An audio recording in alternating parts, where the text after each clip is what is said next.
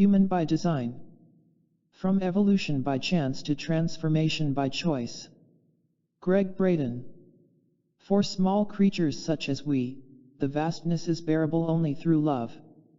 Carl Sagan, 1934–1996, American astronomer and cosmologist. Contents. Introduction, Our Origin, Why It Matters.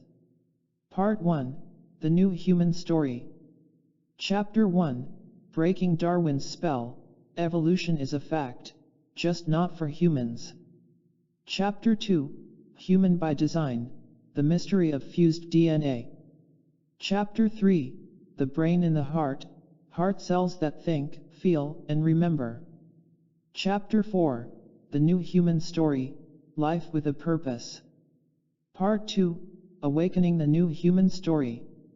Chapter 5, We're Wired for Connection, Awakening Our Powers of Intuition, Empathy, and Compassion. Chapter 6, We're Wired for Healing and Long Life, Awakening the Power of Our Immortal Selves. Chapter 7, We're Wired for Destiny, From Evolution by Chance to Transformation by Choice. Chapter 8, Where Do We Go From Here? Living the New Human Story. Author's note. In part 2 of this book, I use the term wired to indicate that we already have the biology we need and that we are predisposed to accomplish the extraordinary potentials described in each chapter. Wired is a slang term that also has had other meanings in the past.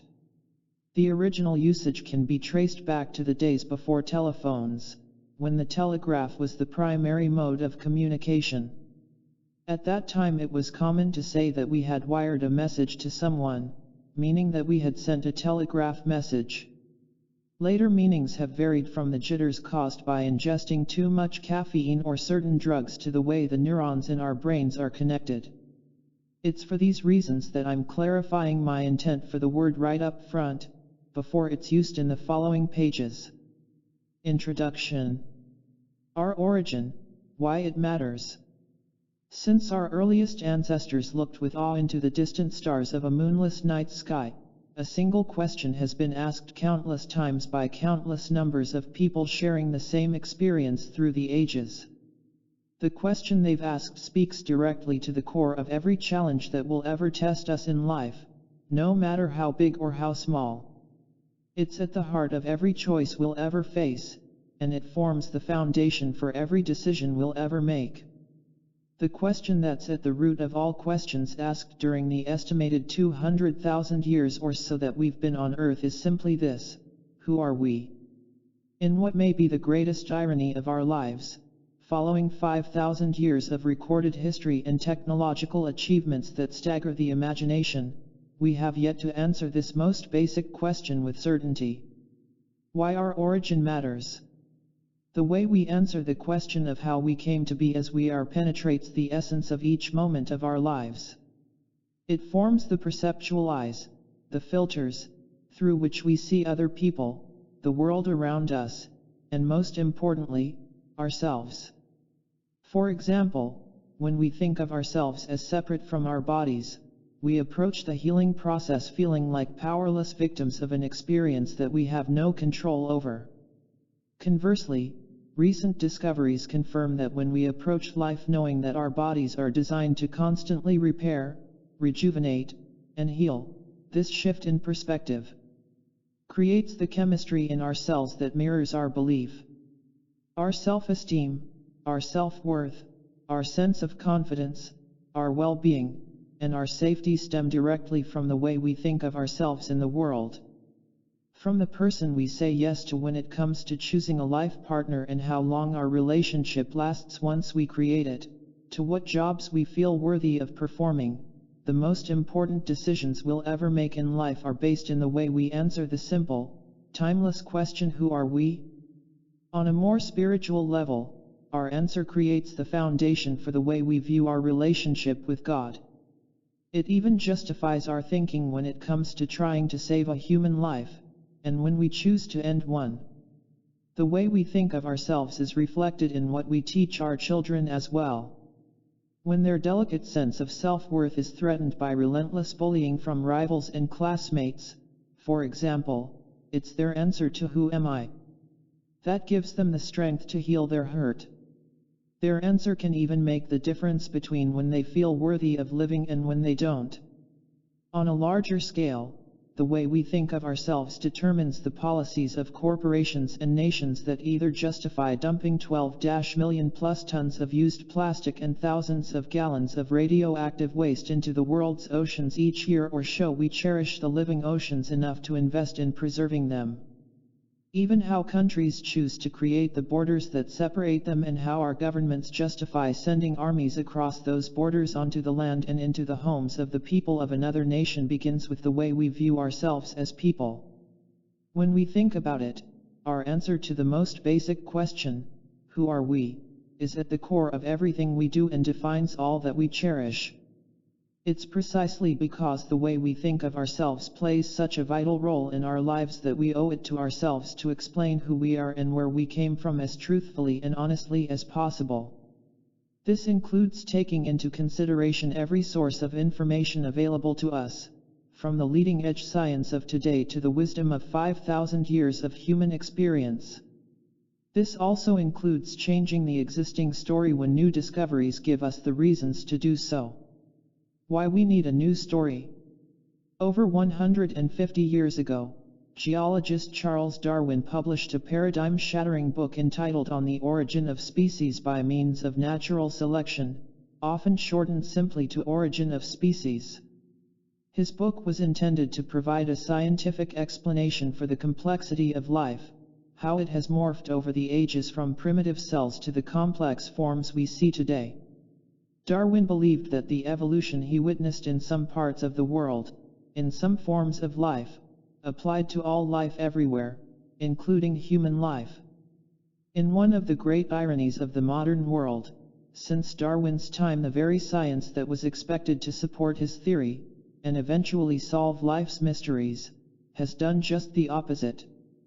The most recent discoveries are revealing facts that fly in the face of long-standing scientific tradition, especially when it comes to human evolution. Among these facts are the following. Fact 1. The relationships shown on the conventional human evolutionary tree, the dashed lines that connect one fossil to another and lead to modern humans at the top of the tree, are not based on evidence. While these relationships are believed to exist, they have never been proven and are inferred or speculative relationships. Fact 2. Modern humans arose suddenly on Earth approximately 200,000 years ago with the advanced features that set us apart from all other known forms of life already developed. Fact 3. The lack of common DNA between ancient Neanderthals, thought to be some of our ancestors, and early humans, whose DNA is similar to ours, tells us that we did not originally descend from the Neanderthals, even if we interbred with them at some point. Fact 4. Advanced genome analysis reveals that the DNA that sets us apart from other primates is the result of an ancient, mysterious, and precise fusion of genes that suggests something beyond evolution made our humanness possible. To be clear, the advanced features identified in Fact 2 didn't develop slowly over long periods of time, as evolutionary theory would suggest. Instead, characteristics that include a brain 50% larger than that of our nearest primate relative and a complex nervous system with emotional and sensory abilities fine-tuned to our world already existed in modern humans when they appeared. And humans haven't changed. In other words, contemporary humans are the same humans, 2,000 centuries later. These facts, which are based upon peer-reviewed science, present a problem for the long-held evolutionary story of our origins. The new evidence clearly doesn't support the conventional narrative of the past that we've been taught. The popular story that's being shared in our classrooms and textbooks today leads us to believe we're insignificant beings that began as a biological fluke long ago, then endured 200,000 years of brutal competition and survival of the strongest, only to discover that we're powerless victims in a hostile world of separation, competition, and conflict. The scientific discoveries described in this book, however, now suggests something radically different. It's for this reason that we need a new story to accommodate the new evidence. Or conversely, we need to follow the evidence we already have to the new story that it tells. Before his death in 1962, Nobel Prize-winning physicist Niels Bohr reminded us that the key to solving a mystery is found within the mystery itself. Every great and deep difficulty bears in itself its own solution, he said. It forces us to think differently in order to find it. Bohr's words are just as powerful today as when he spoke them over half a century ago. From fossils and grave sites to brain size and DNA, the existing evidence is already solving the mystery of the origin of our kind. It's already telling us our new story. The key is that we must first think differently about ourselves in order to accept what the story reveals. I've written this book as an invitation to do just that. Why this book? The purpose of this book is to 1. Reveal new discoveries about our origin, in part 1, and 2. Show how to apply these discoveries in our day-to-day lives, in part 2. Rather than speculate upon how the first cell of life appeared upon the earth, I'll begin as Darwin did, at the time following our mysterious origin. Both Part I and Part 2 include exercises to help anchor the significance of specific discoveries in your own life. What this book is not. Human by Design is not a science book. Although I will share the leading-edge science that invites us to rethink our relationship to the world, this work has not been written to conform to the format or standards of a classroom science textbook or a technical journal. Human by Design is not a religious book. It's not intended to support any particular religious belief regarding creation or human origins, such as creationism. Human by Design is based upon the peer-reviewed scientific evidence, anthropological, paleontological, biological, and genetic, that begins immediately after our species appeared on Earth. As such, there are places where the new story in this book may appear contrary to the traditional stories of religion, as well as to those of traditional science. Human by Design is not a peer-reviewed research paper.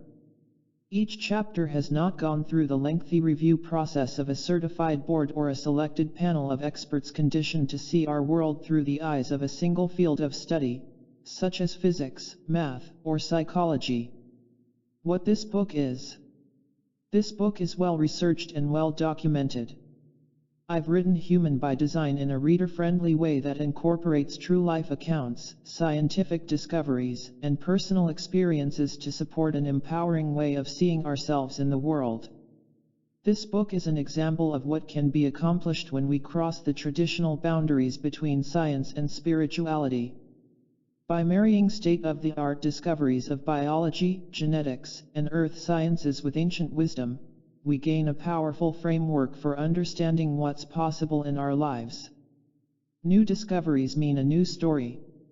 If we're honest with ourselves and acknowledge that the world is changing, then it makes sense that our story in the world must change as well.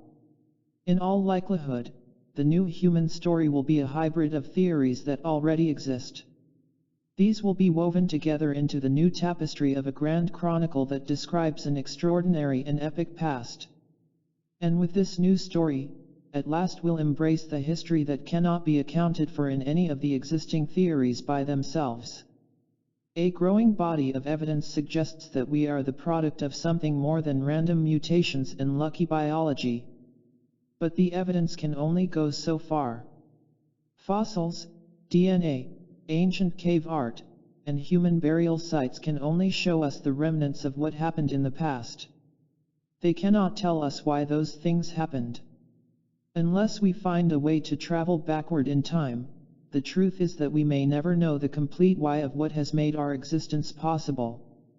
But maybe we don't need to know. Maybe it's not necessary to have that level of detail for us to shift the way we think about ourselves and change our lives. The discovery that we are the product of something more than evolution, very likely a conscious and intelligent act of creation, may be all we need to point us in a new, honest, and healthy direction when it comes to the human story. The undeniable fact is that something happened 200,000 years ago to make our existence possible. And whatever that something was, it left us with the extraordinary abilities of intuition, compassion, empathy, love, self-healing, and more. We owe it to ourselves to embrace the body of evidence, the story it tells, and the healing it can bring to our lives. The power of the emerging human story may help us bring true and lasting healing to the racial hate, the sexual violence, the religious intolerance, and the other devastating challenges we face, ranging from the abuse of technology to the plague of terrorism that's sweeping the earth. To do anything less is simply to place a band-aid on the emotional wound that creates these expressions of fear. For the first time in the 300-year-long history of science, we're writing a new human story that gives us a new answer to the timeless question of who we are. This book is written with one purpose in mind: to empower us in the choices that lead to thriving lives in a transformed world. Part 1. The New Human Story. The purpose of the following chapters is to empower you with new ways of thinking and new reasons to think differently about yourself and the relationships in your life, the relationships that you have with other people, the relationship that you have with the earth and the world around you, the relationship that you have with yourself, and ultimately, the relationship you have with God/Spirit/Universal Source/the One. Before you discover these empowering implications, however, it helps first to establish what you believe right now, a baseline for the way you think about yourself and your place in the world. The following exercise is not intended to judge you or criticize any existing thinking, feelings, or beliefs. It's simply a point of reference to identify beliefs that you may not be aware of, or to clarify beliefs that you may have only suspected in the past. Exercise. Establishing a baseline for your beliefs.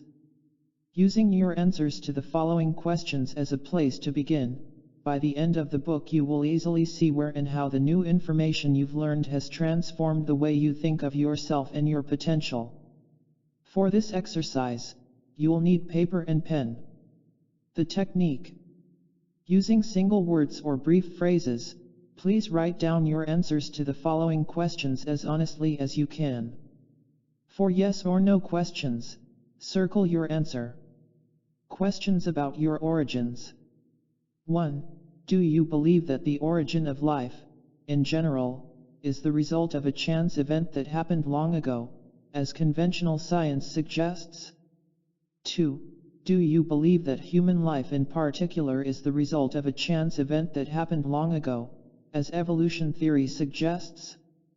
Questions about your potential. 3. Do you believe that you are designed to consciously influence the events of your life, the quality of your life, and how long you live? If you answered no, continue to defining your beliefs below. If you answered yes, please answer questions 4 through 6. 4. Do you trust your ability to trigger self-healing in your body on demand when you need it? 5. Do you trust your ability to trigger your deepest states of intuition when you need them, on demand? 6. Do you trust your ability to self-regulate your immune system, your longevity hormones, and your overall health? Defining your beliefs. Finish the following sentences. 7. When I notice something unusual happening with my body, sudden aches or pains, an unexplained rash, a rapid heartbeat for no apparent reason, and so forth, I find myself feeling. 8. When I notice something out of the ordinary happening with my body, the first thing I will do is. Chapter 1. Breaking Darwin's spell. Evolution is a fact, just not for humans. Who are we but the stories we tell about ourselves, particularly if we accept them? Scott Turow, B. 1949, American author. Why are you here? A voice asked from somewhere in the darkness. From what sounded like a faraway place, a man was asking the question, yet he sounded so distant that I wasn't sure if he was speaking to me or to someone else. I remember the sensation of feeling both awake and asleep at the same time and thinking that maybe I was dreaming. It didn't even occur to me that I could open my eyes to see who the man was. Then I heard his voice again, this time speaking my name. "Gregg, you're okay. You did great. But I need you to tell me why you're here." This time I knew I wasn't dreaming. The man knew my name and he was speaking directly to me. Instinctively, my eyes began to open as I turned my head in his direction. The light overhead was so bright that it forced me to squint as I looked up at the ceiling from my bed. Surprisingly, the man wasn't far away at all. In fact, he was standing right next to me, looking down at me from behind a blue surgical mask. Seeing him jolted my memory, and suddenly I remembered what was happening. I was awakening from the anesthesia I'd been given earlier that morning. I was in the post-operation recovery room of the Mayo Clinic in Jacksonville, Florida. The voice I was hearing was the doctor who had reassured me only an hour or so earlier that I was in good hands with his team, and that I would be okay. And while he continued his assurances, I wasn't prepared for the question he kept asking about why I was there. Less than a month before, an examination at a different clinic had shown an anomalous growth on the wall of my bladder. "Something is in your bladder that shouldn't be there," that first doctor had told me. "It needs to be removed." Wanting to ensure the best possible outcome for whatever was needed, I'd gone to the prestigious Mayo Clinic for a second opinion. It was there that I discovered that the only way to determine with certainty that the growth was benign was to test the tissue itself, to perform a biopsy. What was happening now, however, was not part of the original plan. After being fully anesthetized and prepped for surgery, I was waking up to a puzzled doctor asking a question that I could barely answer in my altered state of consciousness: why was I there? He was asking the question because the anomalous growth that had shown up in the previous exams was no longer there. The surgeon was telling me there was nothing to remove because I had a normal and healthy-looking bladder. To emphasize his point, he showed me a color photograph of the inside of my bladder, taken only moments before. As I did my best to grasp what he was saying, the surgeon used the tip of his pen as a pointer to show me where the growth had been in the earlier scans. He emphasized, however, that today there was no bruising, no discoloration, and no scar tissue or any sign whatsoever to indicate that anything out of the ordinary had ever existed. And he wanted to know why. He wanted to know how such a thing could have happened. In my groggy state, I was not as eloquent with my answer as I would have liked.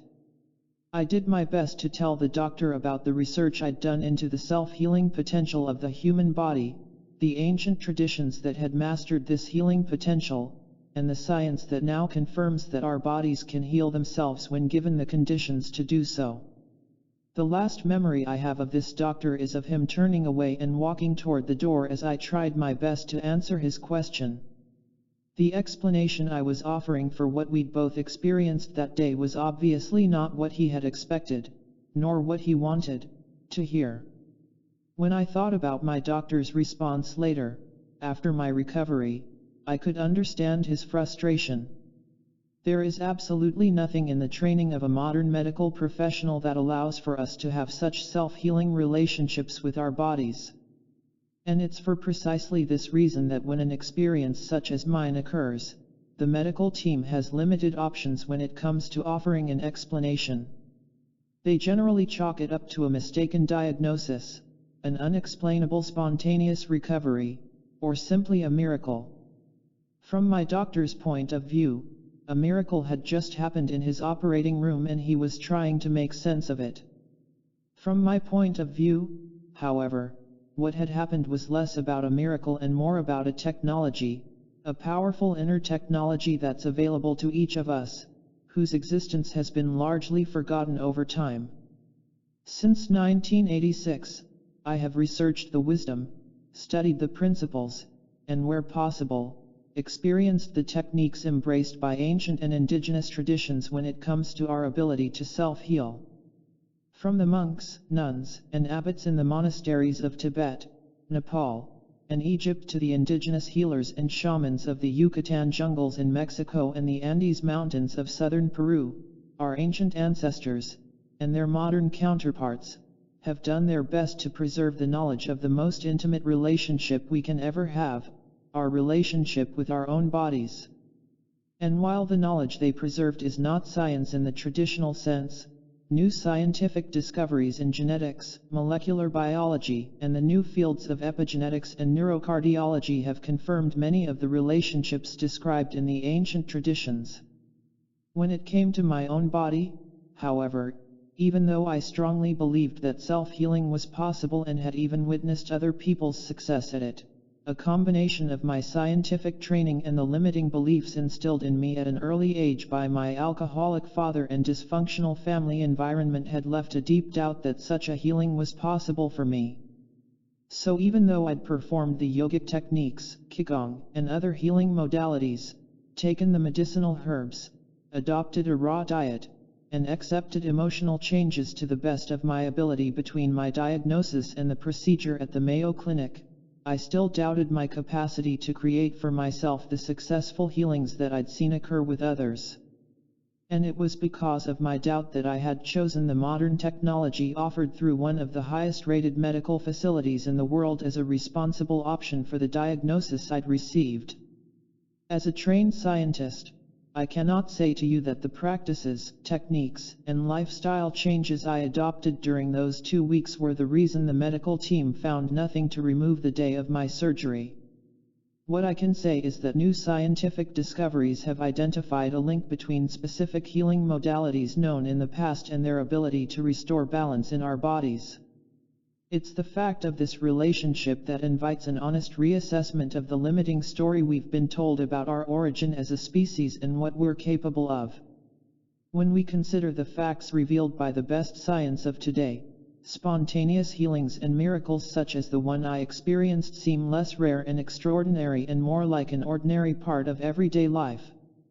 The chapters that follow reveal these discoveries and the story they tell. And with that larger story, we're given the reasons to embrace a new answer to the question, who are we? And to write our new human story. If you've ever felt that there's more to the story of our past than we've been led to believe, I want you to know you're not alone. A 2014 Gallup poll revealed that in the United States alone, a whopping 42% of the people who were asked believe that there's something more to human origins than is typically acknowledged in the mainstream, that something beyond Charles Darwin's theory of evolution is responsible for our existence. The results of this poll reflect a growing sense that we humans are part of something great, powerful, and mysterious. Some of the greatest minds in science agree. Something is missing from the human story. Francis Crick, the Nobel Prize-winning co-discoverer of the DNA double helix, believed that the eloquence of life's building blocks has to be the result of something more than a lucky quirk of nature. Through his pioneering research, he was one of the first humans to witness the complexity and the sheer beauty of the molecule that makes life possible. Late in life, Crick risked his reputation as a scientist by publicly stating, "An honest man, armed with all the knowledge available to us now, could only state that in some sense, the origin of life appears at the moment to be almost a miracle." In the scientific world, this statement is the equivalent of heresy, suggesting that something more than chance evolution led to our existence. The feeling that there's something more to our story is not just a recent phenomenon. Archaeological discoveries show that, almost universally, ancient humans felt connected to more than just their immediate surroundings. They sensed that we have our roots in other worlds, some that we can't even see, and that we are ultimately part of a cosmic family that lives in those worlds. The sacred text of the ancient Mayan Popol Vuh, for example, describes how the forefathers created humankind, while the Christian Bible and the Hebrew Torah describe how we are the descendants of wise and powerful beings linked to a greater and otherworldly intelligence. Could there be a simple explanation as to why such a sense has remained with us so strongly? across such diverse traditions, and has lasted for so long? Is it possible that our feeling of having an intentional origin and a greater potential is based in something that's true? When we ask who are we? The short answer is that we're not what we've been told, and we're more than most of us have ever imagined. We are a species of stories. From the time of our earliest ancestors, we've used stories to explain the world around us and describe our place in it. Sometimes our stories are based in fact. Sometimes they're not. Some stories are metaphorical. We've used these stories to explain the unexplained and make sense of our existence. The ancient Egyptians, for example, thought of the earth, the space beneath the earth, and the sky above as worlds unto themselves. In their view of creation, the earth beneath their feet was floating upon Nun, a primordial ocean that was the source of the Nile River. The sky above was formed by the body of the goddess Nut. The dome of Nut's rounded belly was the home of the sun and the stars as she arched over the earth, face down, throughout time. The realm under the earth, Duat, was where the sun would go at night as it disappeared beneath the horizon at sunset. All these realms had deities, gods, and goddesses associated with them that played a powerful role in the daily lives of the Egyptian people. And while the stories weren't based in science, they worked for the people of the time. They provided a mechanism to explain what the ancient Egyptians saw happening in their everyday world and helped them know where they fit in. Today, we continue to use stories to explain our world. And our stories play a role that's more important than ever.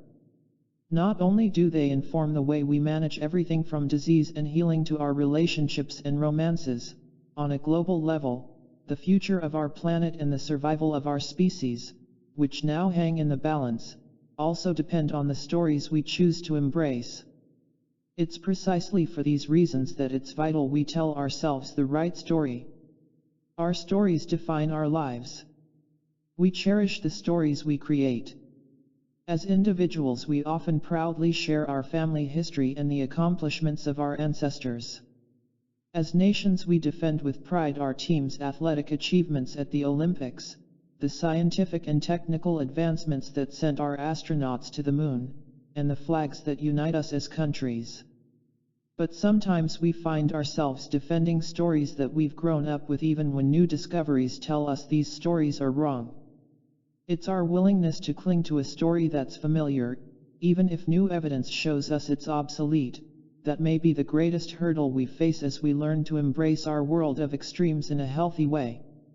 A commonly used axiom suggests that if we hear something said often enough, we begin to accept that something is fact, whether or not it's true. The sanitized story of smoking tobacco that was generally accepted until the early 1960s is a perfect example. Prior to a 1964 report on the dangerous effects of cigarette smoking, America's tobacco companies were engaged in a powerful media campaign to convince the public that smoking was a safe, even a healthy, habit. Catchy slogans such as, "When tempted to overindulge, reach for a Lucky instead," "I protect my voice with Luckies," and "As your dentist I would recommend Viceroys" were common in magazine, radio, and television advertisements. A particularly disturbing poster for Camel cigarettes from the 1940s stated that, according to a nationwide survey, more doctors smoke Camels than any other cigarette. A further investigation into the survey revealed the rest of the story. The questions had been asked of doctors who had received complimentary packs of Camel cigarettes at meetings and conferences before they took the survey. It was after they'd received the free samples that they were asked what brand they liked best or had in their pockets. The samples effectively skewed the answer in favor of Camels. American consumers trusted and believed these and other ads. After all, if a cigarette was safe for doctors, it must be safe for everyone else, right? The perception of such messages, and of tobacco use itself, however, changed forever with the landmark study from the Surgeon General. For the first time, the study reported scientifically what many people had suspected intuitively. It described a direct link between tobacco use, chronic bronchitis, and lung cancer. The study stated, "It is the judgment of the committee that cigarette smoking contributes substantially to mortality from certain specific diseases and to the overall death rate." By 1965, the tobacco industry was required to place the now familiar warning labels on every tobacco product sold.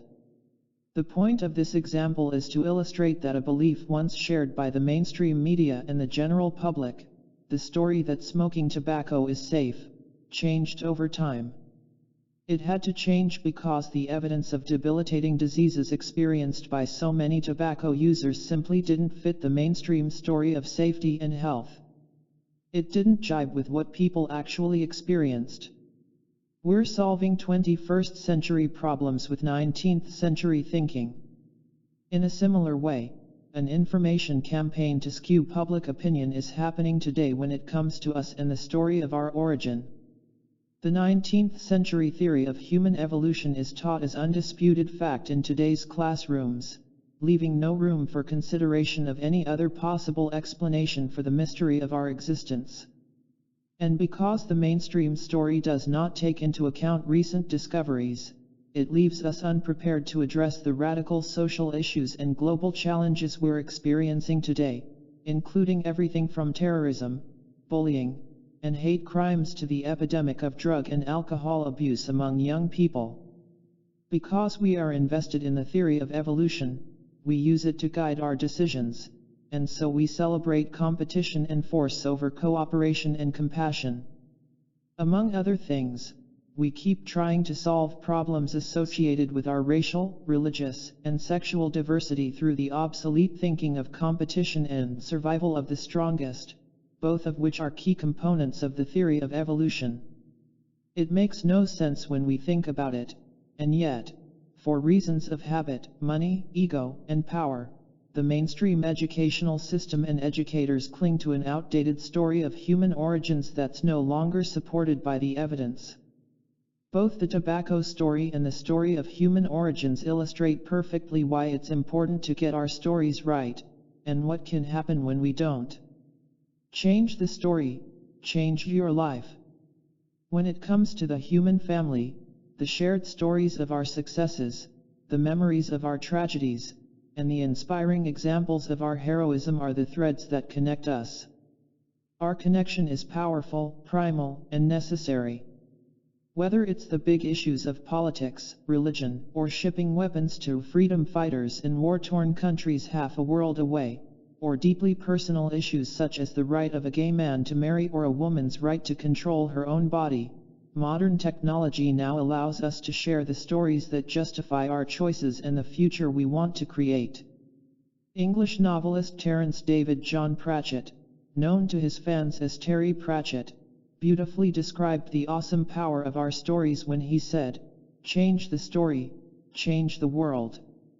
I think there's a lot of truth in this statement. Our lives are reflections of what we believe about ourselves and how the world works. Pratchett's observation is so universal, in fact, that we can take it one step further. In the same breath that we say, "Change the story, change the world," we can go to an even deeper level by saying, "Change the story, change our lives." Both statements are true. And both offer a powerful way of thinking in the darkest moments of our lives.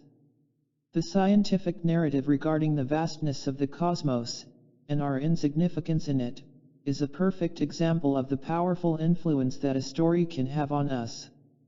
It also illustrates the axiom that if we tell a story enough times we begin to accept it as true. The old story, small, powerless, and insignificant. For the last century and a half we've been steeped in a cosmic story that leaves us feeling like little more than trivial specks of dust in the universe, or biological sidebars in the overall scheme of life. Carl Sagan described this mindset perfectly when he commented on the scientific perspective on our place in the cosmos, we find that we live on an insignificant planet of a humdrum star lost in a galaxy tucked away in some forgotten corner of a universe in which there are far more galaxies than people. This kind of limited thinking, promoted by the scientific community, has led us to believe that we're unimportant when it comes to life in general and also separate from the world, from one another, and ultimately, even from ourselves. Albert Einstein echoed this perception of our insignificance when it came to his ideas about the validity of the evidence in the emerging field of quantum physics that suggested that all things are deeply connected. Einstein couldn't accept the fact of that connection.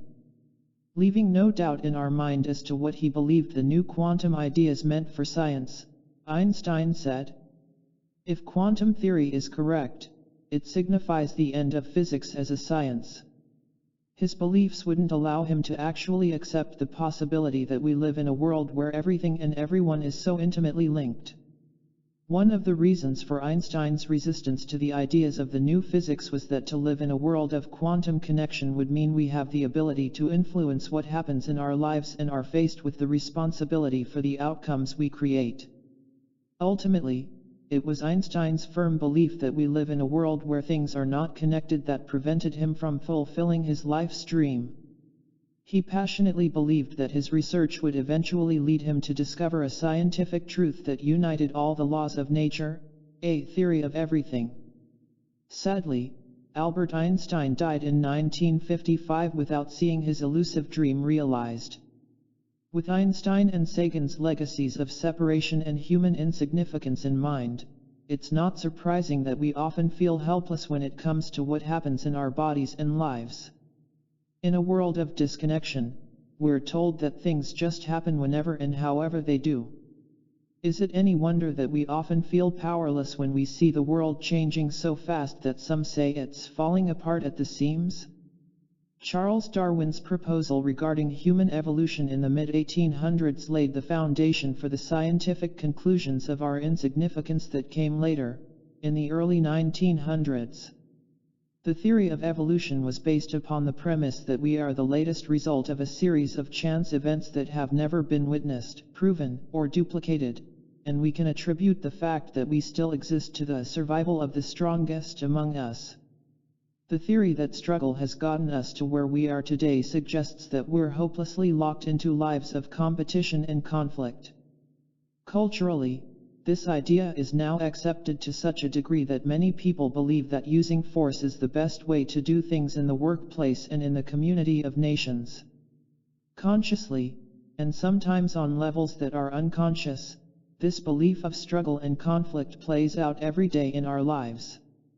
And it happens sometimes in surprising, unexpected ways. For example, when we find our hot buttons being triggered by those who know us best in our most intimate relationships, even the most spiritually minded among us will lash out, using hurtful tactics to protect ourselves in the moment. The reason is not surprising. From the time we're born, and even before, while we're still in our mother's wombs, we begin to learn how to cope with the world through the thoughts and feelings of our caregivers. We learn from the tone of our mother's voices, for example, when the world is safe and when it's not. We also learn to associate the chemicals of stress, as well as the chemicals of pleasure, that flow through our bodies with the voices, sounds, and experiences that trigger the release of those chemicals. Unless we are fortunate enough to come from a really healthy family of caregivers, the chances are good that their responses to the world are based upon the false conditioning they learned from the caregivers in their early lives. And it's precisely these patterns from other people, sometimes generations old, that become our patterns as well. So when we feel threatened as adults, it's these conditioned patterns that show up in whatever way our minds deem necessary for our survival. When the patterns kick in, they draw from the deep well of whatever beliefs are hardwired into our subconscious minds. The key here is that these beliefs are often rooted in the stories and experiences of other people. Do we lash out violently, as we're conditioned to do through our stories of survival of the strongest? Or do we respond confidently and honestly, embracing the deeper knowledge of our connection with all life, including our connection with the people who've just triggered us? To be absolutely clear, I'm not suggesting that either response is right or wrong, good or bad. I am saying, however, that our reactions don't lie. Regardless of what we may think we believe, the way we respond in such intimate moments is a telling reflection of what we truly believe. The point here is that the stories we're told during our most vulnerable and impressionable years of childhood form our most deeply held beliefs. And that's where the story of our origins comes in too. A tale of two origins. We begin hearing the story of human origins early in life. And depending upon our family's beliefs, sometimes we're even exposed to two entirely different and conflicting stories taught around the same time, one at home and the other at school. In most schools we're taught the scientific theory of evolution by natural selection, which is a sterile and unsettling story for any young person to hear. It begins long ago with an unbelievable run of good luck, when just the right atoms combined at just the right time to create just the right molecules under just the right conditions to lead to the first simple forms of life that would eventually become the complexity of us. Even the most passionate supporter of evolution must admit that the uncannily good fortune required for such a series of events requires a stretch of imagination, or faith, that such a process is even possible. As noted previously, Francis Crick called the existence of DNA almost a miracle. Evolution theory accounts for this good fortune, however, suggesting that it's the struggle itself, the competition among varying forms of life, that made this unlikely combination of events successful.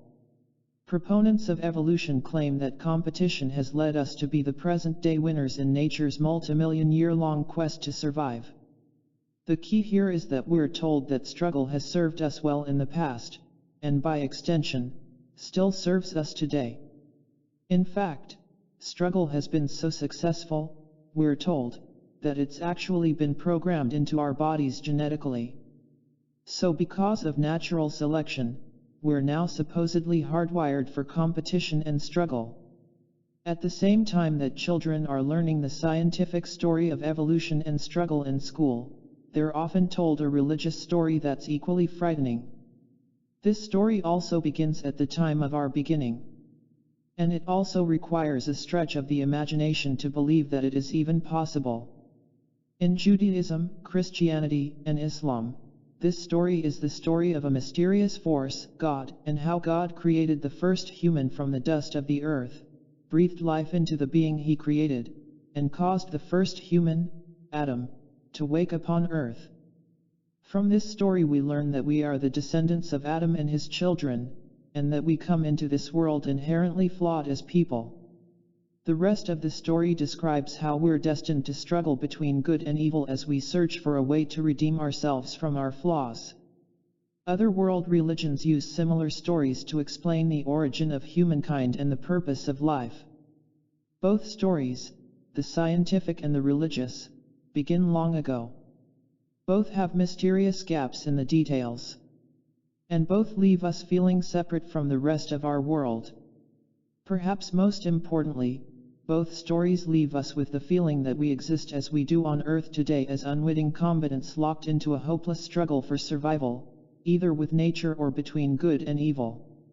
From either the scientific or the religious point of view, as different as the stories may seem on the surface, when we look a little deeper, we realize that they start from the same place and have the same purpose. They begin with the fact that we exist as we do, and they are attempts to explain what our ancient existence means for us today. Despite emerging evidence that does not fit with the traditional scientific story, educators perpetuate the theory of evolution and human survival, and teach it in our classrooms, as if it were an absolute and undisputed fact. And this is where the problem begins. We're trying to solve modern problems that require cooperation and mutual aid through a 150-year-old story based in competition and struggle. Not surprisingly, the story we've embraced, the theory of evolution, no longer makes sense in addressing where we come from and how we've become as we are. We need a new human story that reflects the new evidence in order to break the spell Darwin's ideas have on us. Breaking Darwin's spell.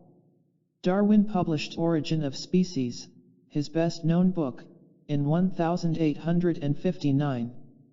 From the time of its publication until today, the implications of this book have reverberated through the foundation of our society. Whether it's the academic controversy of where we come from and why we're here, or the emotionally charged issues of conception, abortion, and the death penalty that sometimes polarize families and whole communities, the implications of Darwin's work impact our lives in a way few other ideas can. I often wonder if Darwin himself ever imagined the effect that his work would have on the world and how deeply his ideas would influence the lives of everyday people living over a century into his future. Before Origin of Species, there were few sources to turn to when it came to answering life's biggest questions. Prior to the mid-19th century, the philosophical questions of life, such as where do we come from? Why are we here? And how do we make life better? Were relegated to religion and traditional folklore. With the publication of Darwin's first book, this changed. The theory of evolution offered a new story to answer life's big questions that didn't require biblical interpretations or religious teachings. While the full title of Darwin's book, On the Origin of Species by Means of Natural Selection, may sound complex, the idea that it's based upon is really very simple. Darwin proposed that all life, including human life, began with a single primal organism that mysteriously appeared on Earth long ago. Darwin didn't even attempt to describe how that organism first came into existence. In fact, contrary to what many people commonly assume, the actual origin of life was never his focus. While he readily acknowledged that the science of his day had yet to shed any meaningful light on that mystery, he also admitted that solving the mystery of how life began wasn't necessary for his theory of evolution to be accepted. Darwin defended his beliefs by using the analogy of another unsolved mystery to make his point. He pointed to the scientific acceptance of gravity as an analogy for how it's possible to accept a theory even though it hasn't been fully explained. It is no valid objection, he said, that science as yet throws no light on the far higher problem of the essence or origin of life. Who can explain what is the essence of the attraction of gravity?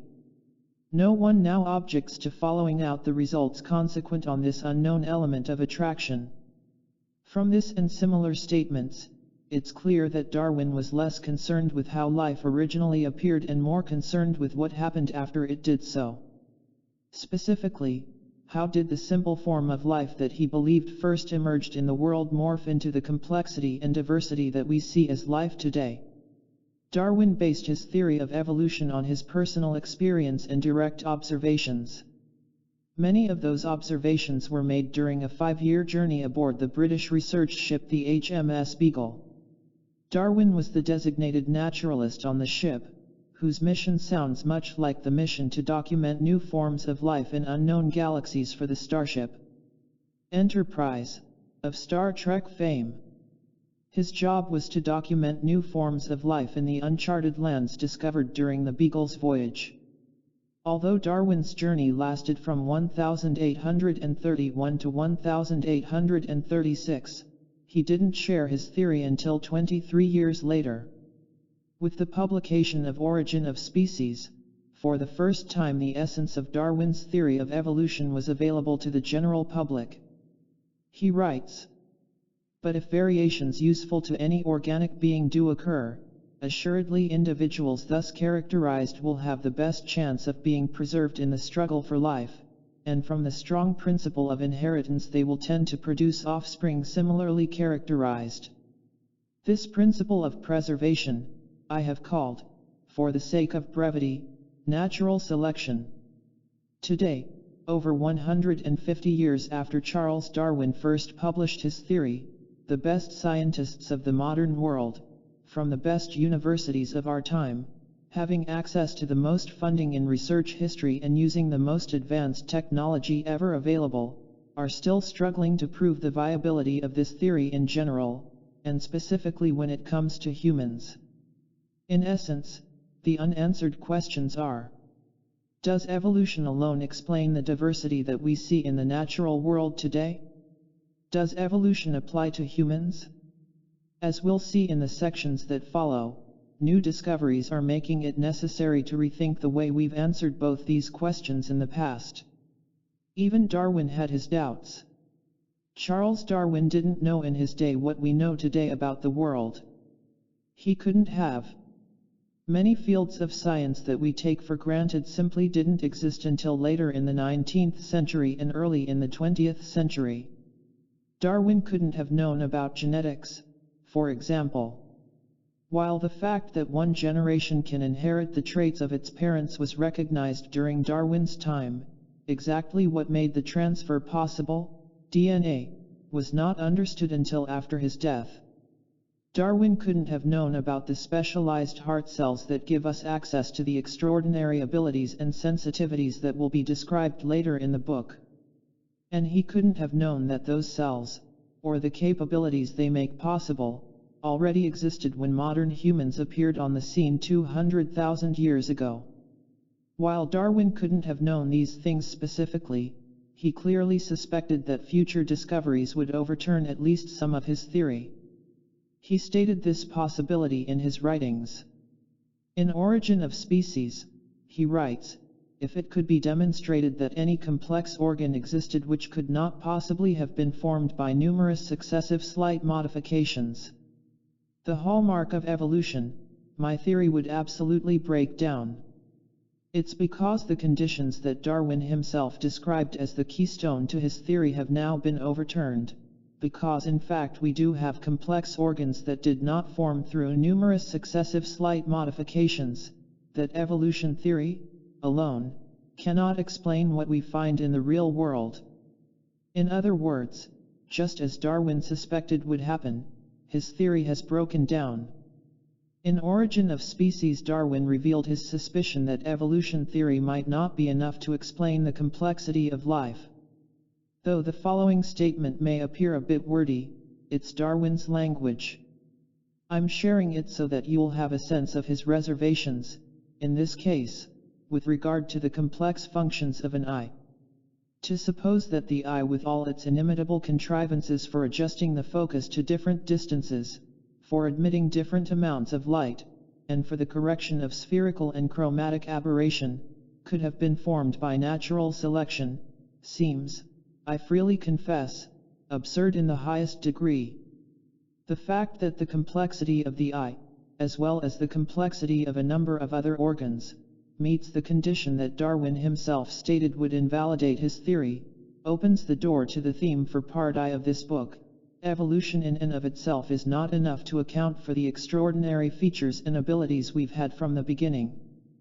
The evidence suggesting that certain physical features, including our eyes, our advanced nervous systems, and our brains, were already functional when modern humans arose, is casting doubt on Darwin's theory when it comes to humankind. Human evolution, speculation taught as fact. The conventional thinking of today leaves us with the sense that Darwin's theory of evolution is a done deal. That it's an open and shut case universally accepted by the scientific community, and there is little room for doubt when it comes to the explanation of life as we see it today. Evolution is described as fact in textbooks and classrooms. In this environment of unconditional acceptance, scientific discoveries that cast doubt on evolution are often not reported, or worse yet, are ridiculed as superstition, religion, or pseudoscience. For this reason, people are often surprised when there is any mention of discoveries casting doubt on Darwin's theory. A perfect example of this one-sided view is the choice by the Public Broadcasting Service, PBS, to exclude any competing scientific theories or scientific criticism of evolution in their beautifully produced 8-hour miniseries Evolution, A Journey into Where We're From and Where We're Going, which aired in 2001. In the network's own words, the goals of the program were to heighten public understanding of evolution and how it works, to dispel common misunderstandings about the process, and to illuminate why it is relevant to all of us.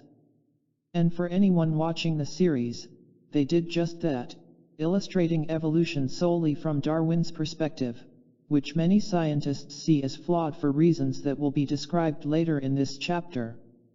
A review of the PBS special by author and former White House speechwriter Joshua Gilder minced no words with regard to the way the content was produced. The problem with the PBS documentary is that none of it is true, or is so fraught with inconsistencies, misinterpretation, and bad, sometimes fraudulent, data as to be worthless as science. Gilder based his critique, in part, upon the scientific discoveries documented by molecular biologist Jonathan Wells in his book Icons of Evolution, where the PBS proofs of human evolution are dismantled one by one. Taking evolution to the courts. The evolution controversy is especially visible when it comes to state and national laws regarding what teachers are allowed to teach in public schools. A recent Senate bill in the state of Oklahoma is a perfect example of this. In 2016, Republican Senator Josh Brecheen introduced legislation to allow teachers to encourage their students to think critically about the topics that affect their lives and their future.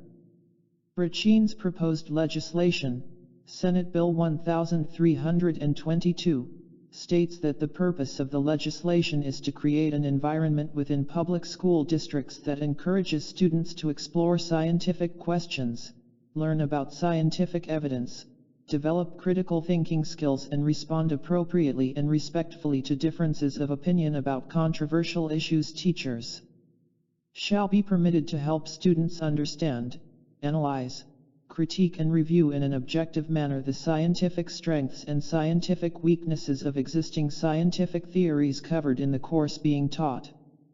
While Brecheen's bill does not mention the teaching of evolution specifically, it's clear from his history of introducing similar legislation since his election in 2010, and the inclusion of the phrase scientific theories, that his goal was to allow teachers to share discoveries related to human origins, including discoveries that don't support the existing story of evolution.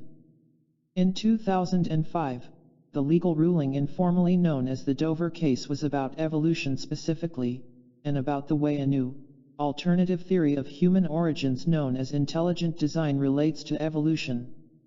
The case made worldwide headlines because it was the first legal test of the new theory in a U.S. federal court.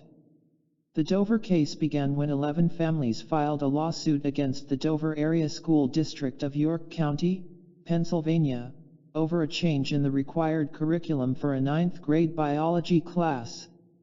In 2004, the school district had directed teachers to offer discoveries supporting intelligent design in addition to the traditional teaching of Darwin's theory of evolution. Proponents of the theory of intelligent design, which was first used in the Book of Pandas and People in 1989, assert that certain features of the universe and of living things are best explained by an intelligent cause, not an undirected process such as natural selection. Both theories were being offered in the classroom as possible explanations for human origins. The parents who filed the suit felt, however, that the ideas of intelligent design were too similar to the religious ideas of creationism, a belief that the universe and living organisms originate from acts of divine creation, so they demanded that the teaching of the new theory be discontinued. The case was heard as a bench trial, rather than a trial by jury, and the outcome immediately sparked controversy when the judge ruled that the conclusions drawn from the science-based discoveries underlying intelligent design were, in fact, not science at all. From the United States District Court for the Middle District of Pennsylvania, with John E. Jones III, appointed by George W. Bush in 2002, as the sitting judge at the time, the finding reads as follows. Teaching intelligent design in public school biology classes violates the Establishment Clause of the First Amendment to the Constitution of the United States, and Article 1, Section 3, of the Pennsylvania State Constitution, because intelligent design is not science and cannot uncouple itself from its creationist, and thus religious, antecedents. Immediately following the trial there were accusations of false testimony, even perjury, when it came to the details, and expert witnesses called to reveal the scientific evidence for intelligent design. Due to the nature of a bench trial, where there are no jurors, the religious and political beliefs of the judge, and the questionable testimony, the controversy continues today. To be absolutely clear, I'm not suggesting that intelligent design is the answer to the mystery of human origins or that the trial should not have happened. What I am saying is that I believe we owe it to ourselves to be honest about any new discoveries that are made and to consider where they may lead. What is troubling about this court ruling is what appears to be a double standard used to discount the science that supports intelligent design. On one hand, the 150-year-old theory of evolution, one that has yet to be scientifically proven, is taught as fact. On the other hand, scientific evidence suggesting that the theory of evolution is incomplete or leading us in the wrong direction is not even allowed to be mentioned in the classroom. When we're denied the opportunity to question existing theories and present new ones based upon new evidence, we also lose the power of critical thinking that we will need if we are to successfully confront the challenges of today's world and survive those of the future. It's the authoritative nature of beautiful and convincing documentaries, such as PBS's Evolution, and the skewed nature of the legal arguments, such as those made in the Dover trial, that lead many people to believe that Darwin's theory of evolution is an open and shut case for natural selection. Nothing could be further from the truth. While many scientists have, in fact, accepted evolution as the best theory to explain the mystery of human origins, so far their acceptance does not exclude the recognition of new theories, especially when the new theories are anchored in good science. I've included the objections to evolution in Human by Design for two reasons. 1. To give visibility to the fact that Darwin's theory of evolution is not an accomplished fact when it comes to science explaining who we are. 2. To give voice to a sampling of the esteemed scientists who object to evolution theory in a way that is not reflected in the mainstream media today. In the remainder of this chapter, I'll share some of the opinions that continue to fuel the fires of controversy regarding the theory of human evolution. 150 years of objections. Passionate objections to Darwin's theory appeared almost as soon as his book was published in 1859. The first was raised by Louis Agassiz, who is regarded as one of the great scientists of the 19th century. His pioneering legacy is recognized in the field of natural history, specifically for his work in the areas of geology, biology, paleontology, and glaciology. His tireless dedication to his work took such a priority in his overall life that he once declared to a colleague, "I cannot afford to waste my time making money." In other words, he was so consumed with his research and making discoveries about the natural world that making a living was secondary. While he and Darwin were both using the same methods and looking at the same information, their interpretations couldn't have been more different. Commenting on Darwin's theory in an 1874 publication, Agassiz wrote, "The world has arisen in some way or another. How it originated is the great question, and Darwin's theory, like all other attempts to explain the origin of life, is thus far merely conjectural. I believe he has not even made the best conjecture possible in the present state of our knowledge." Agassiz was not alone in his objections. A community of respected scientists has objected to Darwin's work from the time it was first published. That community continues to grow. Its roster now sounds like a who's who of leading minds in contemporary science. Following is a sampling of the types of criticisms that have been raised from the time Darwin introduced his theory in 1859 to the present. Darwin's theory is not inductive, not based on a series of acknowledged facts pointing to a general conclusion. Adam Sedgwick, 1785–1873, Cambridge University, British geologist and one of the founders of modern geology. There are absolutely no facts either in the records of geology, or in the history of the past, or in the experience of the present, that can be referred to as proving evolution, or the development of one species from another by selection of any kind whatever. Louis Agassiz, 1807–1873, Harvard University, American geologist. The theory suffers from grave defects, which are becoming more and more apparent as time advances.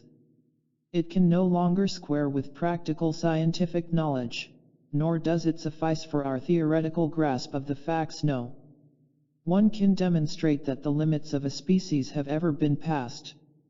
These are the Rubicons which evolutionists cannot cross. Darwin ransacked other spheres of practical research work for ideas, but his whole resulting scheme remains, to this day, foreign to scientifically established zoology, since actual changes of species by such means are still unknown. Albert Fleischmann, 1862–1942, University of Erlangen, German zoologist. Evolution became in a sense a scientific religion. Almost all scientists have accepted it, and many are prepared to bend their observations to fit with it. H. S. Lipson, 1910–1991, University of Manchester Institute of Science and Technology, British physicist. Evolution is the backbone of biology, and biology is thus in the peculiar position of being a science founded on unproven theory. Is it then a science or a faith? Belief in the theory of evolution is thus exactly parallel to belief in special creation. Both are concepts which the believers know to be true, but neither, up to the present, has been capable of proof. Leonard Harrison Matthews, 1901–1986, Cambridge University, British zoologist. The chance that higher life forms might have emerged in this way is comparable with the chance that a tornado sweeping through a junkyard might assemble a Boeing 747 from the materials therein. I am at a loss to understand biologists' widespread compulsion to deny what seems to me to be obvious. Sir Fred Hoyle, 1915–2001, Cambridge University, British astronomer, formed the theory of stellar nucleosynthesis. Ultimately, the Darwinian theory of evolution is no more or less than the great cosmogenic myth of the 20th century. The truth is that despite the prestige of evolutionary theory and the tremendous intellectual effort directed towards reducing living systems to the confines of Darwinian thought, nature refuses to be imprisoned. In the final analysis, we still know very little about how new forms of life arise. The mystery of mysteries, the origin of new beings on Earth, is still largely as enigmatic as when Darwin set sail on the Beagle. Michael Denton, 1943, British biochemist, Senior Fellow, Center for Science and Culture. But how do you get from nothing to such an elaborate something if evolution must proceed through a long sequence of intermediate stages, each favored by natural selection? You can't fly with 2% of a wing or gain much protection from an iota similarity with a potentially concealing piece of vegetation. How, in other words, can natural selection explain the incipient stages of structures that can only be used, as we now observe them, in much more elaborated form? Stephen Jay Gould, 1941–2002, Harvard University, American paleontologist and evolutionary biologist. The point, however, is that the doctrine of evolution has swept the world, not on the strength of its scientific merits, but precisely in its capacity as a Gnostic myth. It affirms, in effect, that living beings create themselves, which is, in essence, a metaphysical claim. Thus, in the final analysis, evolutionism is in truth a metaphysical doctrine decked out in scientific garb. Wolfgang Smith, B. 1930, American mathematician and physicist. The preceding statements offer insights rarely seen by the public, and certainly not shared in typical school classrooms, when it comes to accepting Darwin's theory. In 2001, during the same period of time that PBS was airing the Evolution miniseries, a diverse group of international scientists signed a declaration that they posted online to let the world know that, for them, the mystery of our origins was not yet solved. As of July 2015, the declaration had been signed by 1,371 esteemed scientists from around the world, and the list of signatories continues to grow. The petition itself is brief and simply reads: "We are skeptical of claims for the ability of random mutation and natural selection to account for the complexity of life. Careful examination of the evidence for Darwinian theory should be encouraged." Clearly, the jury is still out on the viability of Darwin's theory of evolution when it comes to solving the mystery of human beginnings. It's obvious from objections such as the ones listed, and more, that criticism of evolution continues with passion and vigorous debate. And while Darwin's ideas are a century and a half old, they're still among the most emotionally charged issues of our time. My sense is that the reason for the controversy is twofold. First, the theory has deep moral, social, and religious implications. Second, evolution is usually presented as scientific fact even though conflicting issues have yet to be resolved. Honoring Charles Darwin.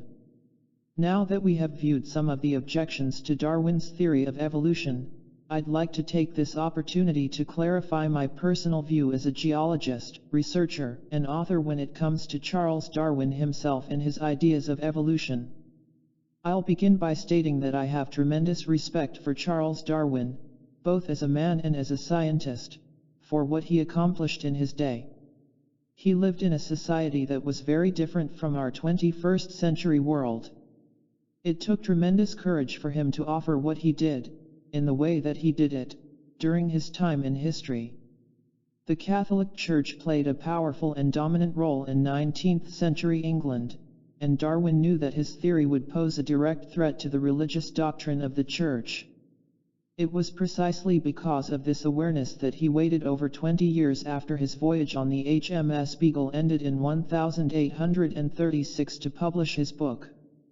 In a letter he wrote to botanist Asa Gray in 1860, he stated his concern, saying that he had no intention to write atheistically. Darwin lived to see his fears of such criticism justified as Cardinal Henry Edward Manning, England's highest-ranking Catholic official when Origin of Species was published, attacked the theory of evolution as a brutal philosophy, stating that it implied the ape is our Adam. In spite of such criticism, at the time of his death in 1862, Darwin was considered to be the greatest scientist of his era. I'd also like to acknowledge that much of the controversy that Darwin's theory has caused both in his time and today is due to 1. A misunderstanding of what he actually said, and 2. The desire of universities, college professors, the scientific community at large, and politicians to hold his work sacred and infallible. In other words, institutions and the people who support them have attempted to make Darwin's work into something he himself never intended it to be. They want to use his theory for purposes he never foresaw or intended. Darwin was a geologist and, by all accounts, a good geologist. He was fair and honest when he wrote about what he observed, as well as about what he believed his observations were telling him. His work was well thought out and meticulously documented, and his methods followed the accepted guidelines of the period. Where I believe Darwin's process was flawed is in regard to what he did after he published Origin of Species. Because his theory of evolution seemed to fit what he saw happening for one form of life in one place in the world, specifically, for the finches of the Galapagos Islands, he tried to generalize the theory to apply to all life everywhere, including humankind. This leap is where Darwin's theory of evolution appears to break down. While we still don't know precisely what did happen when our modern human ancestors appeared 200,000 years ago, the best evidence we've obtained from the fossil record does not support evolution as the explanation for how they came to be as they were. I'm mentioning this point now because the thinking that is perpetuated by the mainstream media and many academic institutions that have a vested interest in keeping the story of evolution alive is that the controversy is over. A theory in need of proof. Immediately following Charles Darwin's 1859 release of Origin of Species, the widespread acceptance of his theory led to a search for the physical evidence to support it, the missing links between species that were believed to exist in the fossil record. If scientists could find these clues, the logic goes, then they would be able to reconstruct our ancient family tree of development. Just the way we can document our individual family lineage in reverse, going from our parents to our grandparents, and then to our great-grandparents, and so on. They assumed one day it would be possible to create a family tree of all our collective ancestors. Modern humans are represented by Homo sapiens, the bold dot in the upper left portion of the chart. The lines forming the branches that connect us with the other skulls lower on the tree represent the various paths of development, evolutionary paths, scientists believe have led from early primates to us today. The problem with the traditional human family tree of evolution is that physical evidence confirming a connection between the fossils has yet to be discovered. This lack of evidence is the reason the lines that form the tree are labeled inferred relationships. The links between the fossils represent speculative or inferred connections rather than proven ones. While the links are believed to exist, after 150 years of searching for the evidence to support them, they have yet to be proven. In other words, the physical evidence that confirms the evolutionary links that influence aspects of our lives ranging from healthcare to the moral justification of hate crimes, suicide, assisted suicide, and the death penalty, as well as the criteria for our self-image and intimate relationships, has yet to be discovered. From the time evolution theory was introduced in 1859 to the date of this writing, to the best of this author's knowledge, no clear evidence of a transitional species leading to us, that is, fossils that reflect an evolutionary journey from primitive to more human-like beings, has been discovered. Thomas H. Morgan, the winner of the 1933 Nobel Prize in Physiology and Medicine, left no doubt of this in the minds of readers of his book Evolution and Adaptation. As modern science applies what Morgan says are the most rigid tests used to distinguish wild species, he states, within the period of human history we do not know of a single instance of the transformation of one species into another. In the face of impassioned scientific debates, and with the futuristic technology that's now unlocking life's deepest mysteries, the stark fact of Morgan's observation remains a warning against wholeheartedly embracing the theory of human evolution. Even so, the theory continues to be taught in public classrooms as if it's an undisputed fact. In Origin of Species, Darwin acknowledged the irony in the lack of physical evidence to support his theory. He also noted that the reason for the lack of physical evidence could possibly be explained in one of two ways. Either the geologists were interpreting the history of the Earth incorrectly, or he himself had incorrectly interpreted the observations that became the foundation of his theory.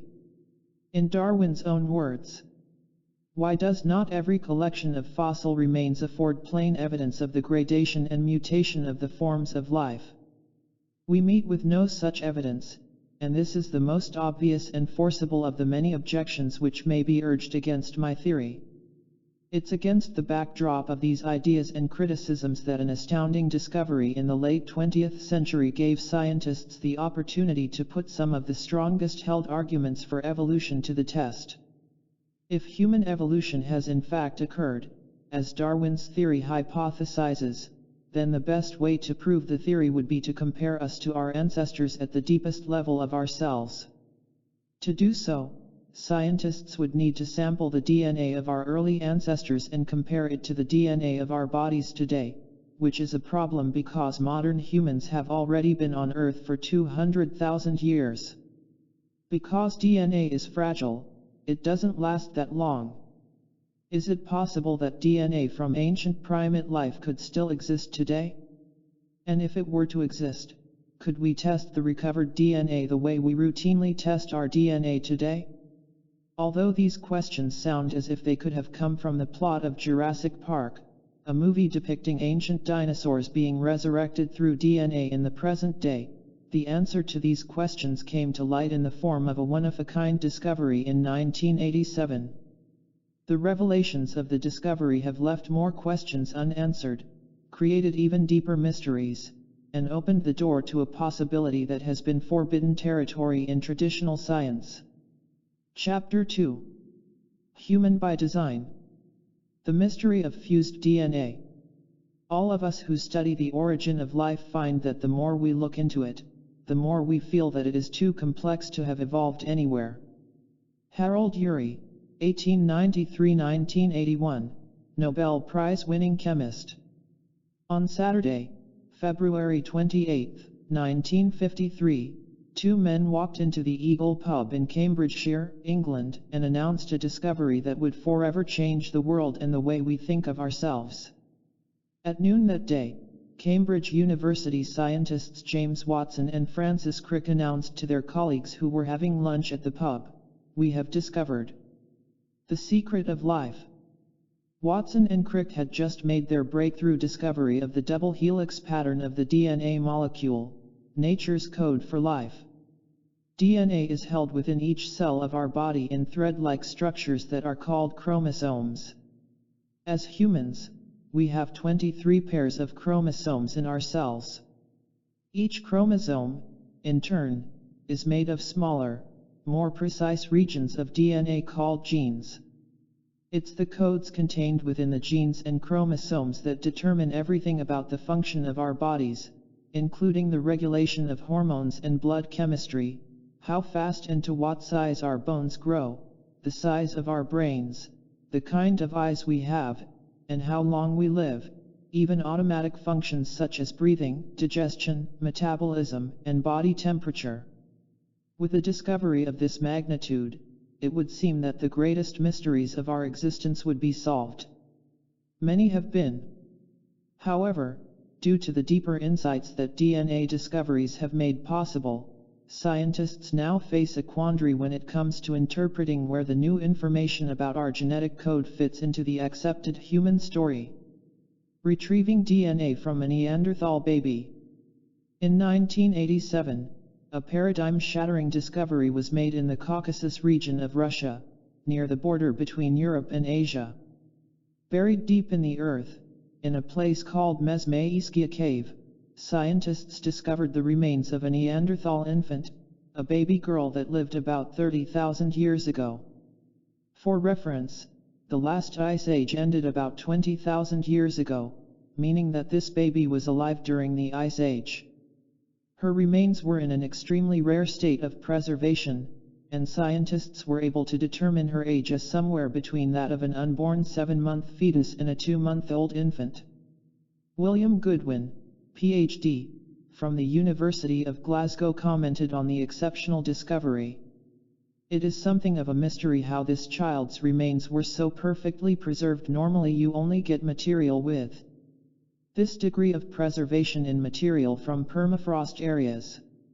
I'm sharing many details here because this landmark discovery was the turning point when it comes to answering the question of where humans fit on the evolutionary family tree. Using forensic techniques, like the futuristic technology that's depicted in the TV series CSI, scientists were able to extract mitochondrial DNA from one of the baby's ribs for analysis. Mitochondrial DNA, mtDNA, is a special form of DNA that's located within the energy centers, mitochondria, inside each of our cells, rather than in the chromosomes, where most of our DNA is found. The reason mtDNA is key when it comes to the question of human evolution is that we inherit it only from our mothers. It's passed from the egg of a mother to both her sons and her daughters, and this typically happens without any of the mutations that can lead to new features in children. This means that the mitochondrial DNA lines in our bodies today are the direct descendants, and exact matches, of the mitochondrial DNA of the woman who began our particular lineage long ago. Because of this unique quality, mtDNA is used to study how people and populations in one place relate to those in other places. It's the uniqueness of this form of DNA that set the stage for the bombshell revealed by the Neanderthal infant. Now we know who we're not. Using the most advanced techniques, with results that are accepted in the highest courts of law, Russian and Swedish scientists tested the Neanderthal infant's DNA to see how similar hers was to that of modern-day humans. In other words, the scientists wanted to know if the Neanderthal girl was actually one of our ancestors, as the evolutionary family tree leads us to believe. The results of the first studies were published in obscure scientific journals, which concluded, according to the Smithsonian Institution, that the Neanderthal mtDNA sequences were substantially different from human mtDNA. Although this single statement sounds relatively benign, it's the equivalent of an earthquake with the epicenter right at the root of the human evolutionary tree. Few mainstream news sources shared the discovery, however, and those that did offered the technical details without simplifying them for lay readers or interpreting their significance. All of that changed, however, in the year 2000. It was then that researchers at the University of Glasgow Human Identification Centre published the results of their own investigation comparing Neanderthal DNA to that of modern humans. The results of their study were shared in a way that made sense even to the most non-scientific reader. And the meaning of what they found could not be dismissed.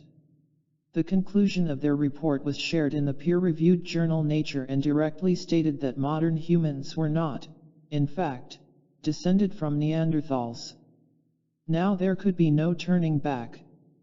While scientists had originally believed that the mtDNA of the Neanderthal infant would solve the mystery of our ancestry, it actually did just the opposite. Not your average caveman. If we're not descendants of Neanderthals, then who are our ancestors? Where do we fit on the tree of evolution? Do we even belong in Darwin's evolutionary family? The comparison of DNA from Neanderthals and other primate fossils has shed new light on this question. In doing so, however, it's also forced scientists to ponder a new possibility when it comes to unraveling the mystery of our origins.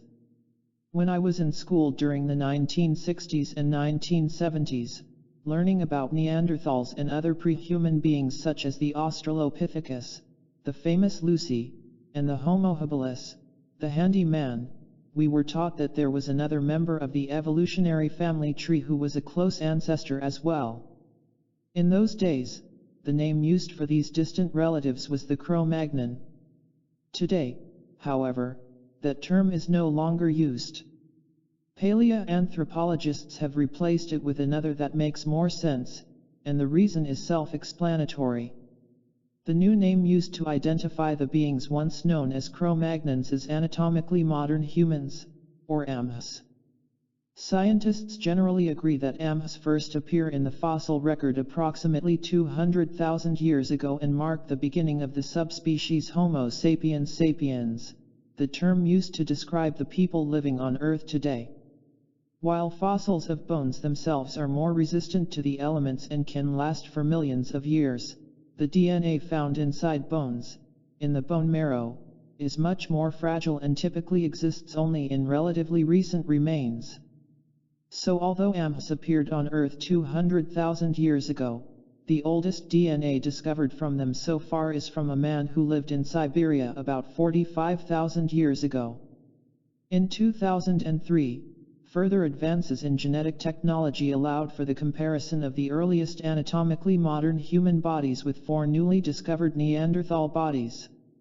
A team of European scientists compared the DNA from 2 AMHs, one that was 23,000 years old and another that was 25,000 years old, with DNA from the remains of the Neanderthals, who were variously dated as living between 29,000 and 42,000 years ago.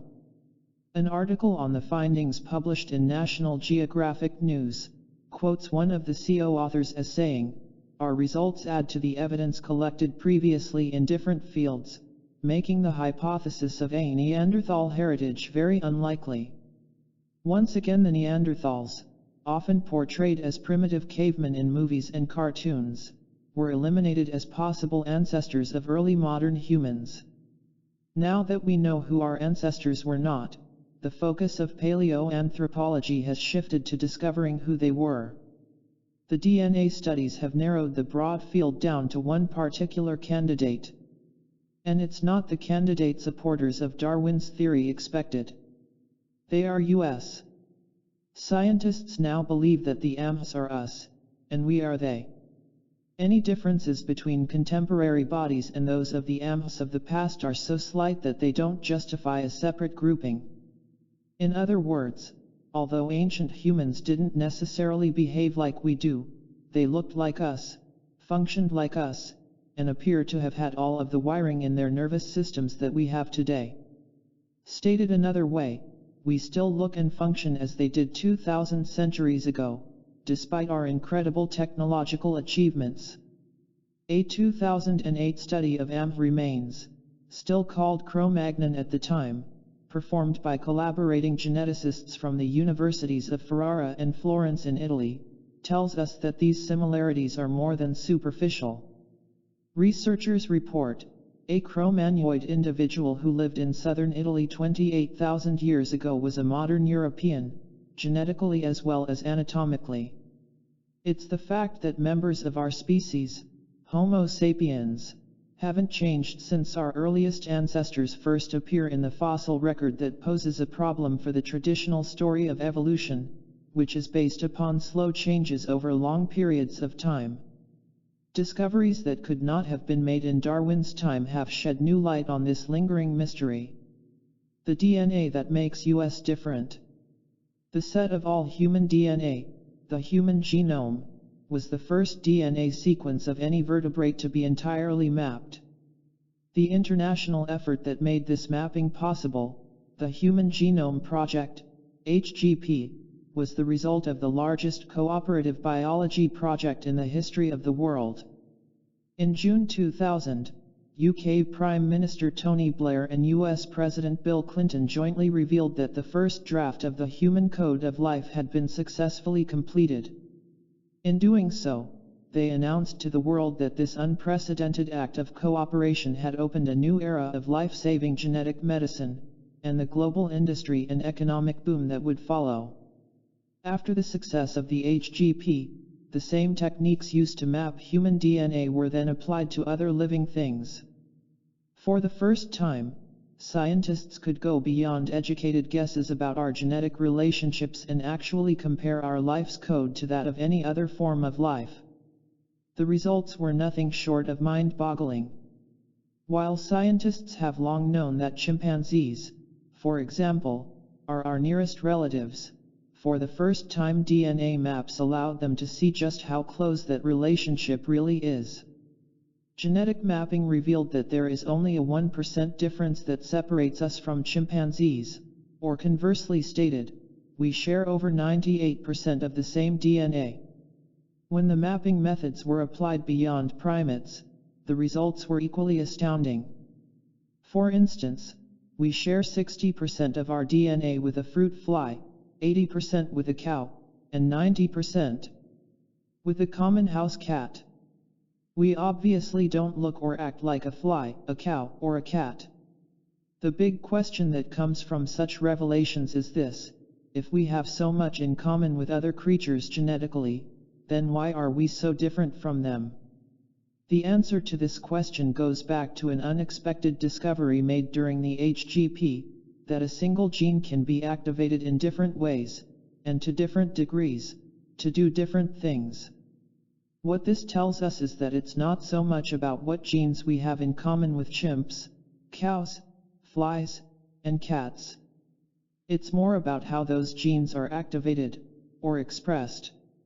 A gene called FOXP2, now understood to be directly linked to our ability to form complex speech, is a perfect example of what I mean here. FOXP2 is shorthand for forkhead box protein P2, a protein that's involved in the human ability for language.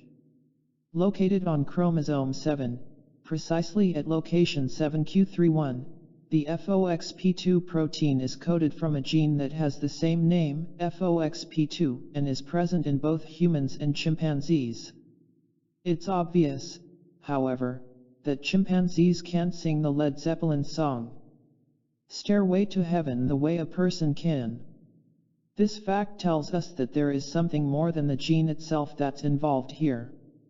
There's something in the way the gene expresses itself that gives us the ability to consistently create the sounds of language. In 2009, a study published in the journal Nature gives us a clue as to what that something is. Scientists knew from earlier research that humans and chimpanzees both possess the FOXP2 gene. They'd also determined that the human version of the gene had changed, mutated, at some point in the past, and that the change happened quickly, not slowly and gradually, as the theory of evolution would suggest. Now researchers at the David Geffen School of Medicine at UCLA had determined that this change happened precisely at a critical moment in the unfolding of the human story. According to these scientists, the mutation happened rapidly around the same time that language emerged in humans. This was a pivotal discovery because for the first time a specific set of mutations in FOXP2 was scientifically linked to our capacity to create complex language. Additional studies took this research even further and determined when this particular change had happened. According to Wolfgang Enard of the Max Planck Institute for Evolutionary Anthropology, the mutations in FOXP2 that make our complex language possible happened in the same time frame when modern humans evolved.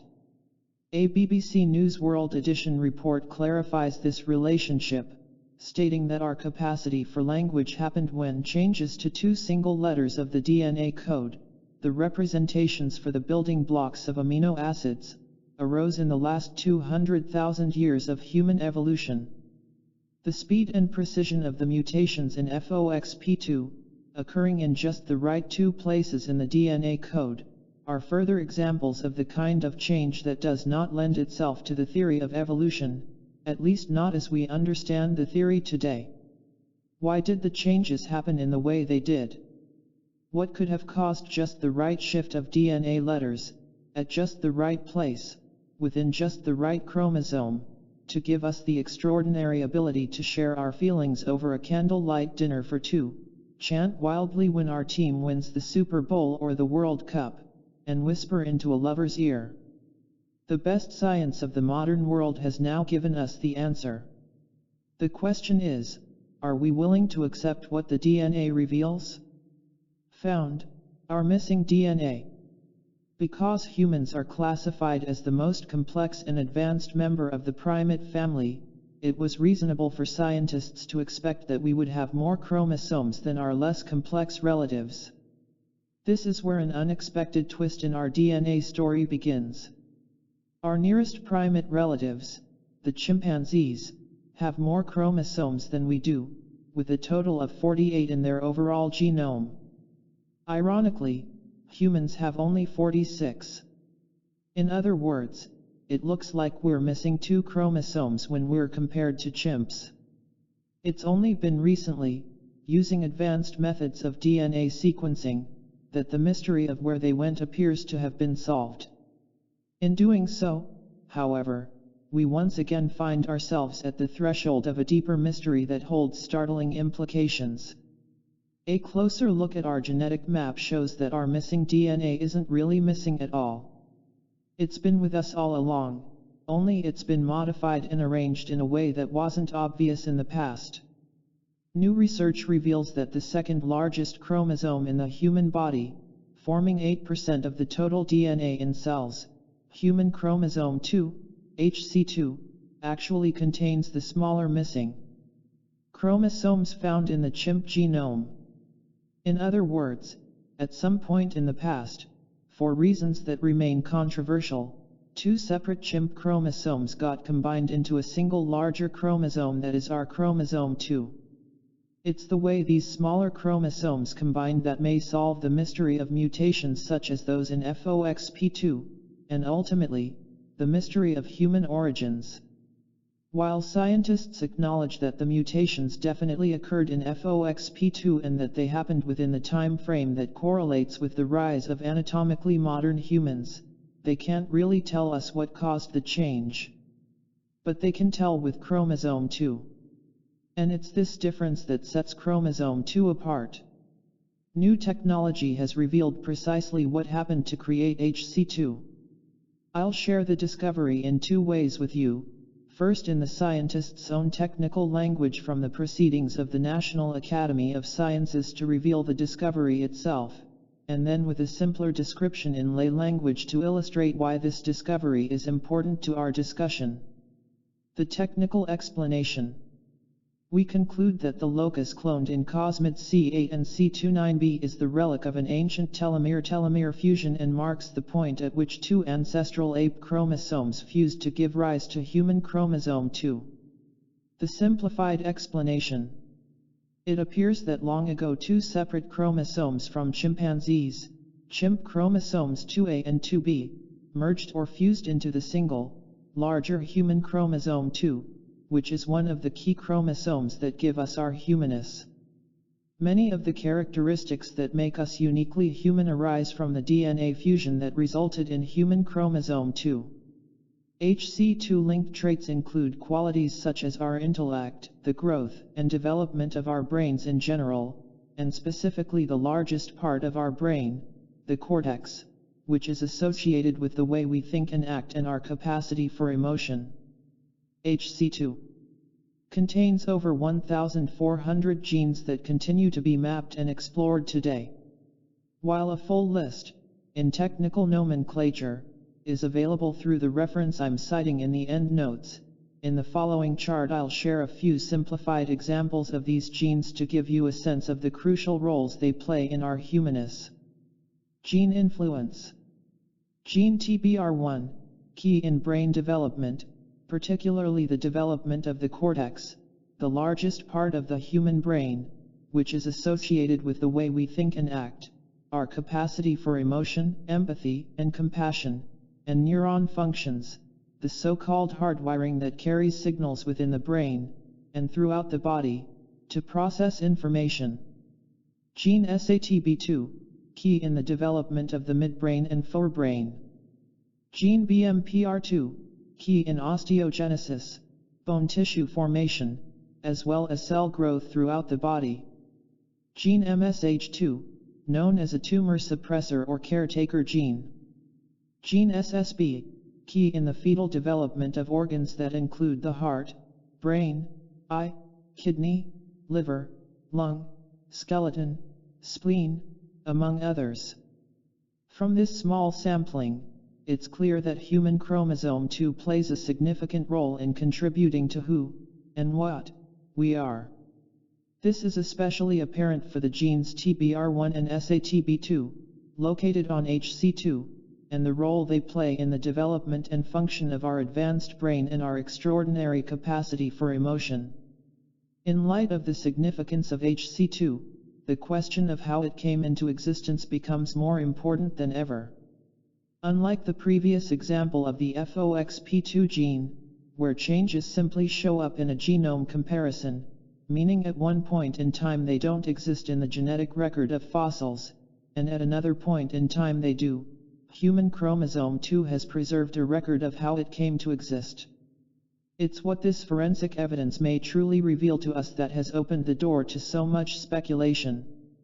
This is where the story of our past takes an unexpected turn, with deeper implications that make our origins begin to sound like the theme of a really good science fiction novel. You see, the proceedings of the National Academy of Sciences study states that although this kind of fusion is known to happen occasionally, it's rare. What accompanied the fusion itself opens the door to our new human story. In the language of the researchers describing this discovery, the fusion was either accompanied or followed by inactivation or elimination of one of the ancestral centromeres, as well as by events which stabilize the fusion point. While this language is admittedly complex, the message is clear and simple. The study is telling us that during the fusion, or immediately afterward, the overlapping functions from what were originally two separate chromosomes were either adjusted, turned off, or removed altogether to make the new single chromosome more efficient. This fact strongly implies intentionality. And as we've discovered previously, that intentionality led to humanity's possession of many of the extraordinary functions that are found in no other form of life on Earth. 2 questions: why and how? So now that we know where the missing DNA is located, and how 2 ancient primate chromosomes were fused into the new larger human chromosome 2 questions naturally arise.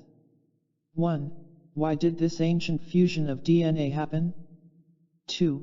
How were the overlapping, redundant, parts of the fusion switched off or removed altogether? The answer to question 1 is that scientists simply don't know. As of this writing, scientists cannot say with absolute certainty why primate DNA got merged in the way that it did, yielding AMS. While there is certainly no shortage of theories and speculation attempting to explain the mystery, 25 years after this finding was made, the truth is that, at present, there still is no scientific consensus for what could have triggered this miraculous-sounding event. One thing appears to be certain, however: the DNA that makes us who we are, and what we are, is not the result of the process of evolution that Charles Darwin described. My sense is that if we can answer the second question, how the fusion occurred, what we discover will ultimately help us answer the question of why, and much more. When we can answer definitively how the ancient genetic fusion happened and how specific pieces of the fusion were modified so precisely and so quickly 200,000 years ago, the solution to these mysteries will lead us directly to an explanation for why such an extraordinary event took place. As you may imagine, the discovery of an ancient and complex DNA fusion is interpreted by scientists in different ways. And the differing interpretations have triggered a landslide of controversy. Even after the publication of the article in the Proceedings of the National Academy of Sciences described previously, staunch supporters of the evolutionary theory for humans have argued that there are other explanations for the DNA fusion. One theory, for example, proposes that humans and apes, such as chimpanzees and gorillas, all share a common ancestor and that a split separated us from them long ago. If this is true, the chromosome 2 fusion happened to us, and only us, and it happened after we had already split from the other primates. They kept their 48 chromosomes and we experienced the fusion that gives us our 46. This idea makes little sense to me, as it suggests that the DNA that gives us our uniqueness didn't appear until after the uniqueness that caused the split had already happened. I'm not alone in my thinking, and, to date, evolutionary explanations have not received popular support. I'm sharing an example with you here to illustrate how a radical discovery that attempts to solve one mystery, such as the DNA fusion in chromosome 2, can create even more mysteries as its meaning is digested. Irreducible complexity. There is an additional consideration to be made when it comes to the way we think of evolution and the role it may have played in our lives. And while you probably won't see this idea described in classrooms and textbooks, yet, I think it's important to share it here for completeness. The idea is irreducible complexity. What this means is much simpler than its name sounds. I mentioned previously that we have access to knowledge in our era about things that Darwin couldn't have possibly known. It's this fact that makes irreducible complexity worth exploring today. For example, Darwin couldn't have known that even the simplest bacteria, the single-celled E. coli, needs 2,000 different proteins to exist. And he couldn't have known that each of those 2,000 proteins has an average of 300 amino acids that make it what it is. The key here is that neither Darwin nor any scientist of the late 1800s or early 1900s could have known just how complex living beings really are. Until recently, nobody could. Irreducible complexity essentially means that if any portion of a system stops working, the entire system fails. A common mousetrap is often used to illustrate this point. When all of the parts of a mousetrap are in place, it does what it was made to do, what it was designed to do. It trips a lever that traps the mouse that has taken the cheese or peanut butter bait, and ends the life of the mouse. The trap is a system of parts, with each part performing a specific task to accomplish the ultimate goal. For example, there's the lever that holds the bait, and there's the powerful spring that comes down with such lethal force when the bait is disturbed that the mouse doesn't even know what hit it. While the trap sounds like a simple gadget, the key is this: if even one part of the device is missing, the trap simply won't work. Without the spring, the lever will never snap. Without the lever, the spring will have nothing to trigger. Because all the pieces of the trap are needed for the system to work, it's fair to say that we can't streamline the mousetrap in any way. We can't reduce it to a simpler system and still have the system be functional. It is irreducibly complex. If we apply this idea to the human body, we see a similar result. We are living examples of irreducible complexity. We all know that when we scrape a knee, the site of the injury will generally bleed briefly and then the bleeding stops. The reason it stops is that blood clots at the site of the scrape. We're so accustomed to seeing this process that it's easy to take the complexity of our blood clotting for granted. We just assume that it's going to happen. And the fact that it does is a perfect example of irreducible complexity. When we scratch, cut, or break our skin, 20 separate proteins must be already in place and ready to act for our blood to clot and the bleeding to stop. This fact is key to our discussion of irreducible complexity for one important reason: if even one of the 20 proteins needed for clotting is missing, the bleeding will continue. Whether we wait 10 minutes or 10 hours, the result will be the same. Our blood can only coagulate when all the proteins that make clotting possible are in place. Our blood's ability to clot is an example of a life function that could not have developed through evolution. To do so, 20 proteins would have already needed to be formed and in the same place before the blood that gives our bodies life could form. If these components had not already been in place, our ancestors would have bled to death with the first minor injuries they sustained, meaning we might not be here, because they might have died without producing offspring. And this is only one example. Here's another. The little waving arms, cilia, that allow cells, including sperm cells, to travel in fluid have more than 40 moving parts that must all be present for the cilia to wave. If any part is missing, the cells can't move. If ancient sperm cells from a male of our species had not been immediately empowered to swim toward the egg of a female, reproduction could not have occurred. And there's more. The human cell has been called the single most complex piece of machinery ever known to exist. Until the mid-20th century or so, cells were essentially thought of as tiny bags of salt water holding dissolved elements. We now know that nothing could be further from the truth. In fact, if we could enlarge a single cell to the size of a city, we would discover that the cell is more complex than just the infrastructure that keeps it going. A sample of a cell's important structures includes ribosomes that manufacture proteins, endoplasmic reticulum that makes and transports important chemicals used by the cell, a nucleus that carries instructions for the cell on how to function, microtubules that allow the cell to move and change shape, cilia, little waving arms, that allow some cells to move in fluid, mitochondria that generate energy for the cell, a membrane that communicates with the environment and determines what gets into and leaves the cell. This is just a sampling of the myriad processes that are happening at any given moment in each of the approximately 50 trillion cells of the human body. As we discover what each process does, it becomes obvious that all this cellular machinery had to be already created, and in place, for our earliest cells to do what they do. From clotting blood to swimming cilia, the body holds many examples of irreducible complexity. To even the most skeptical scientist, it's obvious that the DNA of life is based upon structure, order, and the sharing of information that tells our cells what to do and when to do it. In nature, this kind of order is often seen as a sign of intelligence. In candid interviews late in his life, Albert Einstein shared his belief that an underlying order of information exists in the universe, as well as his sense of where that order comes from.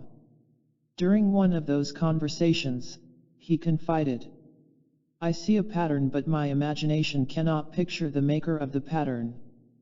We all dance to a mysterious tune, intoned in the distance by an invisible piper."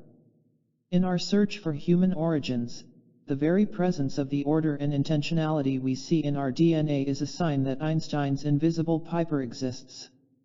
We're over in doubt. There is an additional theme of evolution theory that I have intentionally waited until now to mention. It's a corollary to Darwin's theory, first stated by a colleague and fellow supporter of Darwin, British naturalist Alfred Russel Wallace. Through his work, Wallace defined the evolutionary principle that paves the way for the rest of this book. Building upon Darwin's original work, Wallace made an extraordinary observation when it comes to the development of new features in a species. I'll share Wallace's corollary, stated in his own words, and then apply his statement to what we now know about our own development. In the final chapter of his book Contributions to the Theory of Natural Selection, published in 1870, Wallace leaves no doubt with his readers about what he's saying. Natural selection would only have endowed savage man with a brain a little superior to that of an ape, whereas he actually possesses one very little inferior to that of a philosopher. In this somewhat complex passage, Wallace is stating that nature only gives us what we need, when we need it, and does so through evolution, which Darwin defined as a slow and gradual process. In other words, the theory says that we have abilities such as standing upright, advanced peripheral vision, and the ability to share our emotions through smiles, frowns, and other facial expressions because we needed them at some point in the past. Herein lies the problem. We're all over in doubt, and it appears that we have been since the dawn of our existence. The new human story. Following 150 years of the best human minds applying themselves under the auspices of the world's most respected universities, being funded with tremendous sums of money, and using the most sophisticated technology available to solve the mystery of our origins, if we were on the right track, it would seem that we'd be farther along than we are today. In light of the failure of Darwin's theory to explain our existence, and in consideration of the new evidence that I've presented, it's reasonable to ask the question that's become the big pink elephant in the room: what if modern science is on the wrong track? What if we're trying to prove the wrong theory and writing the wrong human story? The answer to this question is the reason I've written this book. If we're on the wrong track, it may help to explain why so many of the solutions applied to the world's problems aren't working. This would mean that our thinking and the solutions our approaches have produced are based on something that's not true. Why not allow the evidence to lead us to the story of our past, rather than trying to force the evidence into a template that was formed over a century and a half ago? If we're serious about solving the deepest mystery of our existence, it would make sense for us to open our minds and allow for another interpretation of the data we've collected during a century and a half of study. What if there is no evolutionary path leading to modern humans? What if the pieces of the genetic puzzle that makes us who we are were suddenly locked into place all at once rather than accumulating gradually over time? What would such a story look like? The data from studies of human chromosome 2 and other DNA studies, the lack of fossil evidence documenting the transition from one hominid species to another, and the lack of common DNA between humans and less advanced primates all suggest that we may not belong on the same tree with the early hominids commonly shown in the textbooks. In fact, they suggest that we may not belong to a tree at all. The evidence suggests that our history may be represented best as a stand-alone shrub, an evolutionary bush, that begins and ends with us. In other words, we may find that we're a species unique unto ourselves. This is not to say that evolution doesn't exist or hasn't occurred anywhere. It does, and it has. As a geologist, I've seen firsthand the fossil record of the evolution that's occurred in a number of other species. It's just that when we attempt to apply what we know of the evolution of plants and animals to humans, the facts don't support the theory. They fail to explain what the evidence reveals. If we were to place the essence of the new discoveries about us into a concise list, the statements that follow would offer a high-level summary. Additionally, they would give us a good idea of where the new theories, and our new story, may be heading. Here's what we're not. The theory of living cells evolving, mutating randomly, over long periods of time does not, and cannot, explain our origins or the complexities of our bodies. The evolutionary family tree for humans is not supported with physical evidence. DNA studies prove that we did not descend from Neanderthals, as previously believed. We have not changed since the first of our kind, the anatomically modern humans, appeared in the fossil record of the Earth approximately 200,000 years ago. The precise events that produced the DNA that gives us our uniqueness are not commonplace in nature. So now that we know what we're not, what does the best science of our time tell us about who we are? What does the new human story look like? Here's what we are. Amphs appeared on Earth approximately 200,000 years ago with the DNA and the advanced brain and complex nervous system that set us apart from other forms of life already formed and functioning.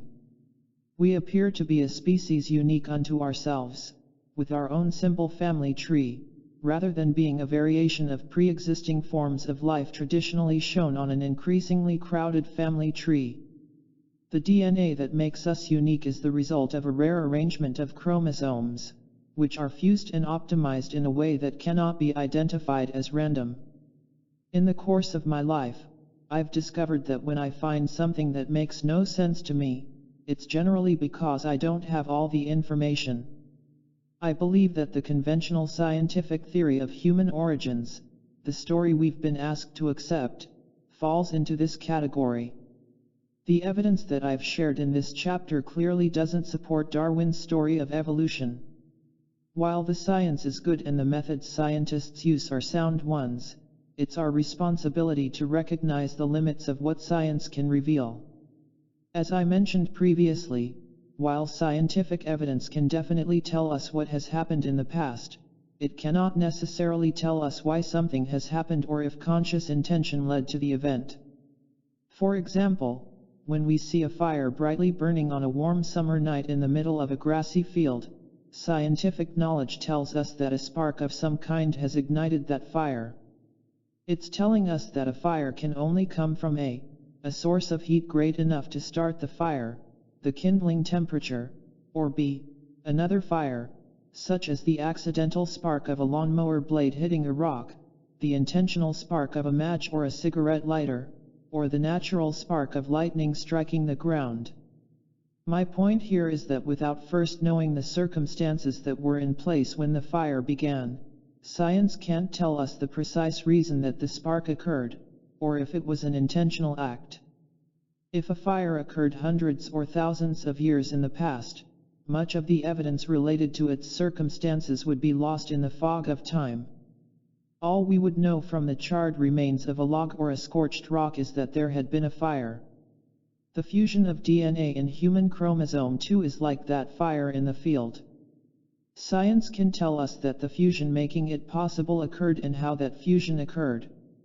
But because scientists can't determine all of the circumstances surrounding the fusion, as these have been lost over the ages, we're left to rely upon facts, logic, and deductive reasoning to make sense of what we see. The same point that I'm making here for our chromosome 2 can be made for our gene FOXP2.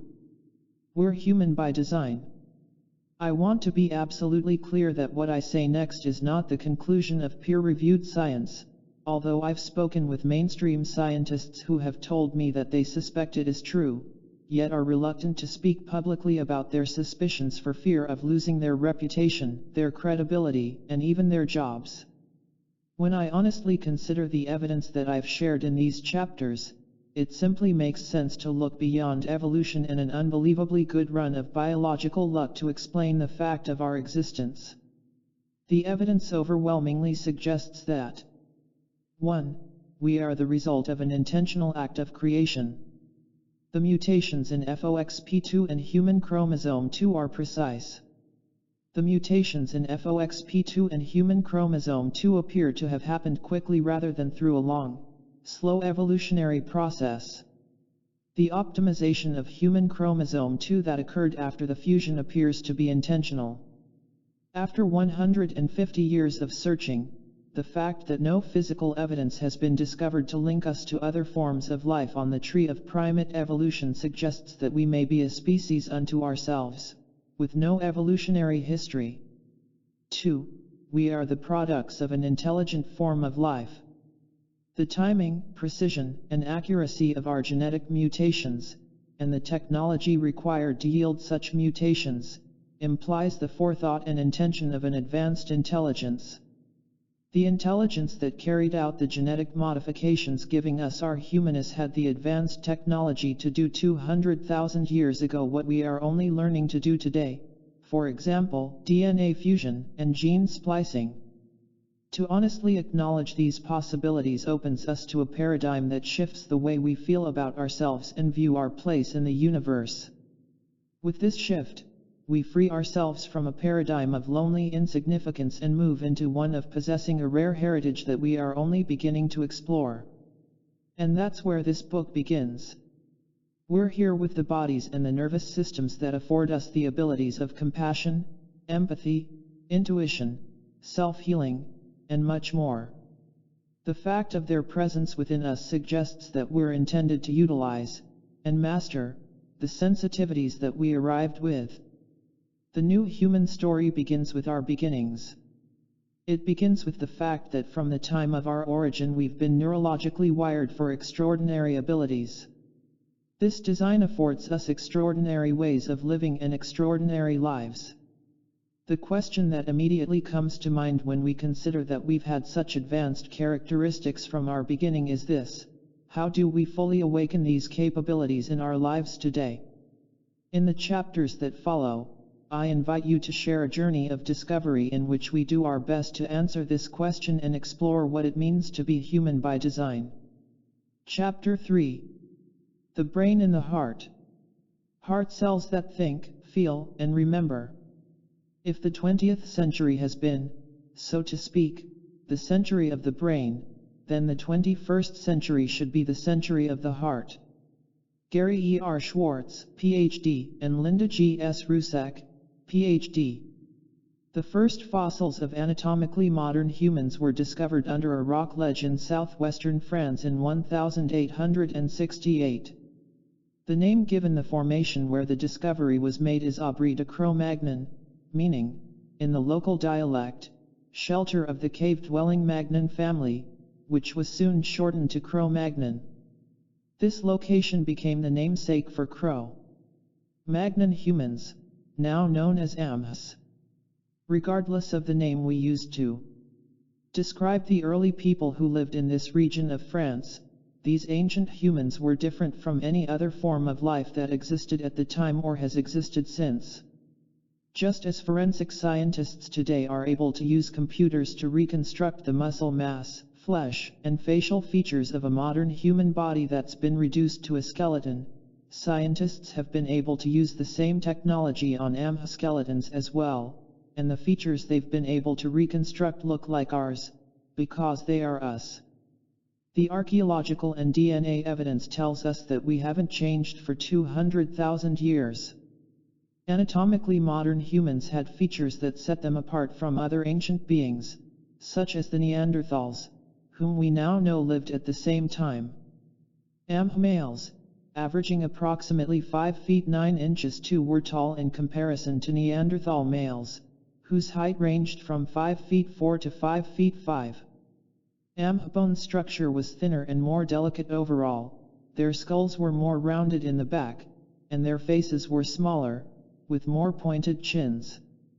In addition to these visible differences, AMS had advanced biology.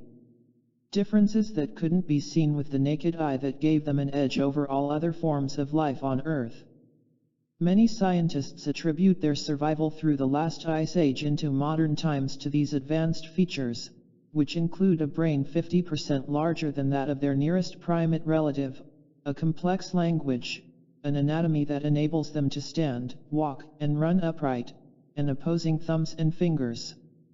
For clarity, I want to re-emphasize that the makeup of the AMS of 200,000 years ago has been determined to be essentially the same as that of humans today, both in genetics as well as physiology.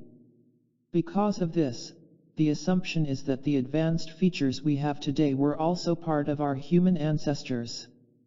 Their inherent features would have included the ability we have today to tap the network of neurons, vital organs, and glands throughout the body to trigger their extraordinary potentials in a conscious way, and do so at will, to experience benefits such as deep intuition and self-healing. I'm contrasting the presence of this network in AMS to other forms of life that have neural networks as well, yet are less developed and must rely upon something in their external environment to trigger the benefits of their biology. A small zebrafish, commonly used in laboratory experiments, is a perfect example of what I mean here. It's only when the fish is stimulated by something outside of its body, such as a visual cue that makes the fish think it's drifting backward in a current, that 80% of the neurons in its brain fire all at once. This is the equivalent of signaling all systems go.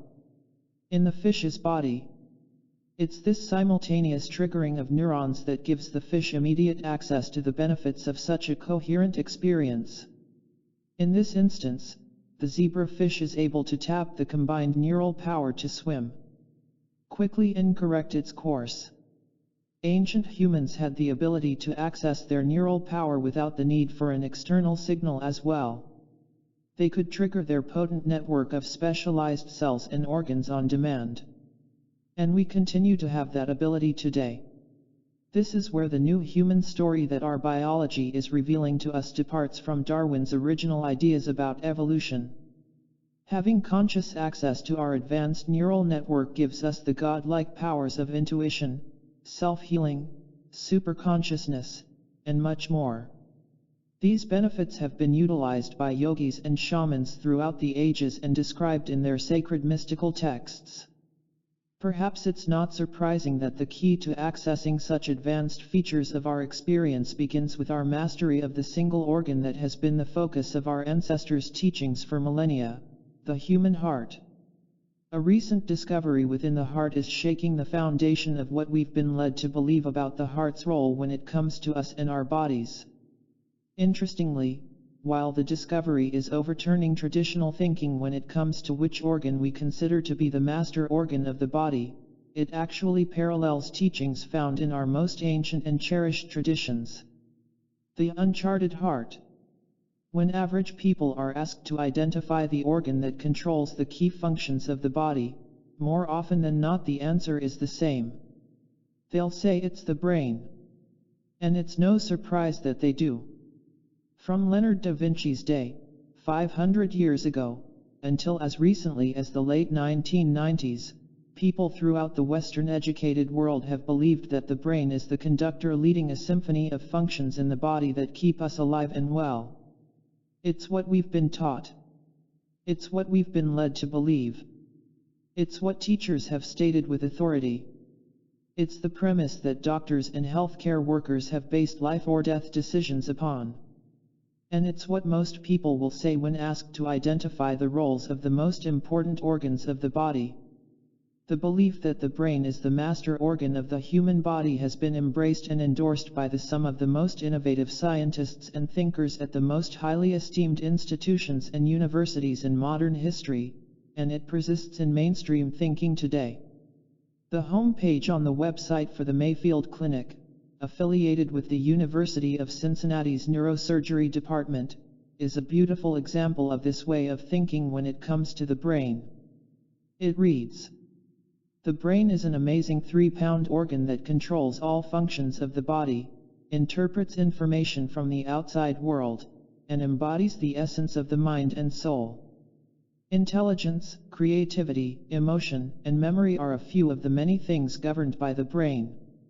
The belief that the brain is the control center for the human body, our emotions, and our memories has been so universally accepted that it's been taken for granted almost without question for a long time, that is, until now. As the discoveries described in the following chapters will reveal, this perspective is only one piece of a much bigger story. Today, what we thought we knew about the brain is changing. It has to. The reason is simple: the discoveries described in this chapter, and the decades of research that have followed, tell us that the brain is only part of the story. While it's certainly true that the brain's functions include things like perception, motor skills, information processing, providing chemical triggers for every urge we feel automatically, including fatigue, hunger, and sexual desire, and also maintaining the strength of our immune system, it's also true that the brain can't do these things alone. The brain is only one part of the bigger picture that's still emerging and largely untold. It's a story that begins in the heart. The human heart, more than just a pump. When I was in school, I was taught that the main purpose of the heart is to move blood through the body. I was told that the heart is a pump, an amazing pump, yet still a pump, plain and simple. I was also taught that the heart has one job, which is to keep blood moving over the course of our lifetime. By any measure, this is an extraordinary accomplishment, as the adult heart beats an average of 101,000 times a day. As it does so, it circulates approximately 2,000 gallons of blood through 60,000 miles of arteries, capillaries, veins, and other blood vessels. A growing body of scientific evidence now suggests, however, that the pumping of the heart, as important as this function is, may pale in comparison to the additional functions of the heart that have only recently been discovered. In other words, while the heart does pump blood powerfully and efficiently through the body, pumping may not be its primary, or exclusive, purpose. For thousands of years, our ancestors regarded the human heart as the center of thought, emotion, memory, and personality, the true master organ of the body. Traditions to honor the role of the heart were created and passed down through generation after generation. Ceremonies were performed and techniques developed to utilize the heart as a conduit of intuition and healing. The heart is mentioned 830 times in the Bible, and the word heart appears in 59 of the Bible's 66 books. The book of Proverbs describes the heart as a source of vast wisdom that requires a cultivated understanding to make sense of it. Counsel in the heart of a man is like deep water, but a man of understanding will draw it out. The same sentiment is stated clearly in the native wisdom of the North American Omaha people, whose tradition invites us, ask questions from your heart and you will be answered from the heart. The Lotus Sutra of the Mahayana Buddhist tradition teaches of the hidden treasure of the heart. This treasure is described in the scripture as being as vast as the universe itself, which dispels any feelings of powerlessness. Clearly, references such as these are referring to the heart as something much more than a physical pump. They're telling us, just as the visionary philosopher Rudolf Steiner, the creator of the Waldorf method of education, and Harvard University's biodynamic agriculture scientist John Bremer suggested to Harvard Medical School students early in the 20th century, that there's something more to the heart than we've been led to believe. If we're willing to embrace what the following discoveries tell us, we can agree with Steiner and Bremer that our hearts are capable of something much more mysterious, powerful, and beautiful than simply being a pump. Our exploration to know ourselves has created a journey that swings like the extremes of a pendulum. From the time my life began in the early 1950s until today, I've seen the pendulum of thinking swing from an extreme view of the heart as an isolated pump that can be serviced and replaced like a machine back toward a balanced view that the heart is much more than just a pump. There is a new recognition of the heart as an integral source of memories, intuition, and deep wisdom, as well as a biological organ that gives us life. This shift of views invites us to rethink which organ we can honestly call the master organ of the body. The little brain in the heart.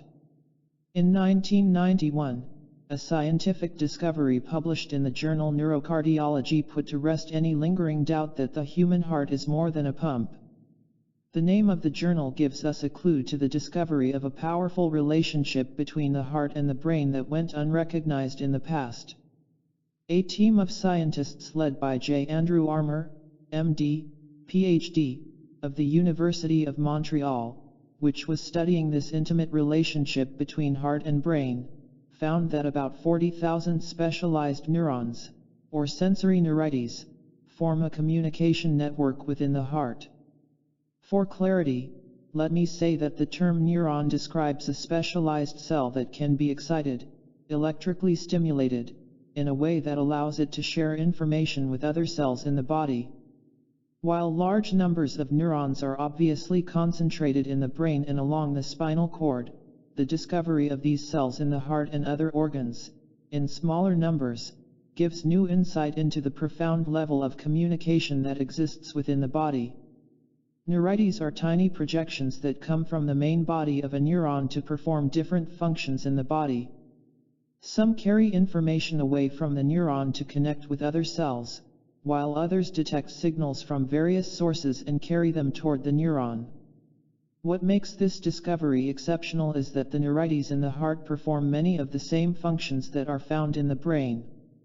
In simple terms, Armour and his team discovered what has come to be known as the little brain in the heart, and the specialized neurites that make the existence of this little brain possible. As the scientists who made the discovery say in their report, the heart-brain is an intricate network of nerves, neurotransmitters, proteins, and support cells similar to those found in the brain proper. A key role of the brain in the heart is to detect changes of hormones and other chemicals within the body and communicate those changes to the brain so it can meet our needs accordingly. The heart's brain does this by converting the language of the body, emotions, into the electrical language of the nervous system so that its messages make sense to the brain. The heart's coded messages inform the brain when we need more adrenaline, for example, in a stressful situation, or when it's safe to create less adrenaline and focus on building a stronger immune system. Now that the little brain in the heart has been recognized by researchers, the role it plays in a number of physical and metaphysical functions has also come to light. These functions include direct heart communication with sensory neurites and other organs in the body, the heart-based wisdom known as heart intelligence, intentional states of deep intuition, intentional precognitive abilities, the mechanism of intentional self-healing, the awakening of super-learning abilities, and much more. The heart's little brain has been found to function in two distinct yet related ways. It can act independently of the cranial brain to think, learn, remember, and even sense our inner and outer worlds on its own, in harmony with the cranial brain to give us the benefit of a single, potent neural network shared by the two separate organs. Armour's discovery has the potential to forever change the way we think of ourselves. It gives new meaning to what's possible in our bodies and what we're capable of achieving in our lives. In his words, it has become clear in recent years that a sophisticated two-way communication occurs between the heart and the brain, with each influencing the other's function. The science from the new field of neurocardiology is just beginning to catch up with traditional beliefs when it comes to explaining experiences such as intuition, precognition, and self-healing. This is especially apparent when we examine the principles offered in some of our most ancient and cherished spiritual traditions. Almost universally, historical teachings demonstrate an understanding of the heart's role at the level of having direct influence upon our personalities, our daily decisions, and our ability to make moral choices that include the discernment of right and wrong. The Coptic Christian Saint Macarius, founder of an ancient Egyptian monastery that bears his name, powerfully captured these levels of potential within the heart in saying, The heart itself is but a little vessel, and yet there are dragons, and there are lions, and there are venomous beasts, and all the treasures of wickedness, and there are rough uneven ways, there chasms, there likewise is God, there the angels, their life, and the kingdom, their light and the apostles, there the heavenly cities, there the treasures, there are all things. Among the all things that St. Macarius described, we must now include the new discoveries that document the ability of our hearts to remember life events, even when the heart is no longer in the body of the person that experienced the events. Memories that live in the heart. One of the mysteries of heart transplants is that an undamaged heart will continue to beat after being removed from its original owner, sometimes for a period of hours, and is able to resume functioning after it's placed in a new body and connected to new blood vessels and nerves. The crux of the mystery is this: if the brain were truly the master organ of the body, responsible for sending instructions to the heart telling it to beat and pump blood, then wouldn't the heart stop beating and functioning after it had lost its connection to the brain? Why does it function without those instructions? The following true life accounts, and the discovery they led to, shed a powerful light on the mystery of the heart and offer new insight into its deeper role in our everyday lives. The first successful human heart transplant took place in Cape Town, South Africa, on December 3, 1967. On that day, Christian Barnard, MD, placed the heart of a 25-year-old woman who had been in a fatal automobile accident into the body of Louis Washkansky, a 53-year-old man with a damaged heart. From a medical standpoint, the procedure was an overwhelming success. The woman's heart immediately began functioning within the man's body, just as the transplant team had expected. One of the biggest hurdles in all transplants, including Washkansky's, is that the immune system of the person receiving the heart, or any organ for that matter, does not recognize the new organ as its own and tries to reject the foreign tissue. For this reason, doctors use specialized drugs to suppress the recipient's immune system and trick the body into accepting the new organ. The good news is that this technique is successful in reducing the chances of rejection. The success comes with a high price, however. With a severely weakened immune system, the recipient of a new organ becomes susceptible to infections such as common colds, flu, and pneumonia. And this is precisely what happened with the world's first human heart transplant. Although Louis Washkansky's new heart functioned perfectly until his last breath, he died 18 days after the transplant from complications of pneumonia. His survival with a new heart for over 2 weeks demonstrated, however, that an organ transplant was a viable possibility in cases where an otherwise healthy body loses an organ to accident or disease. In the decades that have followed Barnard's first transplant, the procedures have been perfected to the point that human heart transplants now happen on a routine basis. In 2014, approximately 5,000 heart transplants were performed worldwide. And while that number sounds high, when it is compared to the list of 50,000 people waiting for a new heart from a compatible donor, it's clear that the demand for organ donors will remain high for the foreseeable future. The reason that I'm sharing the background of heart transplants here is because it has a direct connection to the theme of this chapter. From the time of the first procedures, there has always been a curious phenomenon that's now acknowledged in the medical community as a possible side effect of a heart transplant. It's called memory transference. One of the earliest examples of this phenomenon was documented by the direct experience of a woman named Claire Sylvia who received a transplant in 1988. Her memoir, A Change of Heart, is an account of her experiences as a recipient and how they opened the door to researchers for the serious study, and eventual acceptance, of how life's memories can be preserved within the heart itself, regardless of whose body the heart resides within. Sylvia, once a professional dancer, had successfully received the heart, as well as the lungs, of a donor whose identity was not initially disclosed. Not long after her operation, she began to crave foods that she'd never been especially drawn to in the past, such as chicken nuggets and green peppers. And when it came to the nuggets, the cravings were very specific. Sylvia found herself drawn unexplainably to the restaurant chain KFC to satisfy her cravings.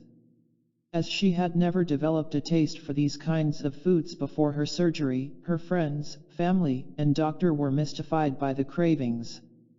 Just before her operation, she'd been told that she was receiving the organs of a young man who had died in a motorcycle accident.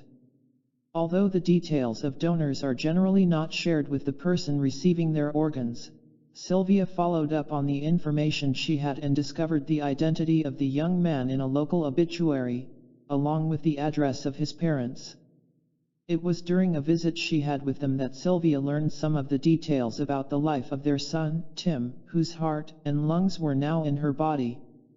And those details confirmed for her mind what she already sensed intuitively to be true. Tim loved precisely the kind of chicken nuggets and green peppers that she was now craving. It was clear that Tim's desire for the foods he enjoyed in his lifetime was now part of Sylvia's experience and that she had acquired her cravings through memory transference. While Claire Sylvia's story is one of the earliest and best documented accounts of memory transference through a heart transplant, there have been additional examples since. In each one, there is a change in the personality of the person who gets a new heart. These changes range from a new preference for specific foods to differences in personality and even sexual orientation that reflect the preferences and personality of the donor. And while examples of personality changes are fascinating, the stories don't end there. The emotional memories of our lives appear to be so deeply ingrained in the heart's memory that they are preserved with tremendous clarity and are commonly re-experienced by the person receiving the heart in a transplant. While skeptics of heart memory theories have proposed a number of alternative explanations for the post-transplant changes in personality and lifestyle, including drug reactions and subconscious influences, there's a particular kind of experience that cannot be explained away by the skeptics' theories. It's this kind of documented case history that has led to the acceptance of memory transference as a fact of life rather than a curious coincidence. If the heart is alive, the memories remain. 2 years after Claire Sylvia's book came out, in 1999, Paul Pearsall, MD, a neuropsychologist, published another pioneering book documenting case histories of the heart's memory. This book, The Heart's Code, included true-life accounts of the memories and dreams, even nightmares, experienced by people who had undergone heart transplants. What made one of the accounts so extraordinary is that the recipient's experiences could be confirmed as factual events that had happened in the donor's lifetime. This case involved an 8-year-old girl who received a heart from another girl 2 years her elder. Almost immediately after the surgery, the young girl began having vivid and frightening dreams, nightmares, of being chased, attacked, and killed. While her transplant was a success technically, the psychological impact of the nightmares continued. She was eventually referred to a psychiatrist for a mental health evaluation. The events and images that the young girl described were so clear, consistent, and detailed that the psychiatrist was convinced the dreams were more than curious byproducts of the transplant. She felt sure that the girl was describing memories of a real-life experience. The question was, from whose memory? The authorities were eventually brought in on the case and quickly discovered that the girl was recounting the details of an unsolved murder that had occurred in their town. She could share the specifics of where, when, and how the murder happened. She could even repeat the words that were spoken during the attack and name the murderer. Based upon the details she provided, police were able to locate and arrest a man that fit the circumstances and description. Eventually he was put on trial and convicted of the assault and murder of the 10-year-old girl whose heart was now in the body of the 8-year-old. This account tells us how real the little brain in our hearts is, and how it can function in ways that were once believed to happen only in the cranial brain. The discovery of this second brain in the heart, and the compelling evidence of its ability to think and remember, has opened the door to a vast array of possibilities in our lives.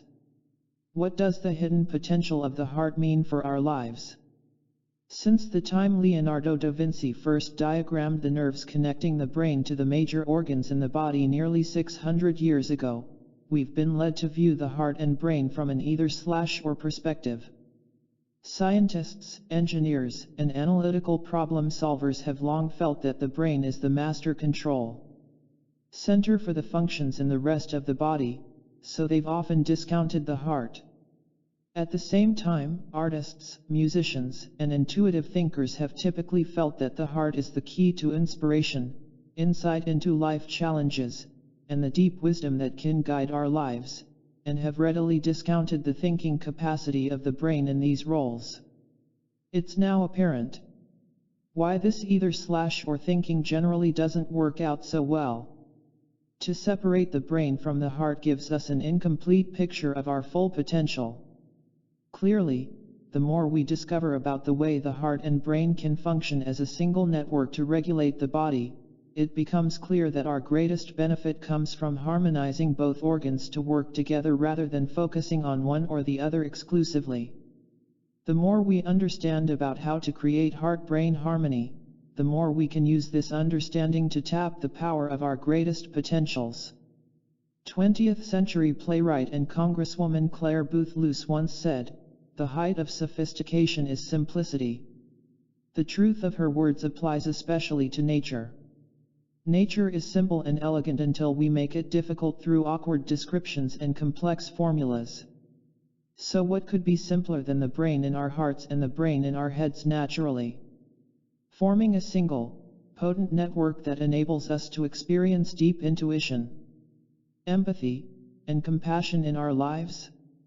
While these sorts of remarkable states of consciousness are typically attributed to the extraordinary skill of trained mystics, monks, and yogis, my sense is that these are actually ordinary states of consciousness available to each of us that our culture has simply forgotten. Heart wisdom in everyday life. Have you ever been faced with a decision that seemed impossible to make? Maybe it was a question of whether to go forward with a medical procedure that wasn't aligned with your belief system. Maybe it was whether to stay in a difficult relationship or end it. Maybe if you answered the question the wrong way, you or a loved one would face life or death consequences. As different as these issues are from one another, the thing that links the decisions is that none has an absolute answer. For each situation there is neither right nor wrong.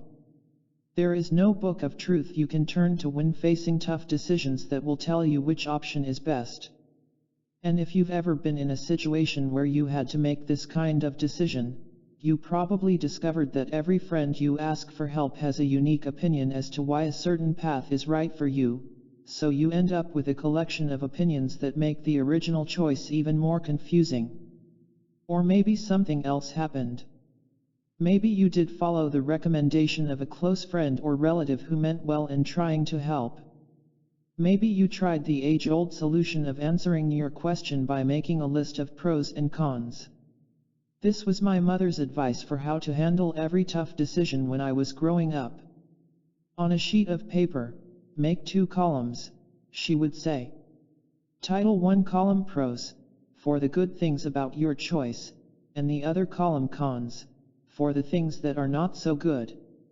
Then add up the pros and cons and you'll have your answer. And if that doesn't work, go ask your father. I can tell you from experience that neither of these solutions works. Before he left our family when I was 10 years old, my father was largely unavailable when it came to the big questions of life. So if my mother couldn't answer my question, I had few options. And the list that my mother would ask me to make always seemed to be skewed in favor of what I wanted the answer to be, rather than what the best answer really was. The reason it's so difficult to make big decisions that have no clear answer is directly linked to the way we've been conditioned to think. Most of us have been trained to think exclusively with our brains.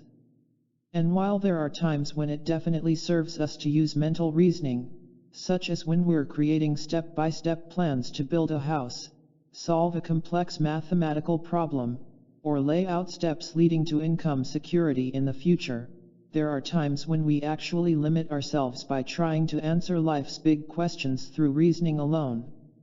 Solving our problems through reasoning alone can sometimes be a slow and cumbersome process for two main reasons. Thought-based choices are typically filtered through our perceptions and past experience. When it comes to choosing our role in an intimate relationship, for example, our logic-based decision is made through the filters of our self-image. This is why our answer to the question, "Who am I?" is so important. Our minds will make the choice to continue a relationship, or to end it, through the lens of our sense of personal worth. As we'll see in the next chapter, that sense is, in part, derived from the scientific story of evolution and the feeling of insignificance it gives us. Our minds tend to justify the answers we arrive at using circular reasoning, a way of thinking that supports a conclusion by restating it. For example, if I were to say to you, "I like Bon Jovi because it's my favorite band," the circular part of the reasoning is shown by my stating the same thought twice, using the words like and favorite.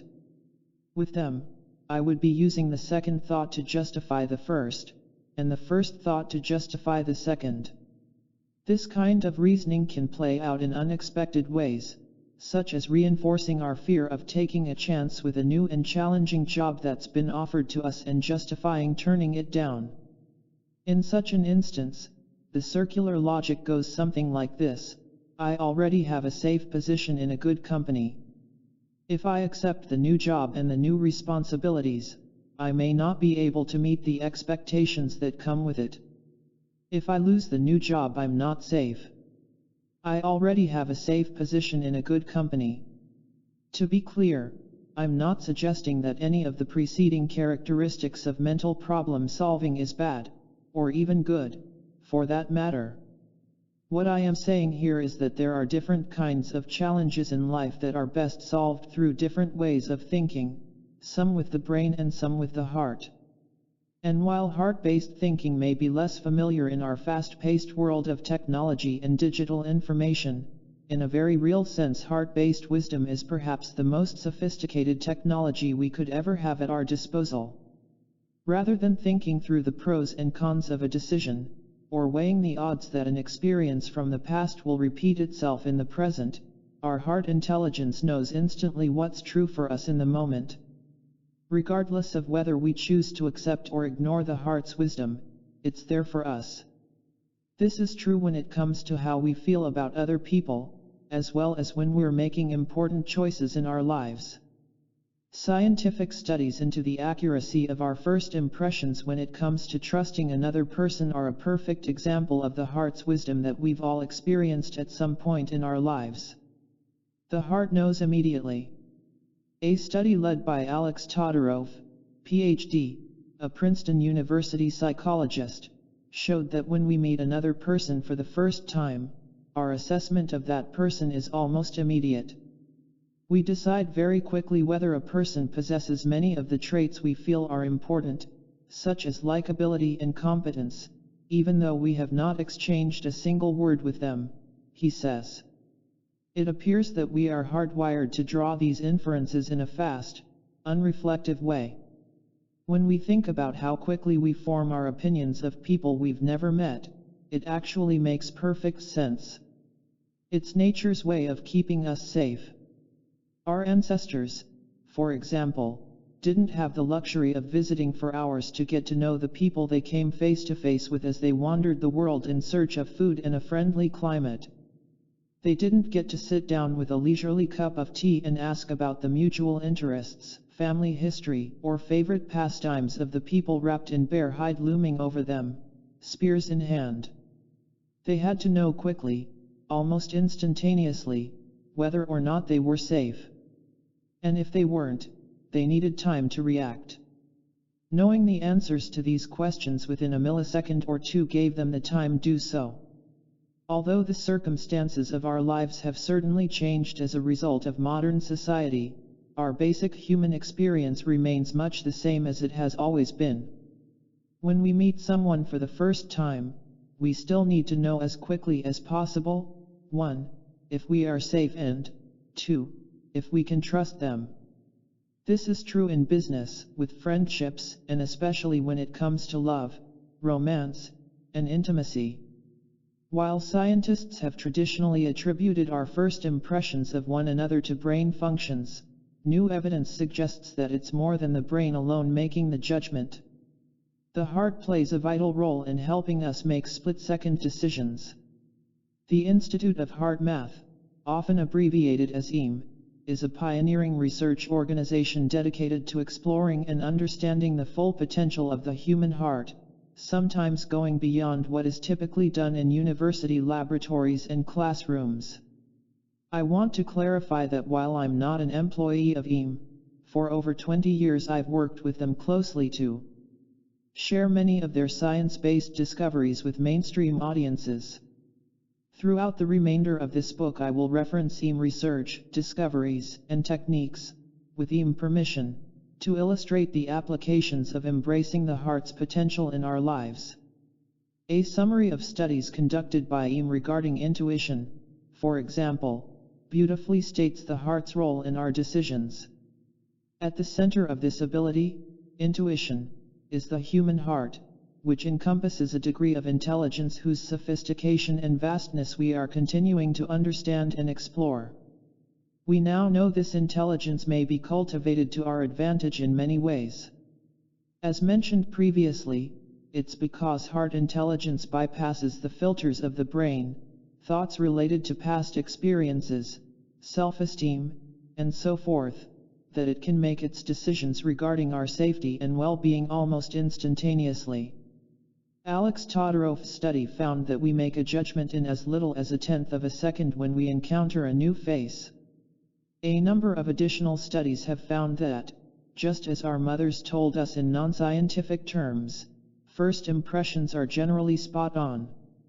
Because we live in a society that has traditionally discounted intuition in the past, however, we often find ourselves discounting our first impressions when it comes to the most important choices of our lives.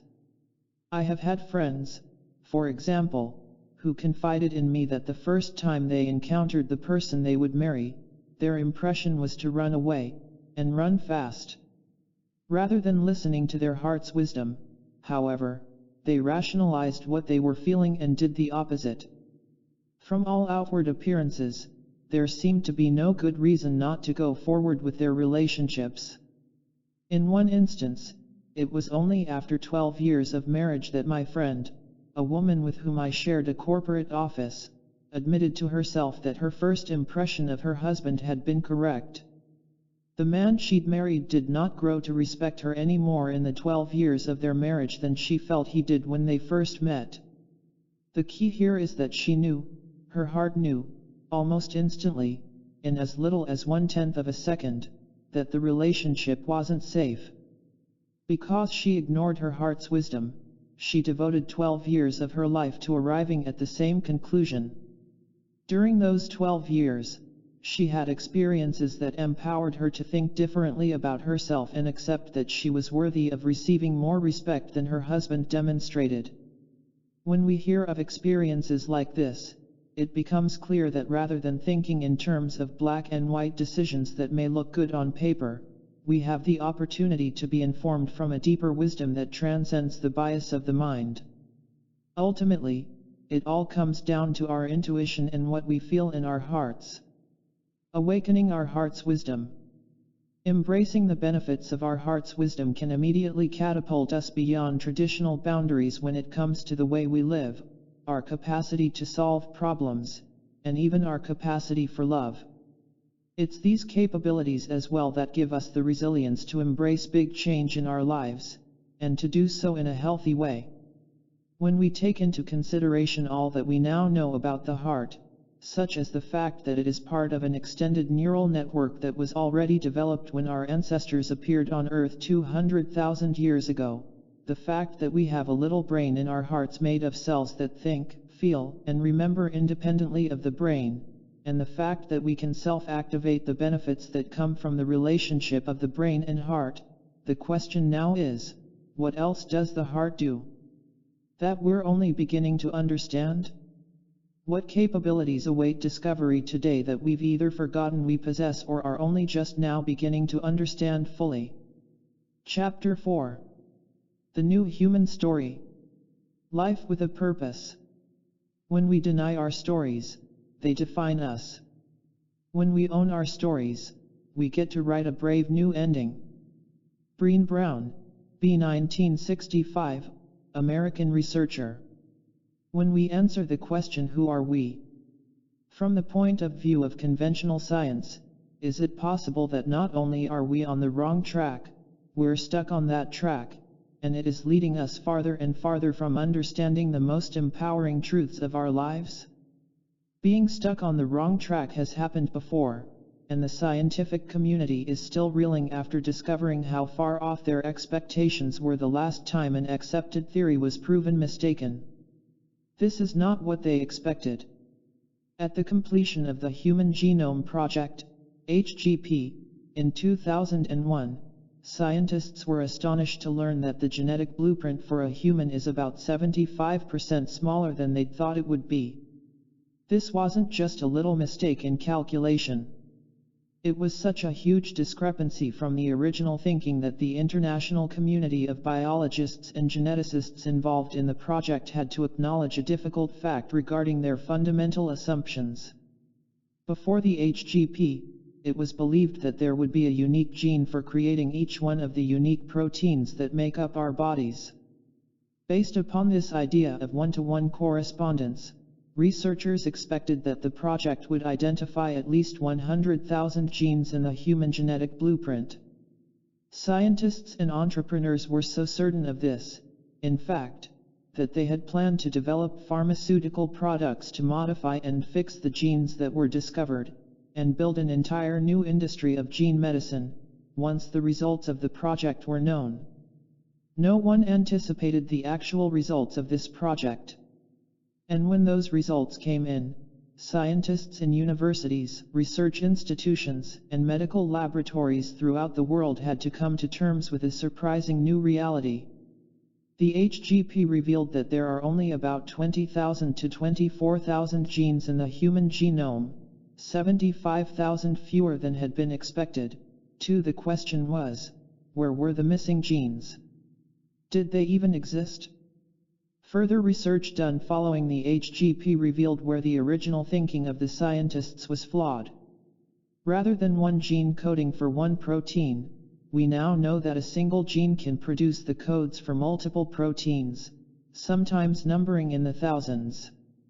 One gene from a fruit fly, for example, can code for many as 38,000 different proteins. The same principle appears to be true for humans, only to a lesser degree.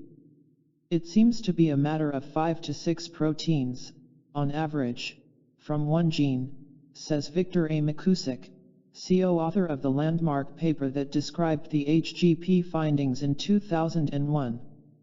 But how could such a fundamental error in thinking have gone undetected for so long? How could the basic assumption at the foundation of a futuristic new field of science, one that was believed would lead to creating an entire new industry of medicines, be so flawed? The answer to this question is the reason I'm describing this account.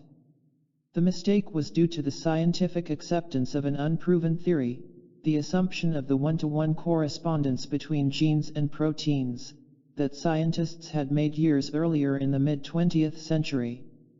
Craig Venter, the president of a firm leading one of the HGP gene mapping teams, recognized the significance of the HGP results immediately when he stated, "We have only 300 unique genes in the human that are not in the mouse. This tells me genes can't possibly explain all of what makes us what we are." The HGP illustrates a perfect example of the consequences of embracing a scientific assumption as fact in the absence of evidence to support it. In this instance, an entire field of science and medicine, and the people and industries relying upon the science and medicine, was thrown into chaos by the errors in judgment. The outcome of the HGP also forced the rethinking of a basic premise that had been wholeheartedly embraced by scientists and taught as fact in university classrooms. And while scientists now appear to be on the right track when it comes to the way genes and proteins are related, the Human Genome Project is not the only time an unproven doctrine has led scientists to a dead end in their assumptions. If it were, we could call what happened with the project an anomaly. But it's not an anomaly. The example of the HGP illustrates a way of thinking that we've seen before in the not-so-distant past.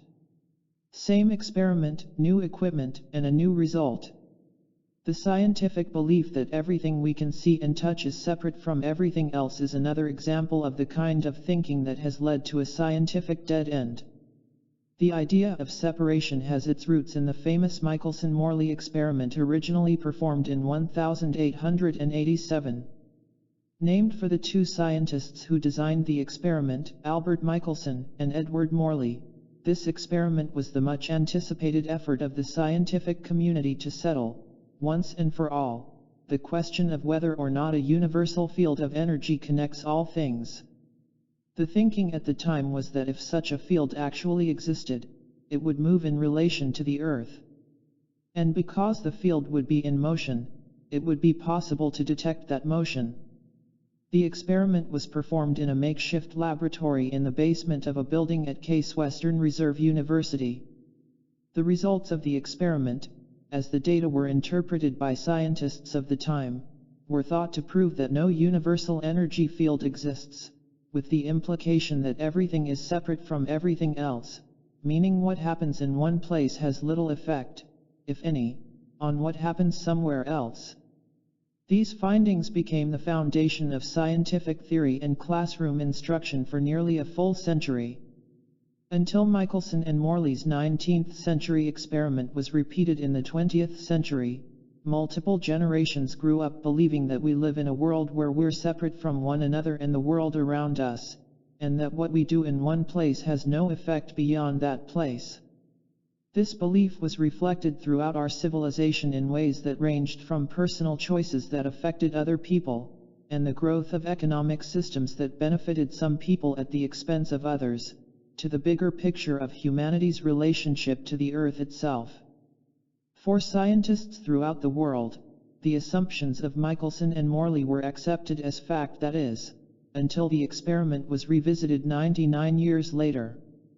In 1986, a scientist named E.W. Silvertooth duplicated the Michelson-Morley experiment in a study sponsored by the U.S. Air Force. Under the unassuming title Special Relativity, the scientific journal Nature published the results. Using detection equipment that was much more sensitive than what Michelson and Morley had in 1887, Silvertooth did detect the field, and it was moving just as Michelson and Morley had predicted it would 100 years before. In the process, he debunked a whole worldview. For nearly a century, the best science of the modern world was based upon an idea that simply wasn't true. Fortunately, we know better now and can apply this knowledge. Yet even with the later experiment proving the existence of the field and the vital role it plays in our lives, the principle of separation continues to be embraced today in some textbooks and taught in some university classrooms. Because of this, members of yet another generation are being led astray. I'm identifying the Michelson-Morley experiment and the Human Genome Project as classic examples of how a scientific theory that's held in high esteem at one point in time can, and must, change when a new discovery overturns earlier assumptions.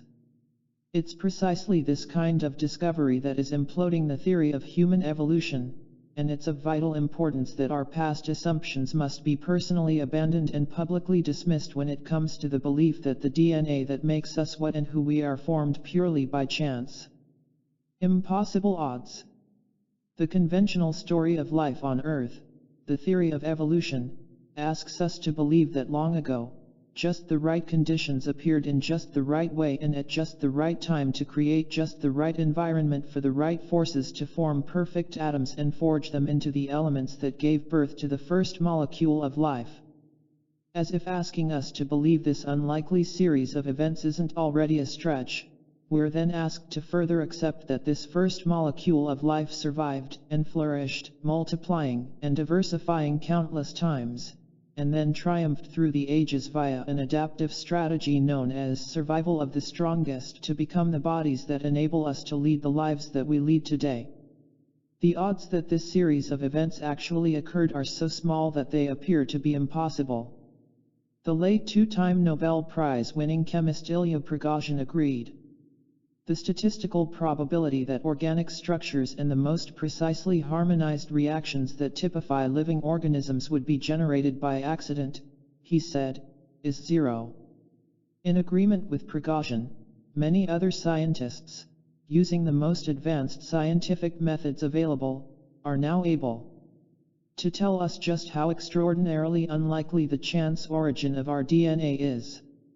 Before his death in 1989, Swiss mathematician and physicist Marcel Golay calculated that the probability for even the simplest living protein to form by chance is 1 in 10,450, while plant physiologist and former head of Utah State University Frank Salisbury calculated the probability for the existence of a common DNA molecule as 1 in 10600.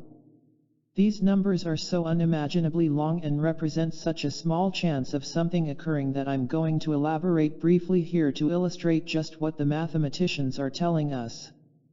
To clarify, the number 10,600 is shorthand for the British unit of 1 centillion, or 1 with 600 zeros after it.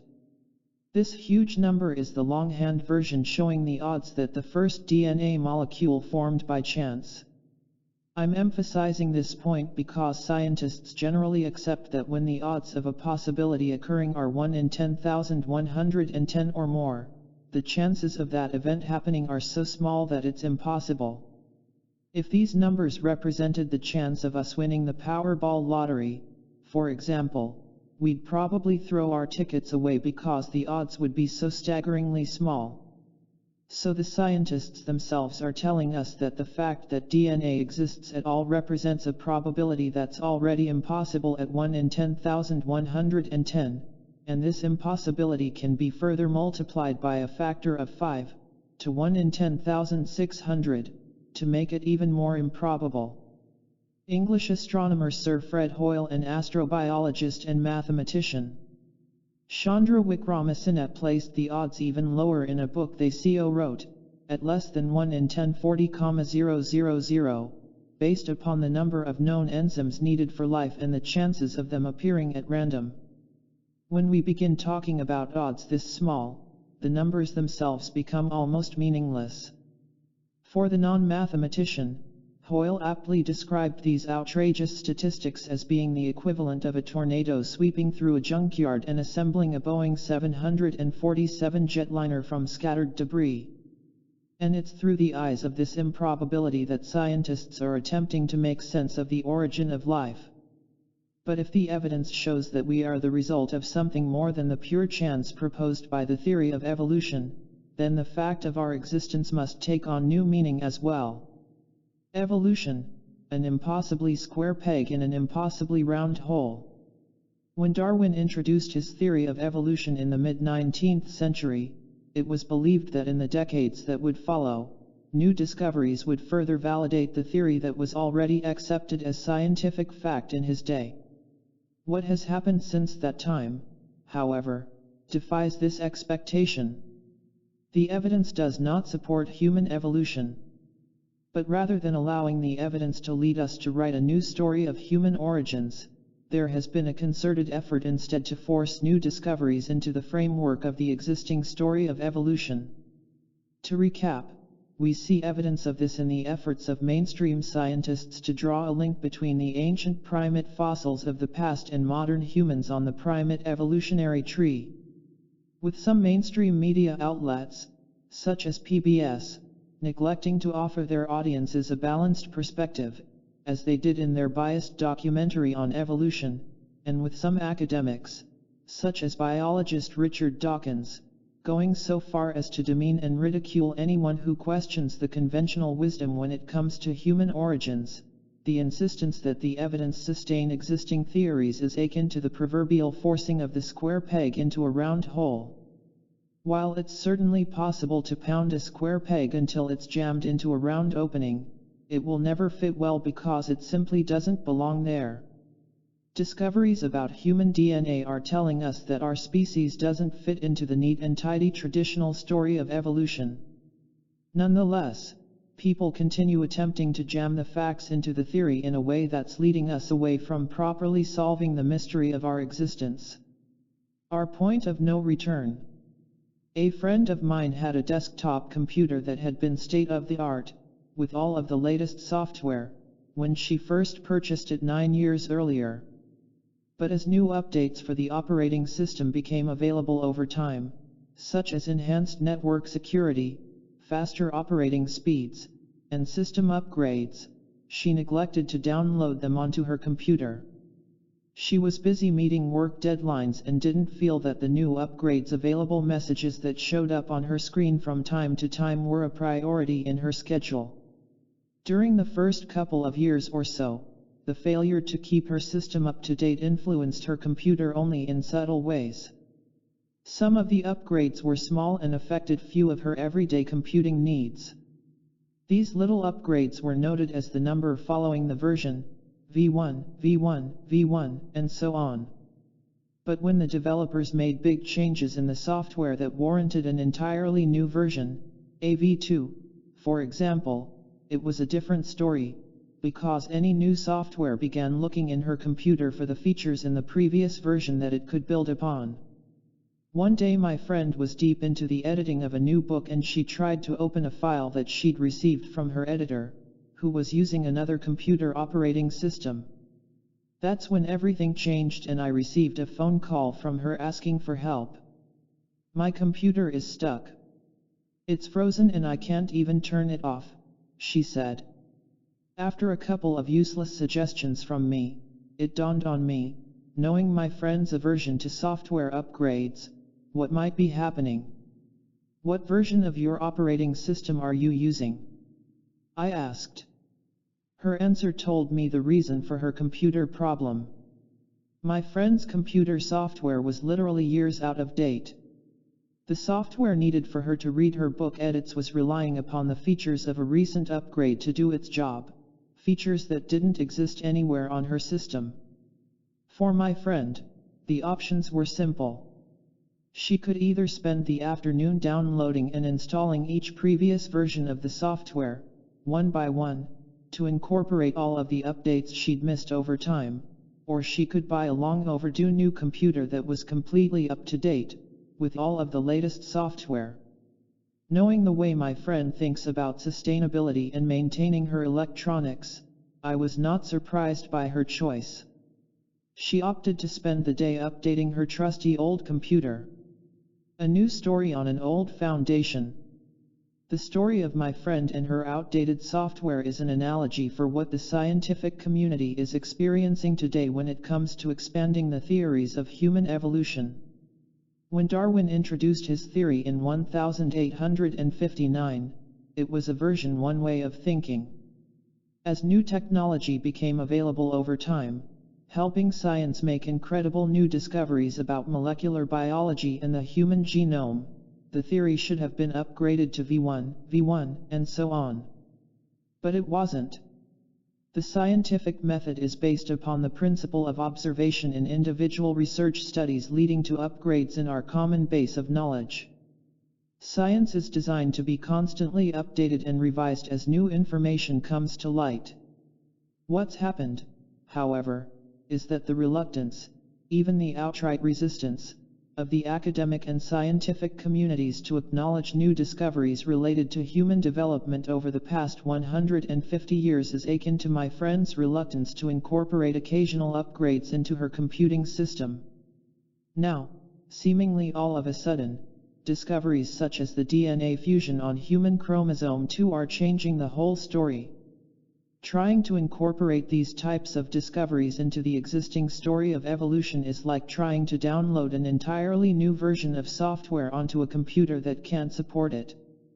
The V2 DNA discoveries are so different from the original concept of evolution that there's no place for them. The V1 theory just doesn't fit the facts. My friend attempted to do just what the scientific community is attempting to do today, to make an effort to somehow fix the existing software system on her computer so that it would accommodate additions. My friend discovered, however, that there's a point of no return when it comes to computers and the software they can support. The software that's written for a computer is directly linked to the nuts and bolts of the machinery, the chips, processors, and capacities they're built for. When advanced software begins to ask for volumes of memory or processing speeds that are not supported by the existing hardware, the new software can't be used. Despite my friend's best efforts to catch up to the level of the upgrades being offered to her, she was forced to invest in a new computer whose hardware could accommodate the latest versions of the software she needed to do her job. This is precisely where we are when it comes to the story of human origins. The attempt to incorporate the story of exact, rapid DNA mutations, such as the ones we find on FOXP2 and human chromosome 2, into the existing story of the long, slow, and gradual process of evolution isn't working. And it can't, because the discoveries that preceded it have been discounted in evolution theory. We've reached the point of no return. Just as my friend's trusty old computer, which had served her so well, reached a point where it was obsolete, we've reached a point where the human story we've told ourselves in the past is now obsolete. Now it's time for us to invest in a new theory that embraces the anomalous information scientists of the past couldn't account for. Just as geneticists and biologists have had to shift their thinking to accommodate the evidence from the Human Genome Project, and just as physicists have had to update their theories to adapt to the most recent results of the Michelson-Morley experiment, we must make room for additional discoveries in the future that may upset some of the most cherished beliefs of our current leading thinkers. In a beautiful and perhaps unintentional way, it seems that science has already given us everything we need to do just that. The building blocks for the human story V2 already exist. It's all about how we choose to embrace what the evidence has already revealed. An upgrade for the human story. In a way that is similar to the outcome of the Human Genome Project, the very science that was expected to eventually support Darwin's theory of evolution and solve the mystery of our origin has now done just the opposite. New discoveries are presenting unsettling implications that fly in the face of long-standing scientific tradition. Ironically, the evidence is leading us in a direction that now parallels some of our most ancient and cherished traditions about our beginning. For convenience, I'm including a condensed summary of the evidence described in the previous chapters here as the building blocks for the new human story. Fact 1. The relationships shown on the conventional human evolutionary tree are speculative connections only. While they are believed to exist and are taught as factual in public schools, a 150-year search has failed to produce the physical evidence that confirms the relationships depicted on the evolutionary family tree. Fact 2. If the fossil record is accurate, anatomically modern humans appeared on Earth suddenly approximately 200,000 years ago with advanced features that set them apart from every other form of life that had already developed to date or and has developed since.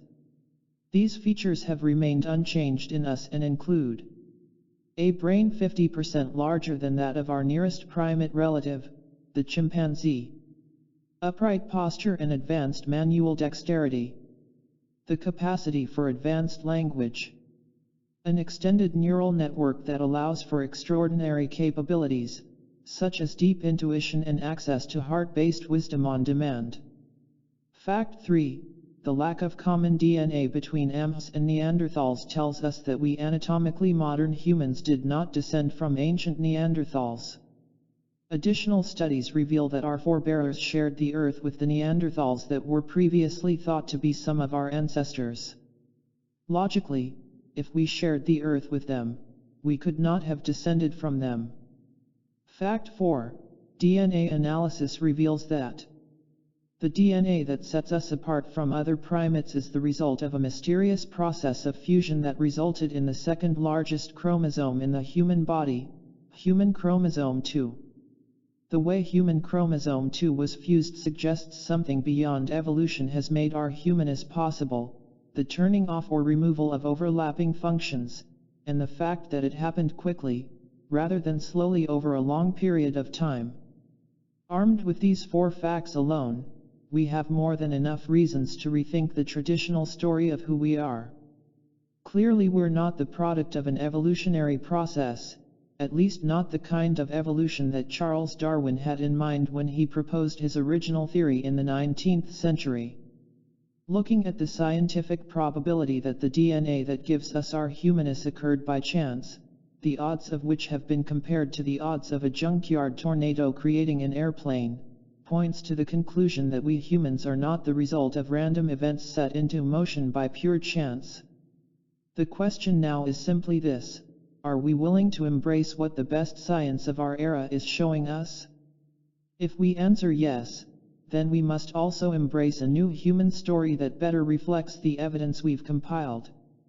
And while modern science is struggling with what the new evidence means and how it fits into the story of our origin, the indigenous people of the earth and practitioners of some of the most widely accepted spiritual traditions of the world are not.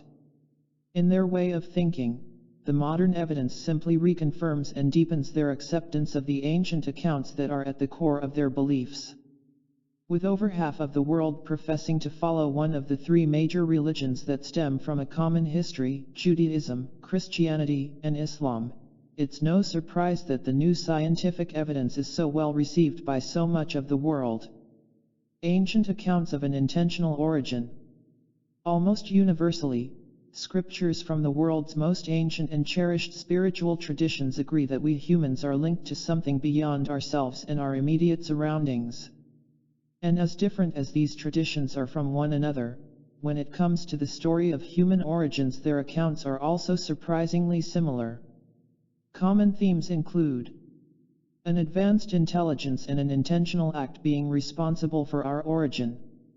The use of the terms they or angels, in the ancient tongues the authors spoke, when describing human creation suggest that a group intelligence was involved. Descriptions explaining that we are the product of the dust/clay/soil of our planet being fused with an essence that is not from this world. In the 3 Abrahamic traditions, Judaism, Christianity, and Islam, it is the dust or clay of the earth that is used to create the first body of a human being. Following the formation of the first human body, for example, life is breathed into the nostrils of the person and the blood of a being of higher intelligence is mixed with the first person's body. In great detail, the ancient traditions took extra care to describe the intimate nature of our creation and how we, like our first ancestors, are infused with what has been described as a special spark of a mysterious essence, eternally joining us with one another and with something we can't see that exists beyond our physical world. While these details have been largely edited out of contemporary versions of the Christian Bible, ancient Hebrew literature, such as the Haggadah and certain lost scrolls, shows that this level of detail was intended in the original texts. It's this mystical spark, which science so far has yet to find ways to measure, that sets us apart from all other forms of life on Earth. The following are a few key examples of ancient stories that illustrate the common elements of story I am referencing. The Sumerian creation story. The region that is now the country of Iraq was the site of ancient Sumer, traditionally thought to be the oldest civilization on Earth. New discoveries at sites of other early civilizations, such as Turkey's Göbekli Tepe, show that these sites may prove to be equally as old or older. The Sumerian creation story was recorded on a stone tablet found in southeastern Iraq, in what was the ancient city of Nippur. According to the creation story, known by archaeologists as the Eridu Genesis, Nippur is where the first human was created. The story describes a time when multiple gods ruled over the earth. For reasons that are detailed in the text, one of the gods was sacrificed, and his blood was mixed with clay to create the first human. An excerpt tells the story. In clay, God and man shall be bound to a unity brought together, so that to the end of days, the flesh and the soul, which in a God have ripened, that soul in a blood kinship be bound. In other words, this story suggests that we are the product of an intentional act that was overseen by advanced human-like beings, imbuing all of us with certain qualities that the gods placed into the new human. The first human in the Jewish, Christian, and Islamic traditions. Among the recurring themes of ancient creation stories are descriptions of human origin at the hands of more advanced and otherworldly beings. The oral traditions of the Hebrew Midrash and early Kabbalah, for example, describe how the Creator asked his angels, "Go and fetch me dust from the four corners of the earth, and I will create man therewith." In similar terms, the Holy Quran refers to God's creation of humankind from natural elements. "We created you out of dust." At another point in the Quran, however, the birth of man is attributed to God, acting through fluid. It is He, God, who has created man from water. While these last two descriptions may appear to be in conflict, a closer look at the verses resolves the mystery. In the first description, the story of Adam originating from dust is part of a larger sequence describing the events that led to the first living beings. The verses reveal that after Adam's origin as dust, there was a process of creating progressively more lifelike forms as the first human began to take shape. The description states that after the dust, the human was formed from a small life germ, then from a clot, then from a lump of flesh, complete and make an incomplete, that we may make clear to you. In this way, the Quran adds to the traditional descriptions of Adam's creation by filling in details of how dust becomes flesh. In a similar way, in the Western world, when we ask someone what the first human on earth was made of, the reply is generally that we're made of the same stuff that the world is made of: clay, mud, or dust. To support such statements, we are often directed to the biblical creation story in the book of Genesis. Shared by nearly 2 billion people of the Jewish and Christian traditions, the story of Adam provides the most basic description of human origin. Deceptively simple in its form, Genesis recounts the miracle of human creation through a very few simple words. The Lord God formed man from the dust of the earth. The Mayan creation story. From approximately 250 CE until 900 CE, the Mayan civilization flourished across a vast area of North America, extending from what is now northern Mexico to the south, encompassing the entire Yucatan Peninsula and what are now the countries of Belize and Guatemala, as well as portions of Honduras and El Salvador. The Mayan civilization is recognized as one of the 6 cradles of civilization that appear to have developed in different places on the earth, at different times, independently of one another. The remaining 5 are Mesopotamia, and the civilizations of the Nile River, the Indus River, the Yellow River, and the Central Andes of Peru. The ancient Mayans had a complex system of mathematics and hieroglyphic writing, an advanced knowledge of cosmic cycles, and a well-developed creation story. It's known today as the Popol Vuh, and it describes the theme of human creation in a way that is very similar to the story told in some of the original Semitic scriptures. The Popol Vuh tells us that the first attempt at human creation was flawed.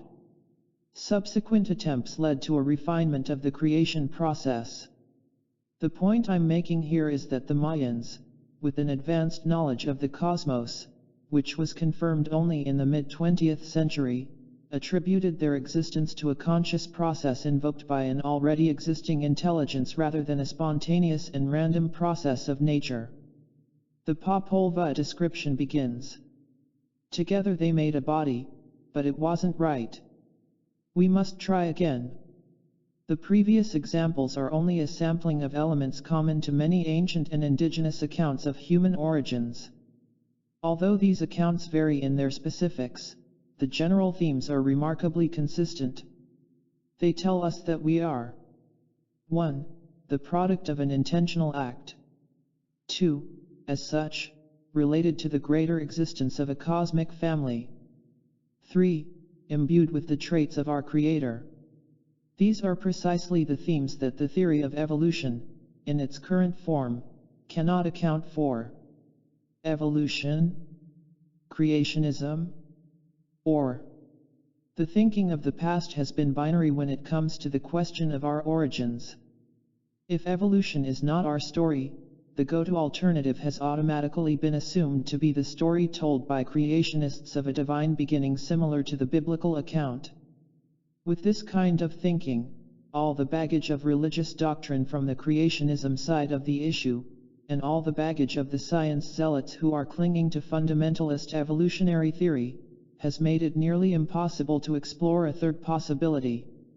Nevertheless, DNA studies are telling us that a third possibility exists.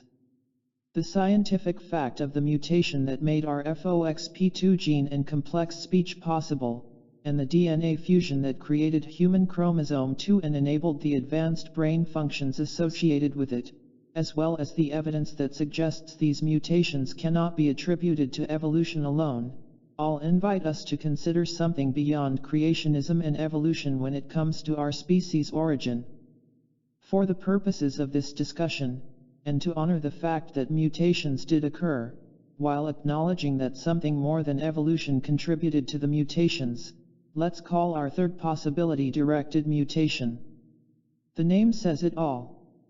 Some force that is not presently accounted for in the scientific story is responsible for the precision, timing, and refining of the mutations that makes us who we are. That unknown force directed the mutations that science has now proven to exist. And while the phrase directed mutation is accurate in terms of what it describes, it also opens the door to the obvious question of who, or what, did the directing. Of course, to even consider the possibility of directed mutation leads us into a realm historically reserved for religious explanations of our existence, or more recently, to extraterrestrial explanations that are beyond the purview of science, at least as we know science today.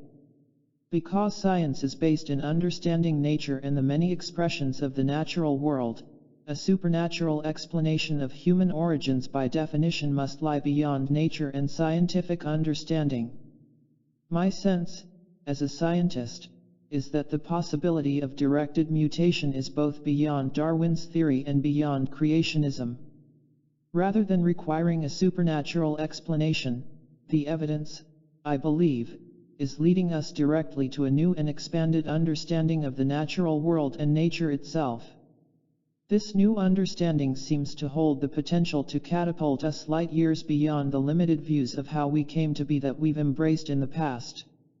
In other words, through our willingness to embrace the deepest truths of our origins, we may, at last, unlock the deepest mysteries of the cosmos and know our place in it. This path of inquiry leads to what some scientists have called a Pandora's box of possibilities. Once the box has been opened, the contents cannot be stuffed back inside. From the mystery of what makes us human, beyond the small number of genes discovered by the Human Genome Project, to the mystery of the mutations that resulted in the FOXP2 gene and human chromosome 2, the new human story is leading us to embrace an explanation for how our forebears came to be anatomically modern, built just like us, that's beyond the pure chance of lucky genes and random mutations. Our willingness to embrace the third option of directed mutation puts us squarely into the realm of unmeasured fields and unseen forces, and an unseen intelligence that science has been reluctant to consider in the past. And this is where the sea change begins when it comes to the scientific answer to who are we? When we allow for new interpretations of the existing evidence, the new conclusions that emerge can only serve to empower us with new possibilities when it comes to the way we think about ourselves and our potential. It can also give us new perspectives on the way we live our lives and solve our problems. Perhaps most importantly, it has the potential to change our sense of self-worth and our appreciation for the value of all human life. Just as we devote hours of time today to searching dusty archives and genealogy websites to tell us about our family's past so we can understand ourselves as individuals, I believe that we also long to connect with the deeper truth of where we've come from as humans. We feel a greater sense of belonging and often a sense of pride when we explore our lineages and learn the things our ancestors accomplished and overcame to make our lives possible today. And that same sense of pride and belonging arises when we discover that our lives are the result of a conscious act of directed mutation. I've spoken with biologists, anthropologists, and others in the scientific community regarding precisely the evidence that I've shared in the previous chapters and its implications. Their response has become predictable. At first, when they hear my suggestion that evolution is not our scientific origin story, they think I'm joking. Later, when they realize that I'm completely serious about what I'm suggesting, the tone of the conversation and the expression on their faces changes. Some people become aggressive and indignant. They take the possibility personally and ask why, as their friend, I would work to undermine their decades of teaching and their reputations. Others, often in the same conversation, become quiet and withdraw. In private, they sometimes tell me that they've known this conversation was coming, they just didn't know when.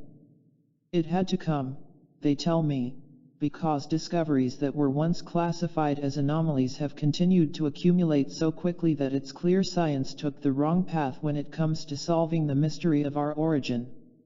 At the foundation of the newly emerging story of human life is another story that is unfolding, on the grand scale of the universe itself, that describes a different kind of life. Thinking dead in a living universe. For over 300 years, the scientific story of the origin of our universe has led us to believe that we live in a dead universe. From this perspective, the cosmos is made of inert stuff, like the dust of exploded stars or debris from colliding asteroids and disintegrated planets. In a dead universe, there is no point to life and no reason for living. But new discoveries by leading-edge researchers are giving us very good reasons to rethink the dead universe story, which means there may be a purpose to life after all. At the forefront of defining how the new scientific paradigm of a living universe may affect us in our daily lives is social researcher Duane Elgin. Elgin's philosophy, based upon existing evidence in the scientific community, accepts that the universe is a living entity that's growing and evolving rather than a lifeless system. He shows us that the way we think of the universe and our place in it is at the very foundation of the way we live our lives and solve our problems, especially how we treat one another.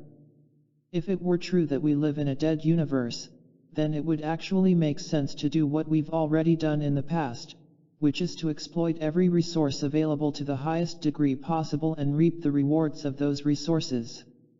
In Elgin's words, we relate to our belief that we're in a non-living universe by taking advantage of that which is dead on behalf of the living. Consumerism and exploitation are natural outcomes of a dead universe perspective. This is how humanity has been living up to now, with rare exceptions. It's no coincidence that Elgin's description of consumerism and exploitation reflects the world that we find ourselves in today. Just as the theory of evolution led us to believe that human life is the result of chance events, we've also been led to think of the universe as a resource that's ours to dominate and exploit. The problem with this mindset is that, ultimately, it has led to the depletion of natural resources, unsustainable forms of food production, and the conflicts over scarce resources that are at the root of so much suffering today. But Elgin believes that we are part of a living system, and that knowing the truth will change how we relate to one another and lead us toward a more sustainable lifestyle of cooperation. The parallels that exist throughout the universe, in every known living system, lend credence to this view. From microbes and neural networks to ecosystems and the behavior of entire populations, all living systems, regardless of their size, show characteristics demonstrating the sharing of energy and information. In support of his theory, Elgin describes how the universe is completely unified and able to communicate with itself instantaneously in non-local ways that transcend the limits of the speed of light, sustained by the flow-through of an unimaginably vast amount of energy, free at its deepest, quantum levels. While Elgin is quick to admit that these traits in and of themselves don't mean that we are part of a living universe, he notes that each fact adds to a growing body of information that supports this theory. By extrapolation, as living beings we are part of this exchange of energy and information. Our existence has a purpose that is greater than paying our bills on time. In a living universe, life has a purpose. In a universe that's alive, it makes sense that living systems would appear often and in many ways. It makes sense because life itself is the force that's driving the system. To discover that we exist as living beings within the context of an even larger living system implies that our lives are about something more than simply being born, enjoying a few years on Earth, and dying. It implies that somewhere, underlying everything we know and see, our lives have purpose. And this is where our story takes us beyond the realm of proven science. As a society, we now find ourselves at a meeting point of two ways of thinking about ourselves and the universe we live in. Elgin's living universe offers us the big picture of life having a purpose from the top down, from the macro scale of the universe itself as a living entity, within which, at the micro scale, the living cells that make up our bodies express themselves. The discoveries that I've shared in this book offer the evidence from the bottom up, from the micro world of mutated DNA yielding more complex expressions of life within the macro context of Elgin's living universe. When we consider the universe as something that's alive, it changes everything. Elgin's words offer a beautiful sense of that perspective. In a living universe, our physical existence is permeated and sustained by an aliveness that is inseparable from the larger universe. Seeing ourselves as part of the unbroken fabric of creation awakens our sense of connection with, and compassion for, the totality of life. We recognize our bodies as precious, biodegradable vehicles for acquiring ever-deepening experiences of aliveness. Herein we may find our answer to the question of life's purpose. The existence of a living universe tells us that we are part of the world around us, and not separate from it, and that our aliveness is part of a greater aliveness. And as the very goal of life in the universe is to grow, change, and perpetuate itself, these are precisely the qualities that we should strive to embrace throughout the course of our time in this world as human beings. Through each experience we face in life, through the satisfactions and the frustrations of every job, through the ecstasy and the heartbreak of each intimate relationship, through the unspeakable joy of bringing a child into this world or the unbearable pain of losing a child, through the choice to take another human life and the ability to save a life, through each war that we create and every time we end a war, in all of these experiences and so many more, we learn to know ourselves better as individuals and as a species. On an unspoken, possibly subconscious level, we may be creating precisely these experiences in order to push ourselves to the very edge of what we believe is true about us and what's possible in life. And each time we push ourselves to our edge and grow, we discover that there's more to know. We get to experience our aliveness and relish it if we choose. This is the very definition of a living universe and our role in it. Our lives and lifetimes are our way of infusing the essence of our unique experience into an already living and extremely diverse entity. Perhaps Ray Bradbury says it best. We are the miracle of force and matter making itself over into imagination and will. Incredible. The life force experimenting with forms. You for one. Me for another. The universe has shouted itself alive. We are one of the shouts.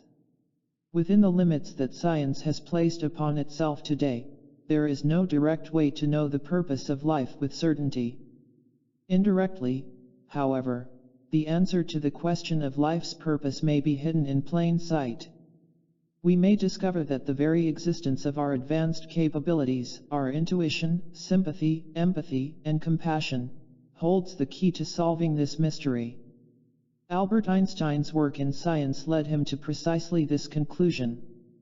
As is the case with so many scientists who strive to unlock the deepest mysteries of our existence, the deeper their discoveries take them, the more they recognize that there's something more to human existence than a sterile and meaningless universe would produce by accident. When Einstein was asked about the meaning of our lives, his response was elegant. I've included a relatively long excerpt of Einstein's thoughts to give context to the answer that I've italicized. A human being is a part of the whole, called by us the universe, a part limited in time and space. He experiences himself, his thoughts and feelings as something separate from the rest, a kind of optical delusion of his consciousness. This delusion is a kind of prison for us, restricting us to our personal desires and to affection for a few persons nearest to us. Our task must be to free ourselves from this prison by widening our circle of compassion to embrace all living creatures and the whole of nature in its beauty. Nobody is able to achieve this completely, but the striving for such achievement is in itself a part of the liberation, and a foundation for inner security, author's emphasis. The beauty of Einstein's statement is that it transcends numbers, statistics, and logic. It's a purely intuitive answer to a serious scientific question. It's also a perfect example of how advances in modern science have carried us to the edge of what science can tell us with certainty. There's a place, an unspoken boundary, where the nuts and bolts of scientific explanation fail when it comes to describing life. They do so because we're more than cells, flesh, and bones. There's a quality to human life that simply cannot be defined in purely scientific terms, as we know science today. And it's that quality that potentially can lead us to comprehend the deepest truths of our existence. For the scientific community to embrace the fact that evolution can no longer be our story, they say, would be like a wrecking ball appearing one day and leveling 150 years of exploration and hard work as well as lifetimes of teaching that the work has created. I can certainly see why some people would think this way. No one wants to see the foundation of his or her life's work demolished. But I can also see something very different happening. As important as science is in the world today, as we push the boundary of scientific knowledge to the very edge of its capacity to define the world, we discover the limit of its capacity to serve us. And this is where science, as we know it today, breaks down. There are qualities of human life that simply cannot be measured and defined. Science can't measure the capacity to love. In some respects we may think too highly of science. We may give too much credit to what we believe science can accomplish. Maybe we've put science and the scientific method on such a high pedestal that we simply assume science either already has the answers, or that it has the potential to solve the deepest mysteries of life, such as our individual life purpose. And if this is the case, it may be because we are asking too much of science when it comes to the question, who are we? The German philosopher Karl Jaspers reminds us of this when he says, "The limits of science have always been the source of bitter disappointment when people expected something from science that it was not able to provide." The bitter disappointment that Jaspers is describing may be precisely the source of the frustration that we see in the scientific community when it comes to reconciling new discoveries with the existing theory of human origins. We may be asking science to do something that it cannot do and was never designed to do. I say this because of the nature of science itself. Science can only tell us how the molecules of our bodies behave now and how they have behaved in the past. But science can't tell us why those molecules appeared to begin with. One of the reasons science is incapable of providing this answer is because scientific information is based upon events that are either observed in nature or duplicated in the laboratory to prove a theory. The fact is that no one living today witnessed the moment when the first human life appeared on Earth. And in the laboratory, the process that would make such an awesome event possible has never been reproduced. Although there are written accounts of human creation linked to religious traditions, made long after the fact, there is no first-hand record of the actual moment of human creation existing today, except for the creation itself, us. If we're going to solve the why of our origin in a living universe, we must look beyond the process of how we've arrived at our place today and instead consider what we've gained from our journey. To do so may not be as difficult as it sounds. The clues that lead us to know if there's a purpose for living may be readily accessible within each of us, where they have always been. They live within each of us in the extraordinary abilities our genetic makeup gives us and in the way our expanded neural network of heart-brain communication empowers us.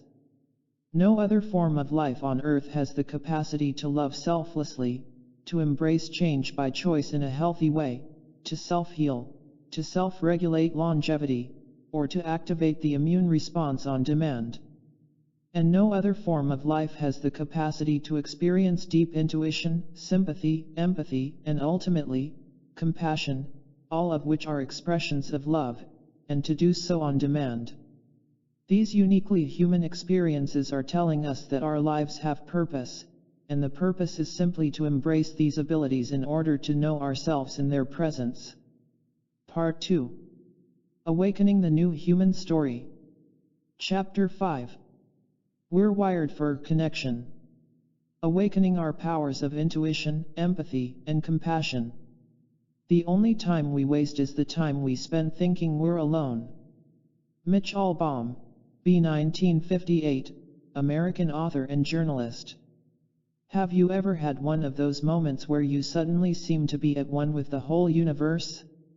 1 minute you're going about the mundane routines of everyday life, and an instant later, you unexpectedly find yourself in complete and total harmony with all life, all people, and the whole world.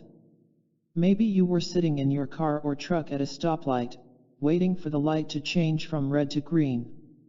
Or maybe you were just staring out your car window as you waited to pick up your children after school. Regardless of the scenario, it's generally when you're not focused on anything in particular that it happens. It's while you're between thoughts and not focused on anything specific that a feeling wells up from deep inside of you. Maybe your body floods with warmth.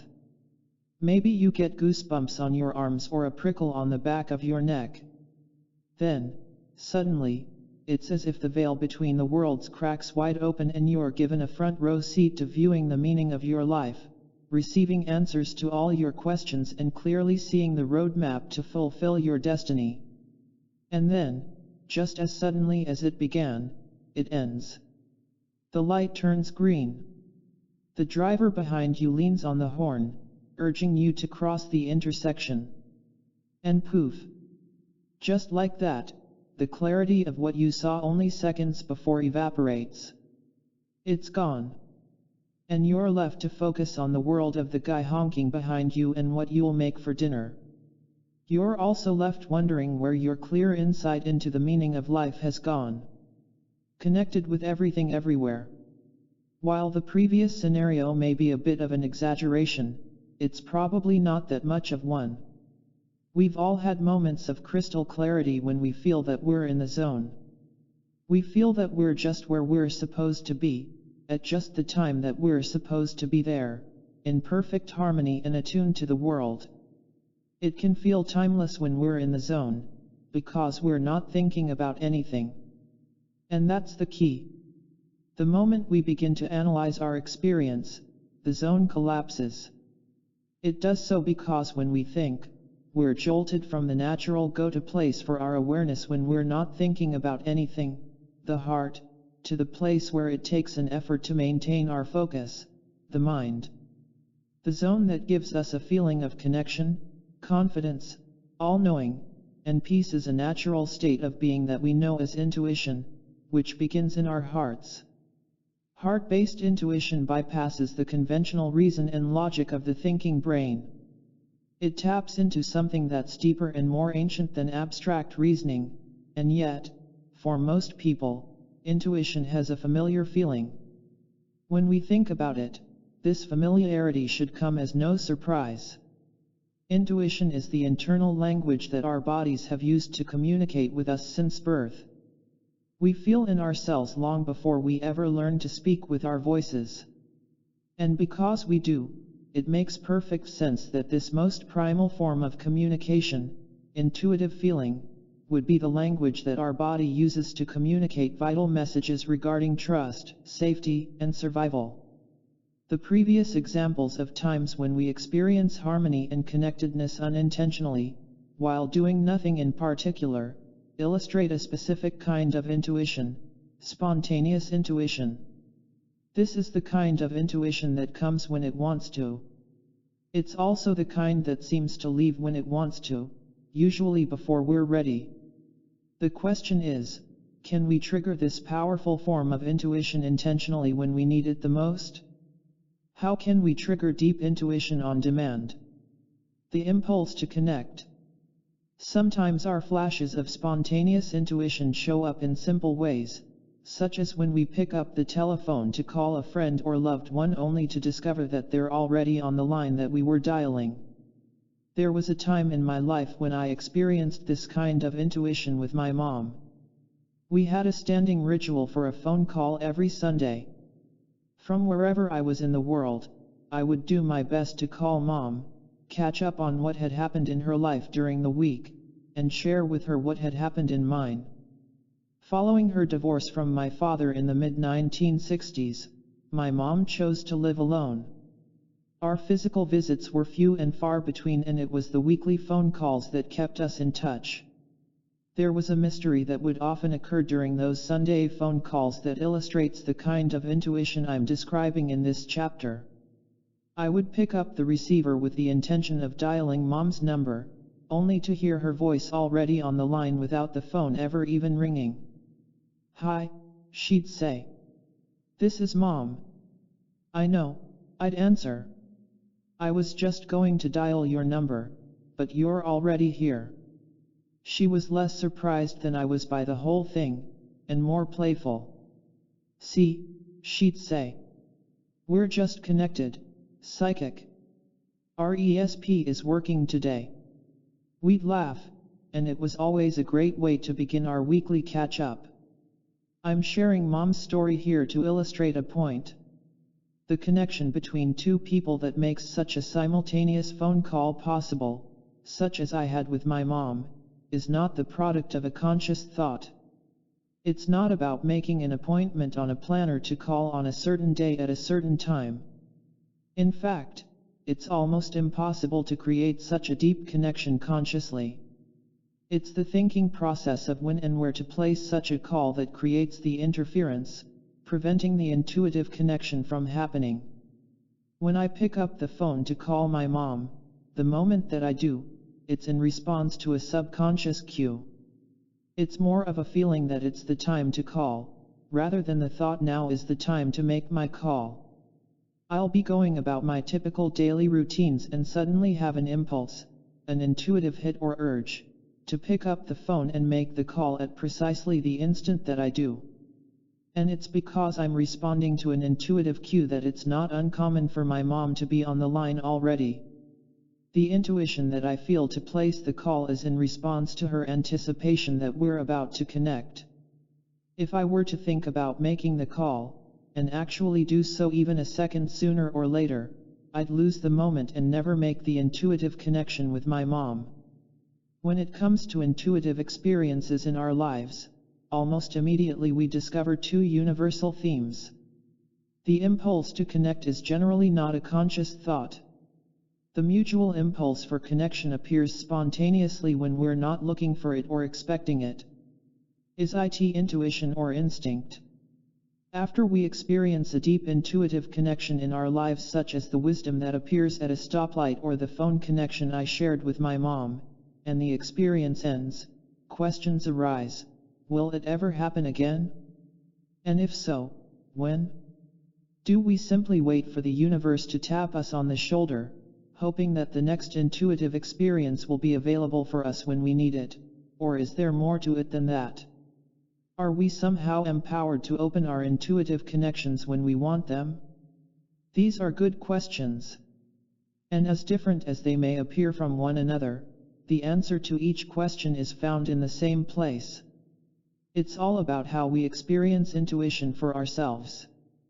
The word intuition itself means different things to different people. So let's begin at the beginning. What is intuition? and how does it show up in our lives? Intuition is direct knowing that results from the way we receive sensual, conscious, and subconscious perceptions. As mentioned previously, the key here is that our intuition isn't based in reasoning. Rather, it's a subconscious assessment of the present moment based upon factors that may include street smarts, personal experience, and our physical senses, as well as instinct, in a way that gives us an awareness that is not thought out logically. Through our intuition, we can draw upon these factors and process them quickly without taking the time to actually think about them. This awareness is sometimes described as the soul's compass, because it helps us know what's right and true for us in a given moment. American author Dean Koontz describes this sense well by stating, "Intuition is seeing with the soul." There is a difference between experiencing intuition and the related phenomenon of instinct. Instinct is nature's way of informing us quickly of what's best for us and how to react in the present moment through responses that are preset or hardwired in our subconscious minds. Our instincts are based upon experiences of the past. And while the past that's informing us can sometimes be our own personal past, it can also include the collective past of our ancestors' response to a similar situation. When something has been experienced many times by many people, it becomes deeply ingrained in the collective psyche. An example of this would be a child's innate fear of being left alone in a grocery store aisle, even if only for a few seconds, while the child's mother or father steps away to grab a can of soup. In the brief instant that children look around and realize their parent is gone, more often than not their response is predictable. It's common for them to cry in distress, or even to scream in terror at the realization that they're suddenly alone. What makes this example so telling is that children may, in fact, be sensing very real dangers, even though they've never had a bad experience in the past to justify their fears. When something like this happens, there's a good chance that the child's fear is based upon instinct. Our instinctive responses are based upon the collective experience of many people, over the course of many generations, who've learned, as in the preceding example, that it's safer to be with others in a familiar environment than to be alone in a strange one. The child's fear is a shared primal instinct for safety and survival kicking in on a subconscious level. Typically, our instincts don't take into account the factors of personal knowledge and experience that can influence a subconscious response. Our instincts may tell us, for example, that we need to lash out and defend ourselves against friends or coworkers that we feel have attacked us through their criticism. Whether we're feeling threatened by the tip of a flint spear from an intruder in our cave 10,000 years ago or experiencing the spear tip of hurtful criticism from someone we know today, the instinct is the same. When we feel attacked, we react quickly and forcefully to defend ourselves. In the same situation, however, intuition may tell us that a softer, measured response is more appropriate. Because our intuition is taking into account additional factors beyond our hardwired instincts, we can respond in a more thoughtful and less hurtful way. An example of this would be our personal history with the person criticizing us, the knowledge that they genuinely care about us, for example, and that what we perceived as a personal attack was really intended as constructive criticism. In such a scenario, the instinct to defend ourselves is still present, but we have the intuitive wisdom to temper our response.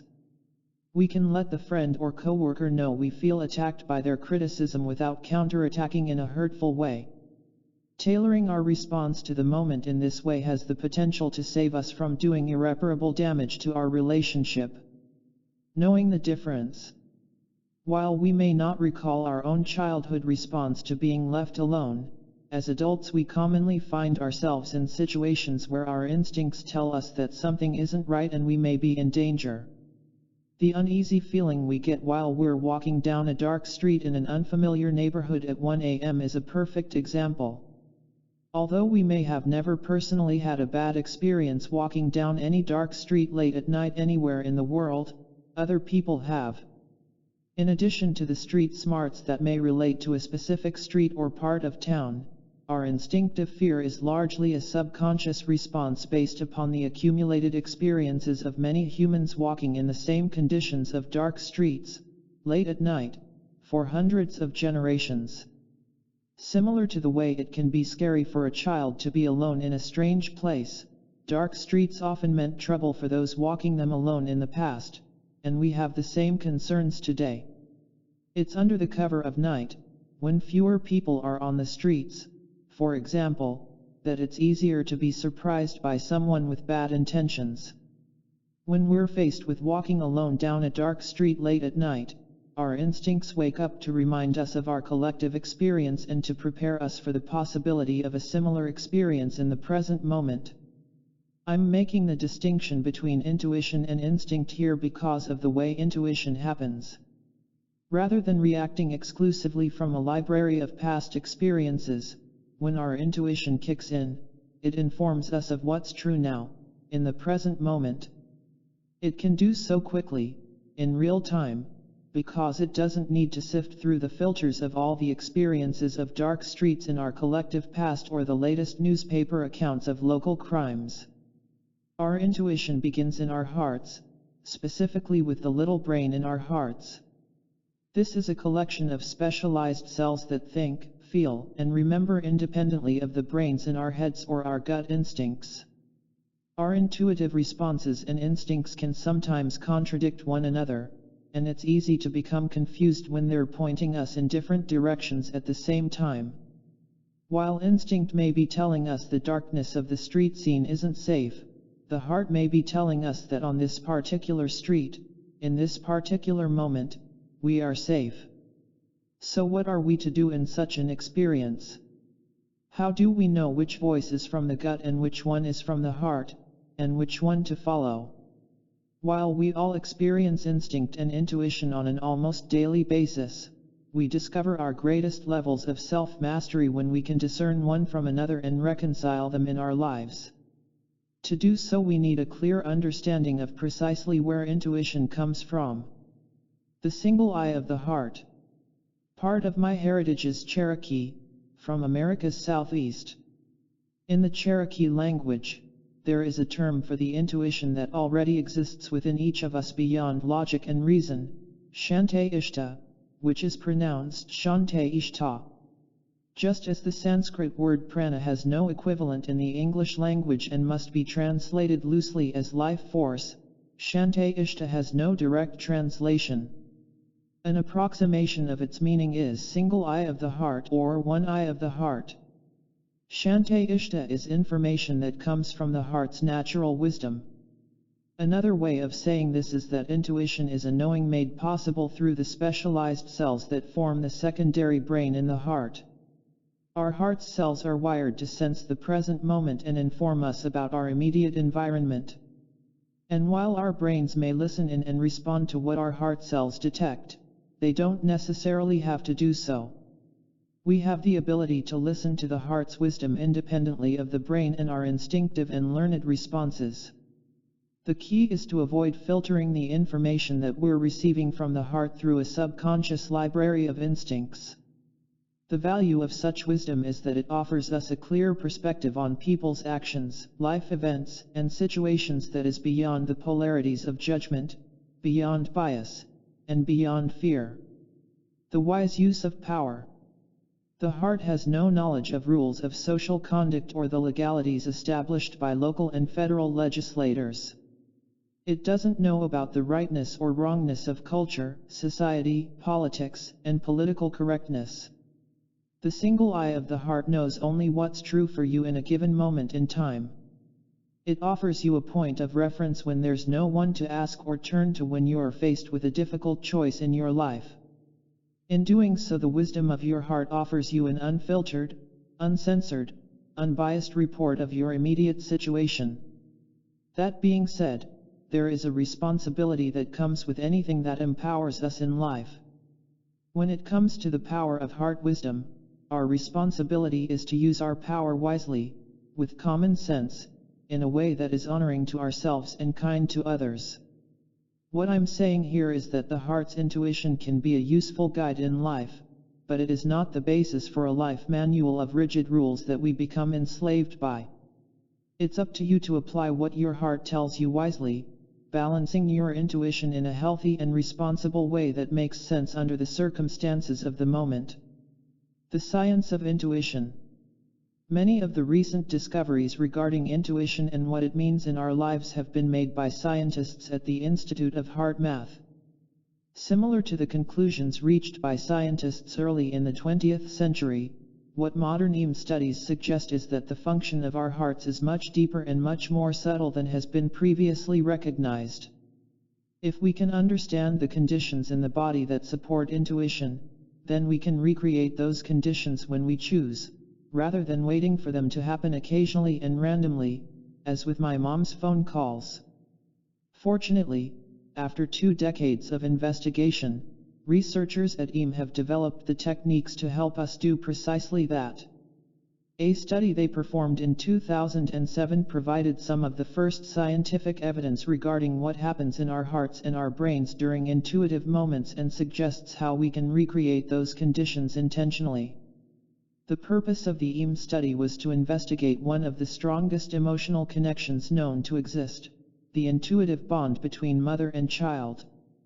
Based upon previous findings showing that signals generated by the heart have the capacity to affect others around us, in this particular study monitors were used to measure both the mother's brain waves, as a conventional EEG, and the baby's heartbeat, as a conventional ECG, sometimes known as an EKG, while the mother held the baby in her lap. The prediction was that the interaction between the electrical fields of the baby's heart and the mother's brain would alert the woman to her baby's needs. At first, the influence of the baby's heartbeat was undetectable in the mother's brain. However, when the mother was asked to shift her attention and focus specifically upon her baby, the wave pattern in her brain changed in a profound and unexpected way. When the mother focused her attention on her baby, the heartbeat of her baby was mirrored within her brain waves. The study concluded that the intentional act of shifting her awareness to her baby made the mother more sensitive and attuned to the electromagnetic signals of her baby's heart. While this study has meaning for many areas of our lives, the reason I'm sharing it here is best summarized in the words of the scientists themselves. These findings have intriguing implications, suggesting that a mother in a psychophysiologically coherent state became more sensitive to the subtle electromagnetic information encoded in the electromagnetic signals of her infant. Coherence can be defined as an energetic harmony that is established as an electrical signal between 2 organs in the body, in this case, between the mother's heart and her brain. Continuing studies by EM and other research institutions now suggest that the kind of intuitive connection demonstrated by the mother and her baby can be expanded to include our ability to attune our brain waves to the subtle energy fields of other people for reasons that range from emotionally supportive and healing prayer to informational connections, regardless of the distance between us and them. Perhaps not surprisingly, the results of the study parallel what used to happen between my mother and me during our Sunday afternoon phone calls. They also help explain how a mother who has a son or daughter serving in a military combat zone half a world away could be attuned to what's happening in her child's life, like Kay Young was to events occurring in the life of her son, Ronald. Real-world intuition. In 2003, Ronald Young, Jr., was a chief warrant officer in the U.S. Army serving with the 4th Brigade, 1st Cavalry Division, based out of Fort Hood, Texas. It was on a Sunday evening that his mother had a feeling, an intuitive sense, that her son was in trouble. At the time he was piloting an Apache helicopter on a military mission southwest of Baghdad in Iraq. In Kay's words, "I just had a mother's feeling, I felt like Ron was there with me. I felt like he put his arms around me." Not long after Kay's private premonition, her fears were confirmed. Military officials paid a visit to the family home and informed Kay and other family members that Ron's helicopter had gone down the previous evening in the city of Karbala. Information was sparse, and Ron's whereabouts were unknown. He was listed by the Army as missing in action. When she heard the official confirmation that Ron was missing, Kay recalls that she immediately screamed, "I knew it! I knew it! I knew it!" And she did know it. While she may not have known the specifics of what happened, she knew, because her intuition had already informed her, that her son was in trouble. It was only through a television report shown in the United Arab Emirates capital of Abu Dhabi that the family learned of Ron's fate. He and another pilot were shown alive and in captivity. In the film they were talking with someone who could not be seen on the camera. And although they were prisoners of war, they appeared to be in reasonably good condition. Fortunately, there's a happy ending to this story. Ronald Young was freed from captivity in a daring rescue performed by U.S. Marines in April 2003. Rescued along with Young was the other pilot of his helicopter, David S. Williams, and 5 other POWs from the 507th Maintenance Company. The intuitive connection that Kay Young had with her son gave her insight into her son's experience before anything was known officially. It's a powerful example of how important information about our loved ones can appear spontaneously in our everyday lives. Intuition on demand. In the previous examples, the intuitive connection between people occurred spontaneously. They did nothing special in their lives to consciously initiate the experience. It just seemed to happen. It is common to experience this kind of intuition with people with whom we have strong emotional ties, because what happens in their lives is significant to our lives, as well. The technical name for this intuitive experience is psychophysical coherence, often shortened simply to coherence. Now, although it can be a beautiful experience to have a deep connection with another person, when it's a spontaneous experience, it is difficult to rely on it to guide us in the moments that we need it the most, because we never know when or if the experience is going to happen again. If we're just sitting somewhere waiting for the veils to drop and the universe to show us the right medical decision to make, the right job offer to accept, the best moment to end a relationship, or whether or not we should make a phone call to a friend we're concerned about, we may find ourselves waiting for a really long time. The reason is that spontaneous intuition is just that, spontaneous. It happens when it wants to, not always when we need it. This is where intuition on demand comes in. Just as it's possible to turn on our televisions and tune into a box office hit movie in our own homes on the day and the time that we choose, we also can create coherence between our brains and hearts and trigger the deepest possible states of intuition when we choose. It's our ability to trigger our deep intuition consciously and intentionally that awakens the wisdom of the heart that may have formerly seemed sporadic and elusive in the past. When we think about the connection between Kay and her son in Iraq, we begin to glimpse the untapped potential of such ability in our lives. That potential is available for us in our everyday lives. And typically it's in the throes of what everyday life presents to us that we need our intuition the most. Deciding whether or not to go forward with leading a group into Egypt in the late 1990s is a perfect example of the kind of question that has no clear answer. It's also a perfect example of a time when the intuitive guidance of the heart was clear, direct, and accurate. A life or death decision made in the heart. In November 1997, I was scheduled to take a tour group into Egypt. This was part of an annually scheduled pilgrimage I had led since 1992. To say that traveling Egypt is an amazing journey would be an understatement. It's beyond amazing.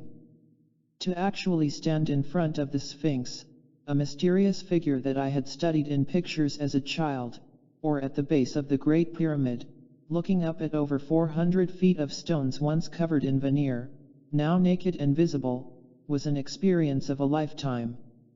And I was under contract to lead a multinational group into the Egyptian desert to have precisely these sorts of experiences.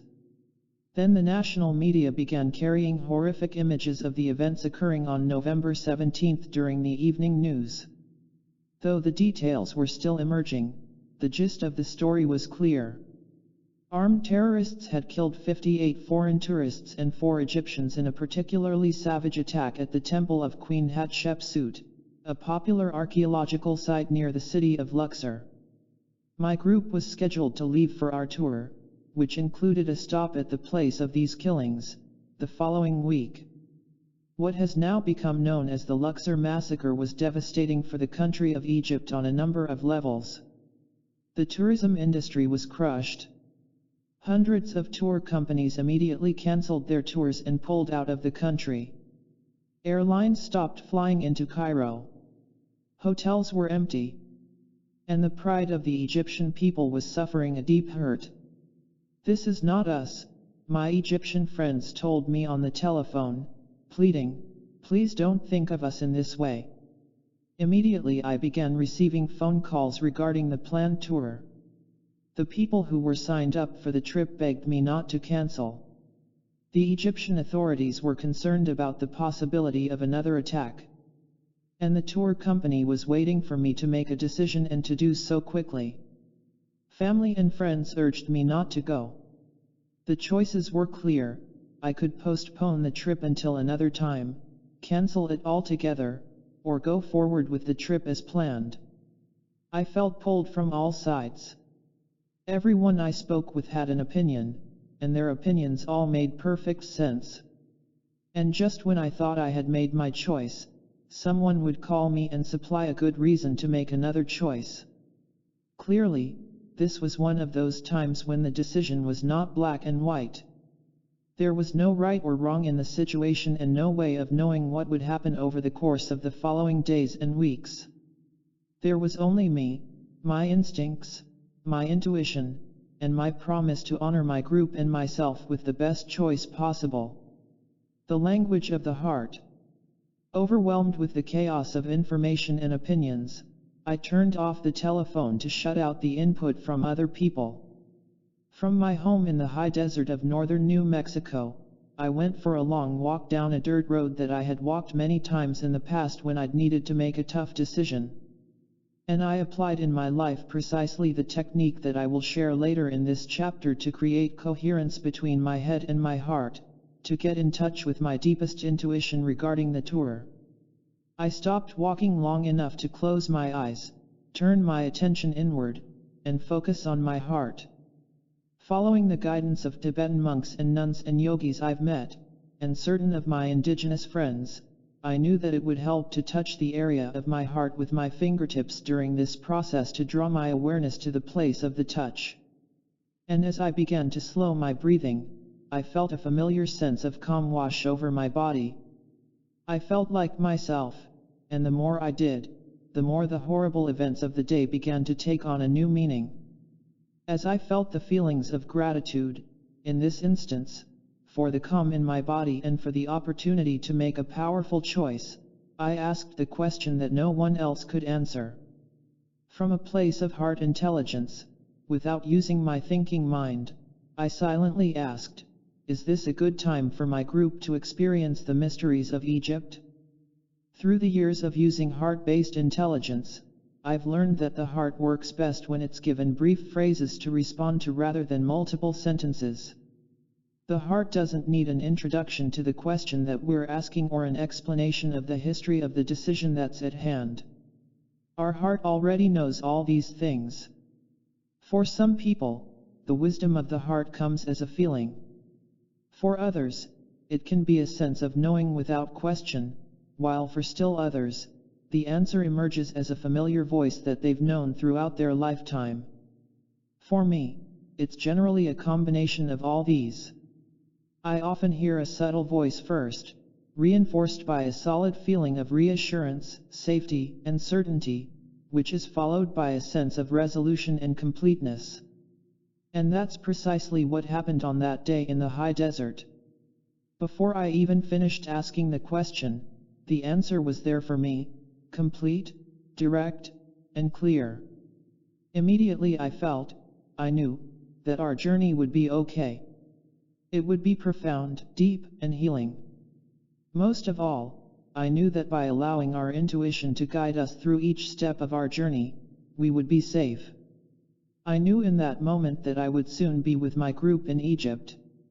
I want to be absolutely clear here about what I'm saying. My decision to go forward with the trip was based upon the sensory impressions that I received as the result of a methodical and science-based process. It was not made from a sense of hope that everything would go according to plan or by simply trusting that all would be well. While this kind of trust is perfect for some situations, when it comes to the lives and safety of a tour group, the decision needs to be based on something more. For me, that something was the wisdom of deep intuition. The steps that I applied to trigger my deep intuition also happened to parallel a process that other people sometimes use in a less structured way, but with similar results. The value of accessing heart intelligence is that it becomes possible to ask our questions with no attachment to the outcome, through Shante Ishta, the single eye of the heart.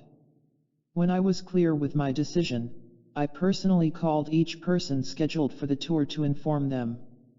All of them, regardless of age or nationality, told me they trusted me to go forward with the trip, but only if I felt it was safe to do so, which I did.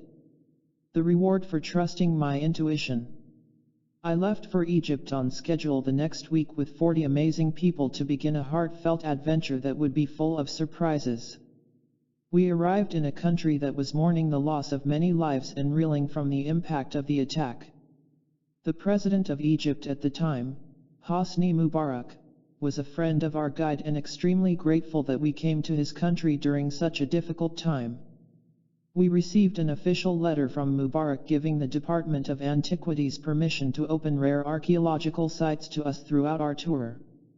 Some of the sites, we later discovered, had not been opened to the public since they were first excavated in the late 1800s, and they have not been opened again since our tour. Needless to say, the journey was awe-inspiring, and the bonds between members of our group and the Egyptian people with whom they forged friendships have lasted to this very day.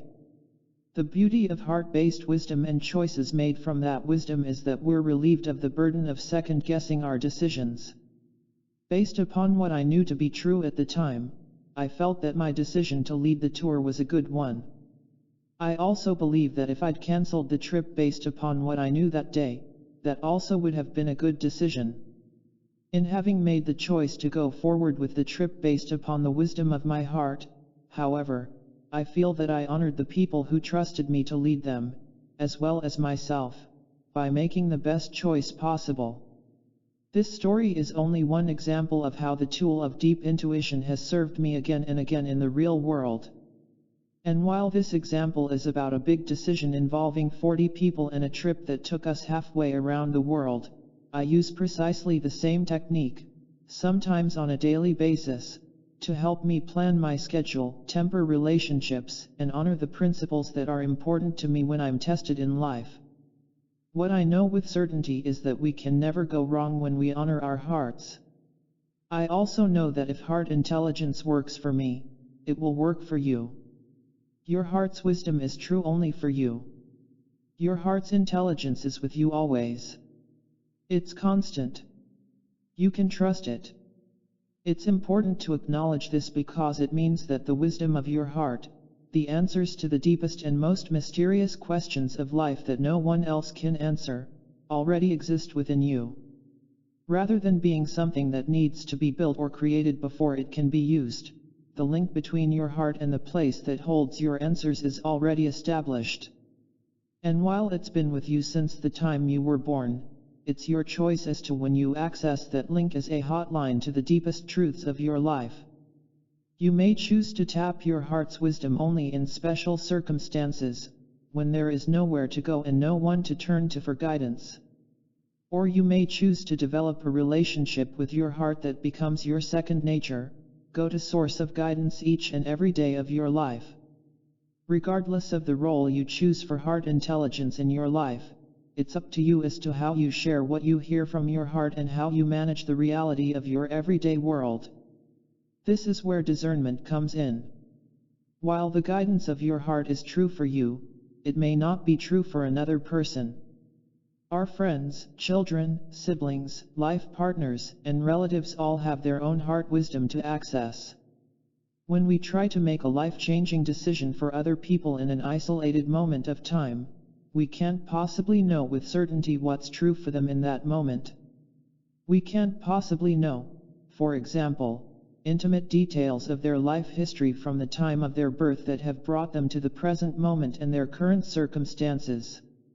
And because we cannot know these things with certainty, we can't anticipate how the well-intentioned sharing of our wisdom will affect the experience of another person. I'm mentioning this now just as a point of consideration. When you find yourself wondering if you should share what your heart has revealed to you, as a guideline I recommend asking the following 3 questions. 1. What is my intention in sharing what I've discovered? 2. Who will benefit if I share this information? Or more specifically, how will X benefit if I share this information?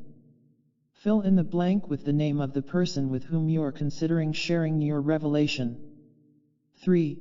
Who may be hurt by my choice to share this information? The key to using these questions is to be absolutely clear with yourself about the very first question. To be conscious of your intention is the foundation of your personal responsibility. With your intention firmly in place, it becomes easy to evaluate your answers to the next 2 questions to see if they honor your stated intention. Whether they do or don't, through this simple process you will find the answer to your question about the appropriateness of sharing your deep knowing. With these ideas in mind, let's discuss how to apply the steps of coherence to access the intelligence and guidance of your heart. Asking your heart a question. Now that I've described the role of the heart in accessing deep intuition, I'd like to take this opportunity to share a proven technique that allows you to access its wisdom, as well. And I want this exercise to be personal, so I will offer this section as if I'm speaking to you directly while you are sitting with me in my living room. This exercise is one of those places where science and spirituality overlap beautifully. While science can describe the close relationship between the heart and the brain, the ancient spiritual practices and self-mastery techniques that have helped people rely on this relationship for thousands of years do so without needing a scientific explanation. It's probably no coincidence that the rigorous scientific techniques developed by the researchers at the Institute of Heart Math closely parallel some of the techniques preserved in the monasteries of ancient traditions or by indigenous spiritual practitioners. We all learn in different ways, and my sense is that when something is true, it appears in the world in different forms to reflect the variations in our learning. With this idea in mind, I've chosen to share the following technique, with permission, because it's safe, it's based upon well-researched science that validates the steps, and it has been simplified in a way that makes it accessible and easy to use in our everyday lives. As with any technique that's passed from teacher to student, however, the steps for creating heart-brain coherence are best experienced with a seasoned practitioner to facilitate the process.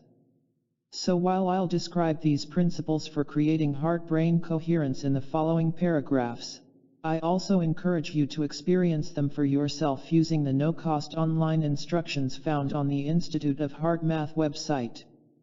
The technique to create heart-brain coherence is appropriately called the Quick Coherence Registered Trademark Technique and has been refined by the Institute of Heart Math into the first 3 simple steps described below. Independently, each step sends a signal to the body that a specific shift has been put into motion. Combined, the steps create an experience that takes us back to a natural harmony that existed in our bodies earlier in life, before we began to disconnect our heart-brain network through our conditioning. Steps 4 and 5, where we access our heart's wisdom, build upon the coherence created in steps 1 through 3. 5 steps to ask your heart a question. The steps to create quick coherence for accessing your heart's intelligence are as follows. Step 1. Create heart focus. Action. Allow your awareness to move from your mind to the area of your heart. Result. This sends a signal to your heart that a shift has taken place. you are no longer engaged in the world around you and are now becoming aware of the world within you. Step 2. Slow your breathing. Action. Begin to breathe a little more slowly than usual. Take approximately 5 to 6 seconds to inhale, and use the same pace as you exhale. Result: this simple step sends a second signal to your body that you are safe and in a place that supports your process. Deep, slow breathing has long been known to stimulate the relaxation response of the nervous system, aka the parasympathetic response. Step 3. Feel a rejuvenating feeling. Action. To the best of your ability, feel a genuine sense of care, appreciation, gratitude, or compassion for anything or anyone. The key to success here is that your feeling be as sincere and heartfelt as possible. Result: the quality of this feeling fine-tunes and optimizes the coherence between your heart and your brain. While everyone is capable of evoking a feeling for this step, it's one of those processes that you may need to experiment with to find what works best for you. With the successful completion of Step 3, the connection linking the heart and brain, and resulting in heart-brain coherence, has been established. At this point, the heart and brain are in communication through the neural network that connects them. While this is technically the completion of the quick coherence registered trademark technique itself, it's also a beginning step in other processes. We may use the coherence we've created to access deeper states of awareness, including the deep intuition described in this chapter. It's from a state of heart-brain coherence that we may access our deep intuition and receive the guidance of our heart's intelligence. Steps 4 and 5 below detail a procedure to do just that. Step 4. Ask your heart a question. Action. The previous 3 steps create the harmony between your brain and your heart that enables you to tap into your heart's intelligence. As you continue to breathe and hold the focus in your heart, it is time to ask your question. Heart intelligence generally works best when the questions are brief and to the point. Remember, your heart doesn't need a preface or the history of a situation before the question. Ask your question silently, as a single concise sentence, and then allow your heart to respond in a way that works for you. Result: your intuition opens up and you begin a dialogue. I'm often asked to interpret the symbols that show up in people's dreams or the meaning of an experience that they've had in their lives. While it's possible for me to offer an opinion, it's just that. It's my sense of what the image or experience may mean in their life. The truth is that I can't possibly know what another person's dream or experience means for them. It's also true that they can. The key to being successful at dialoguing with your heart is this: if you are empowered enough to have the experience, then you are empowered to know for yourself what your experience means. While I don't want to influence your questioning process, an example is sometimes helpful. A mysterious dream is the perfect opportunity to apply heart wisdom to a real-world situation. From the heart-brain coherence established in the previous 3 steps, simply ask the following kind of questions, filling in the blank with the names of the people, symbols, or identities of what you are asking about. These are example formats only. You can choose one that fits for you or create your own using one of the following as a template. From the place of my heart's deepest knowing, I ask to be shown the significance of X in my dream. From the single eye of my heart that knows only my truth, I ask for the meaning of the X that I saw in my dream. Please help me to understand the significance of X in my life. Step 5. Listen for an answer. Action. Become aware of how your body feels immediately as you are asking your question in Step 4. Make a note of any sensations, such as warmth, tingling, or ringing of the ears, and emotions that may arise.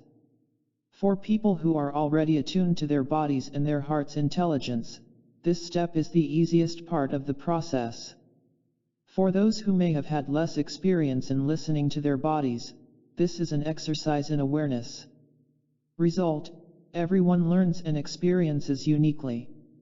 There is no correct or incorrect way of receiving your heart's wisdom.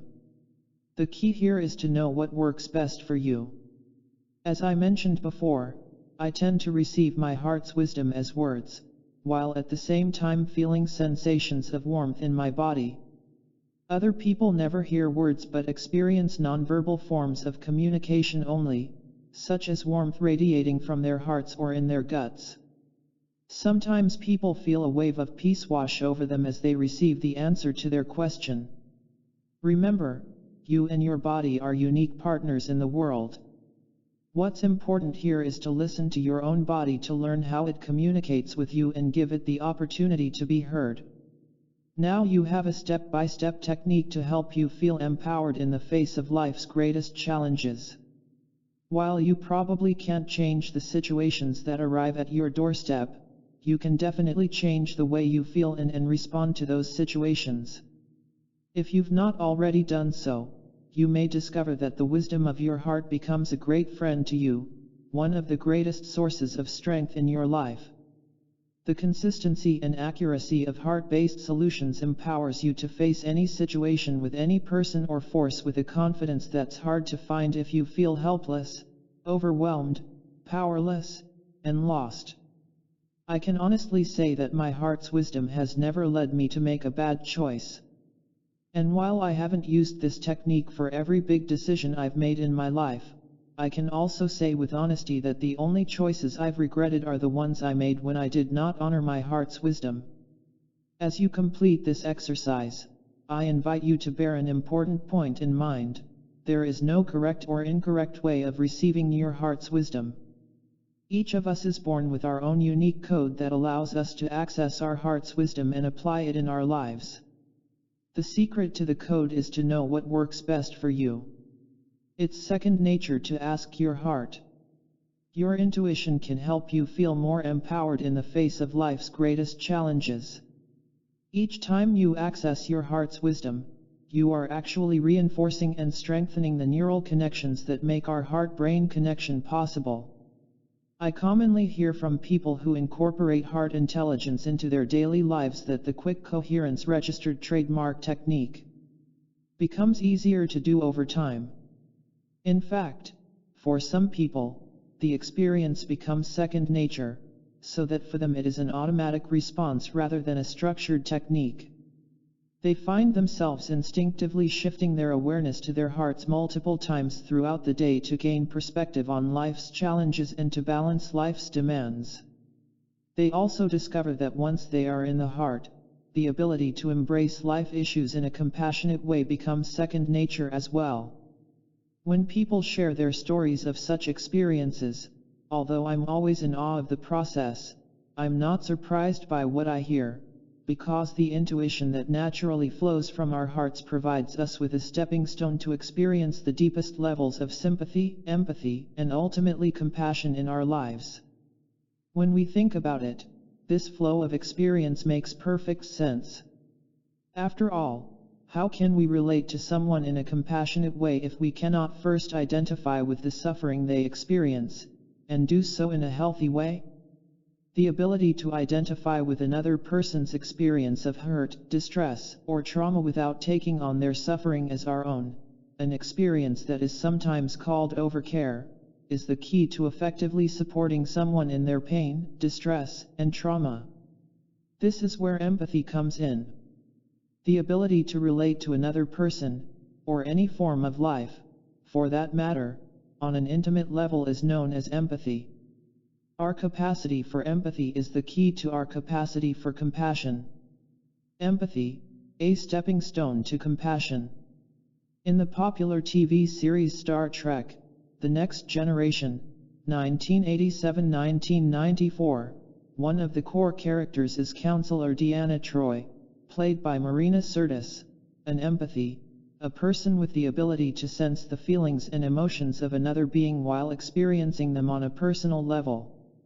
Knowing that the stated mission of their futuristic journey through the universe is to explore strange new worlds, to seek out new life and new civilizations, and to boldly go where no one has gone before, it makes perfect sense to have a skilled empathy as an integral part of the ship's crew.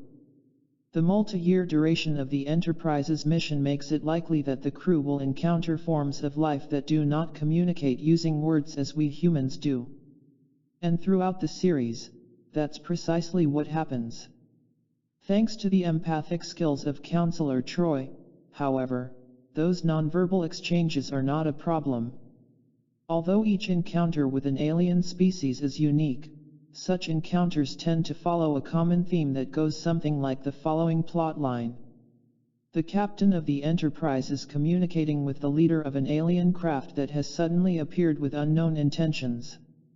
While the leader of the dark ship says to the captain, "We come in peace," with his words, Counselor Troy is sensing another intention nonverbally. As an empathy, she feels that something dangerous lies beneath the exchange between the two leaders. So while the Enterprise's captain is listening to the alien, Counselor Troy is whispering what she senses into the captain's ear, such as, "They want to destroy us." In this instance, it's easy to see why the counselor role is so valuable for the mission of the Enterprise. Although the TV series is science fiction, the empathic abilities of Counselor Troy are not. They're real, and we each experience them to a greater or lesser degree in our daily lives, often without even realizing what we're experiencing. So what is empathy? How is it related to sympathy? And how may we experience both in a healthy way? Both empathy and sympathy are forms of intuition, and the words that describe these states share a common origin in the Greek language. They come from the root word pathos, which means feeling. This is where knowing a little Greek offers us a clear distinction between their meanings. The Greek prefix sim in sympathy means with. The prefix em in empathy means within. From translating these simple prefixes, the difference becomes clear. To have sympathy means to identify with others in their hurt or suffering. When we're sympathetic, we say that we feel for the plight or the loss of another person. When friends or family members experience the death of a loved one, for example, we send sympathy cards to let them know that we are acknowledging their loss and sense what it must mean to them. When we're sympathetic toward other beings, we're observers, longing to stand with them and support them in their experience. We sometimes say that we can only imagine what such a loss may feel like. And when we say this, our statement is completely accurate. Because the loss we're sympathizing with is not ours directly, we are left to identify with our loved ones hurt by drawing upon memories of our own experiences to approximate what they must be feeling. Sympathy is the first step to achieving empathy. When we experience empathy for others, we go beyond sympathy. We begin to close the gap between acknowledging someone else's suffering from a distance and feeling their suffering ourselves. We place ourselves perceptually and emotionally in their situation to experience what they are experiencing. In doing so, we identify more closely, in an even more profound way, with the suffering of others. Both sympathy and empathy are precursors of compassion. We must first experience empathy for another person's suffering before we can become compassionate in the way we respond to them. Just to be clear, however, having empathy in a situation doesn't necessarily mean that we will become compassionate. It's possible to have empathy for another person's experience without that empathy leading to compassion. To be a compassionate person is a choice. And when we make such a choice, our experience carries us to a deeper level of experience. In compassion, we become involved. We actually do something in an attempt to alleviate the suffering of one or more others. And while we hope our actions will ultimately contribute in some way to alleviating the suffering of others, the goal of compassion is less about the outcome itself and more about us and how we are changed in the presence of a compassionate choice. Once our lives reflect the compassion that we choose, it's then that the compassion we've become can be reflected in everything we do. For centuries, the great spiritual masters have reminded us that a compassionate response to our world begins with us and lives in the way we relate to the world. From this perspective, we can say that compassion is a powerful inner technology, an advanced form of intuition that gives us the power to create sustainable solutions from a very personal level. Any doubt I originally had regarding the power of compassion in our lives disappeared after I had the opportunity to spend time with Tibetans who had been steeped in the traditions of compassion from an early age. Meeting with the abbot. On an icy high-altitude morning in the spring of 1998, I found myself living a reality that I'd dreamed about for as long as I could remember. I was leading a combined research trip and pilgrimage into one of the most magnificent, pristine, remote, and absolutely beautiful places remaining on Earth, the rugged Tibetan Plateau, a place where Buddhist monasteries have survived the harsh elements of time for over 1,500 years. On the 16th day of the trip, I found myself seated along with a few members of my group in the cramped quarters of a tiny chapel hidden deep within the massive walls of the ancient monastery we were visiting that day. Surrounded by Buddhist altars and faded thangkas, intricately brocaded tapestries that preserve the great teachings of the past, which were barely visible in the dim light, we sat face to face with the highest-ranking religious leader of the monastery, the elder abbot. Through the skills of our translator, we were given a private audience with this lifelong student of meditation and compassion. During the hour or so of this intimate encounter, I had the opportunity to ask questions about Tibetan traditions, beliefs, and the deepest mysteries of life. My questions were direct and to the point, and the abbot clearly enjoyed the opportunity to vary his daily routine with our meeting. So much so, in fact, that he even resisted the urging from his assistants who were trying to help him leave us to go to another appointment. I'm sharing this story because it was the trust and friendship from this initial meeting that paved the way for a second meeting in a different chapel of the same monastery 7 years later. In 2005, I had the opportunity to revisit the monasteries of the Tibetan Plateau. This time I was with another group of researchers and pilgrims, and our trip lasted a total of 18 days. When we returned to the monastery that I'd visited previously, we learned that the elder abbot who had been so generous with his time in 1998 was no longer there. He had died. Although we never learned the details of when or how he'd passed, the monks left no doubt in our minds that he was no longer in this world. Clearly, however, the friendships that we'd established 7 years earlier had left a mark of goodwill among those who had been assistants to the elder abbot and among other monks still living in the monastery. So even though we'd never met the new, younger leader, only in his late 80s, who had replaced the elder, our goodwill and strong relationships preceded us. When the new abbot heard that our group had returned, we were welcomed warmly and allowed another opportunity to continue the deep conversation that began 7 years before. The force that connects all things. On another frosty Tibetan morning, this time in a different chapel of the same monastery, we found ourselves seated with the new abbot. Only minutes before, we'd been led through a meandering, stone-lined passageway that led to this tiny, cold, and dimly lit room. As we waited for the abbot to meet us, I remember thinking to myself that we could only imagine the conversations, teachings, and initiation processes that had occurred in the very place we found ourselves that morning. In the distance, I heard the faint sound of leather sandals slapping against the cold stone floors.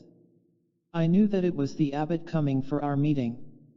As the sound grew louder, I could feel the growing anticipation in the room with the realization that our meeting, though delayed, was really going to happen. The abbot pushed aside the heavy tapestry that hung in the doorway to keep the cold air out, or to keep the warmer air in the room. With a huge grin, he touched the thumb of his right hand to his heart, fingers together and pointing toward the sky, in a half-prayer mudra, while the other hand held onto his robes as he glided across the room. Following the formalities of introductions and the blessing of the katas, ceremonial white silk scarves that each person who meets him traditionally offers him for blessing, the abbot signaled that he was available for questions. It was here, nestled in the silence of the ancient monastery, that I asked a question regarding the topic of the book I was writing at the time, The Divine Matrix. In your tradition, I began, what is the force that connects us with other people, our world, and all things? What is the conduit that carries our prayers beyond our bodies and the stuff that holds the universe together? With the smile that never left his face, the abbot held eye contact with me as our translator repeated my question in Tibetan. What happened next came as a surprise to me and the others in the room. Immediately the two men, the abbot and his translator, began a loud and lively exchange with animated gestures and enthusiastic emphasis that began to sound like a Tibetan shouting match. While my Tibetan is terrible and I couldn't understand a single word that either man was saying, the nature of the conversation seemed obvious. They were struggling with the meaning of my question and where it fit into the abbot's teachings. He was accustomed to answering such questions from familiar students who had already studied with him and had years of training that would prepare them for such a conversation. But the abbot didn't know me. He had no idea of my background, my traditions, or my spiritual experience, and he simply didn't know where and how to begin his answer. Answering me as he might answer a lifelong monk would be like parents telling a young child where babies come from without the child first having the benefit of knowing about the biology of intimate human relations. While such a question could be answered, for the child the answer wouldn't make sense without the prior knowledge. In a similar way, the abbot knew he could answer my question regarding the force that connects all things. What he didn't know is if I would understand his answer. A force of nature, a human experience, or both. Suddenly the room became quiet. Everyone stopped talking and the abbot lifted his gaze upward to the thankas that covered the chapel walls. After inhaling deeply the cool, thin air, he answered my question in a way that was both surprising and unexpected. He looked at me and simply spoke one Tibetan word. Instinctively I glanced to the translator. What did he just say? I asked. It was only one word. I wasn't prepared for what I heard next from my translator. Compassion, he said. The Geshe says that compassion is the answer to your question. Compassion is what connects us to every creature and to all things. The reason I was surprised by the answer is because in my experience, compassion had been taught as an experience and a practice. We feel compassion for ourselves and for others who are facing difficult life circumstances. We also experience compassion as a practice in our daily lives. If I understood the abbot's answer correctly, he was now telling us that compassion is more than a feeling, it's a force of nature. I had never heard compassion referred to as a physical force. Yet this single word was his answer to my question, what connects us with our world? And this apparent contradiction was the source of my next question. How can that be? I asked the translator, looking for clarity in what I was hearing. Is he telling us that compassion is a force of nature that connects all things, or is he telling us that it's a human emotion that we experience?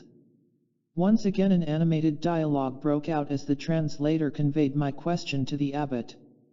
Once again, the abbot broke his connection with my eyes, took a deep breath, looked toward the translator, and answered my question with a single word. Yes, he said in Tibetan. That was his answer. It was also the end of our exchange. Following nearly 10 minutes of a bantering dialogue involving the deepest elements of Tibetan Buddhism, all that I got to take away with me was the Tibetan word for compassion.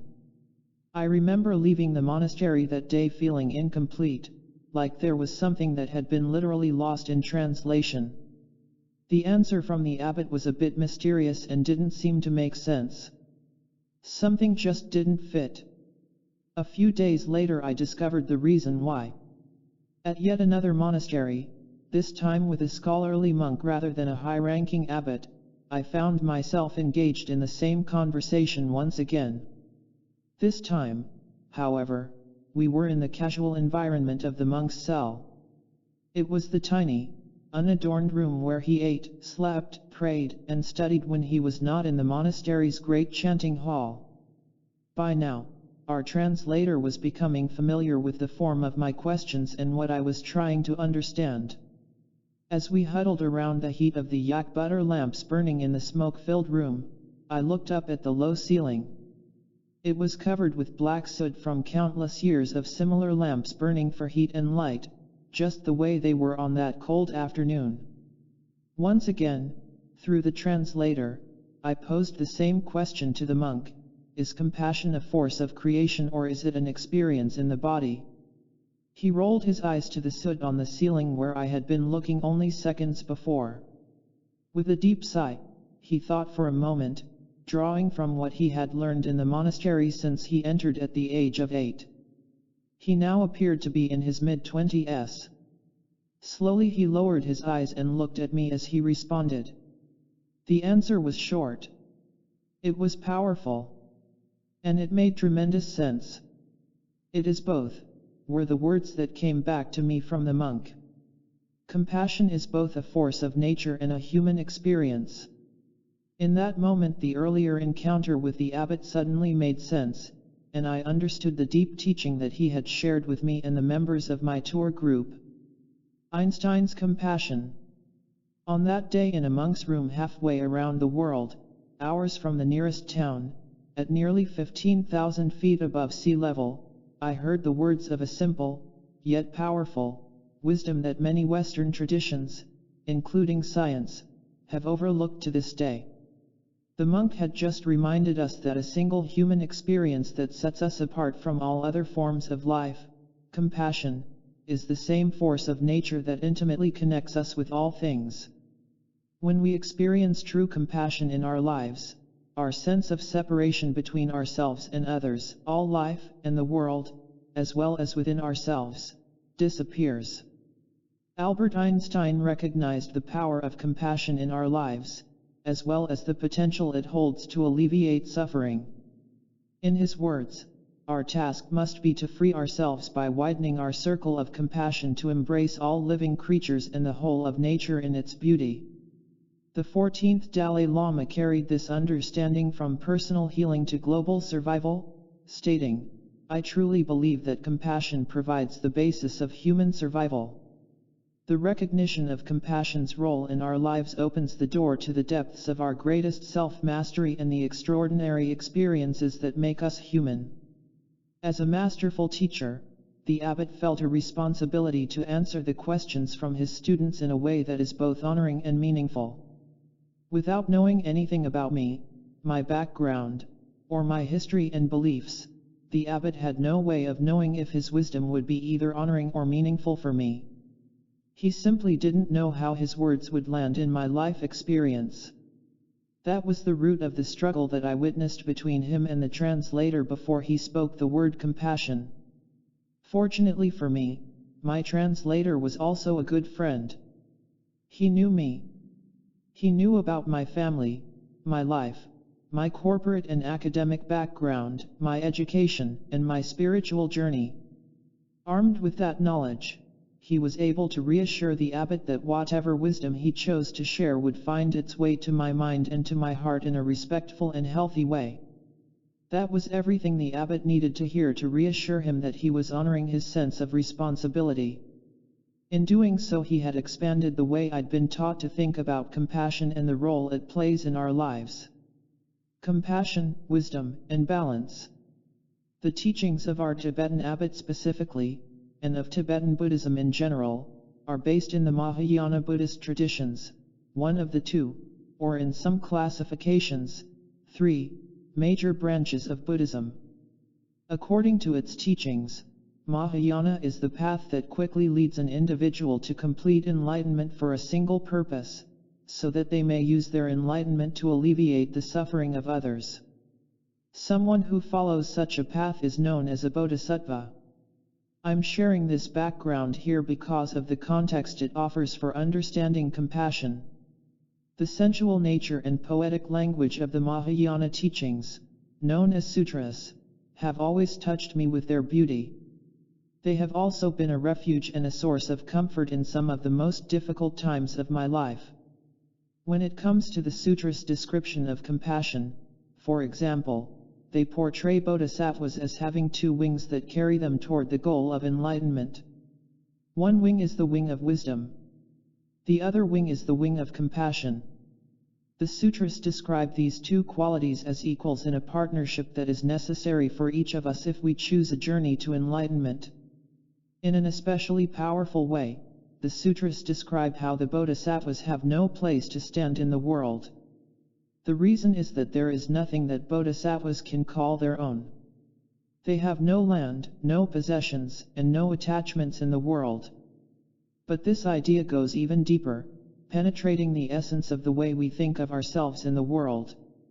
This deeper layer of the bodhisattva is best described in the words of Buddhist scholar Joanna Macy, Ph.D., "Nor is there a solid self, or an unchanging identity, or any security, as we understand security," she says.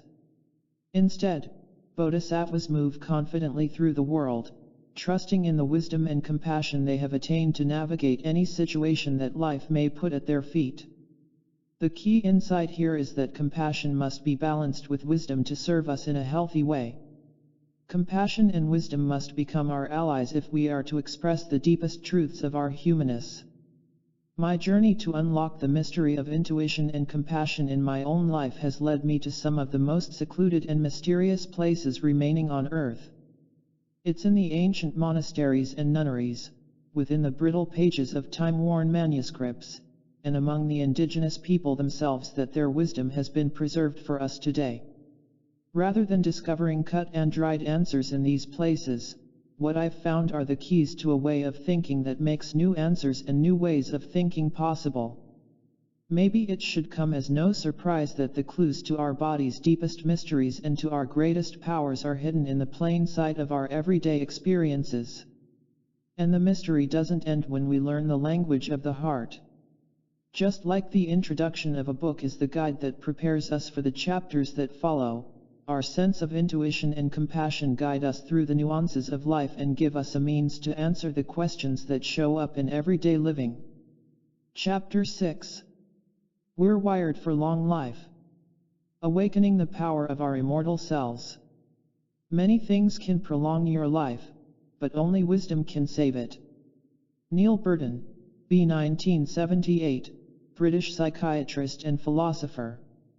From the moment we're born, we begin to die.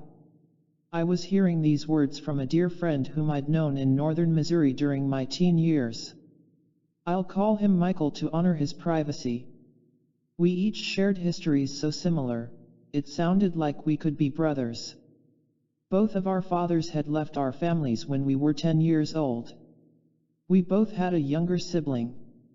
We both found ourselves living in the same low-income government-subsidized housing and walking to the same school and the same classes each morning. And we'd both turned to music to help us cope with the turbulent world of broken homes that we found ourselves in, with me as a guitarist and Michael as a drummer. The year was 1968 and together we'd witnessed on live television the aftermath of the assassinations of Martin Luther King, Jr., and then Robert Kennedy barely 2 months later, along with the horrors of the killing of protesters at the South Carolina State University campus and police brutality during anti-Vietnam riots during the Democratic National Convention in Chicago.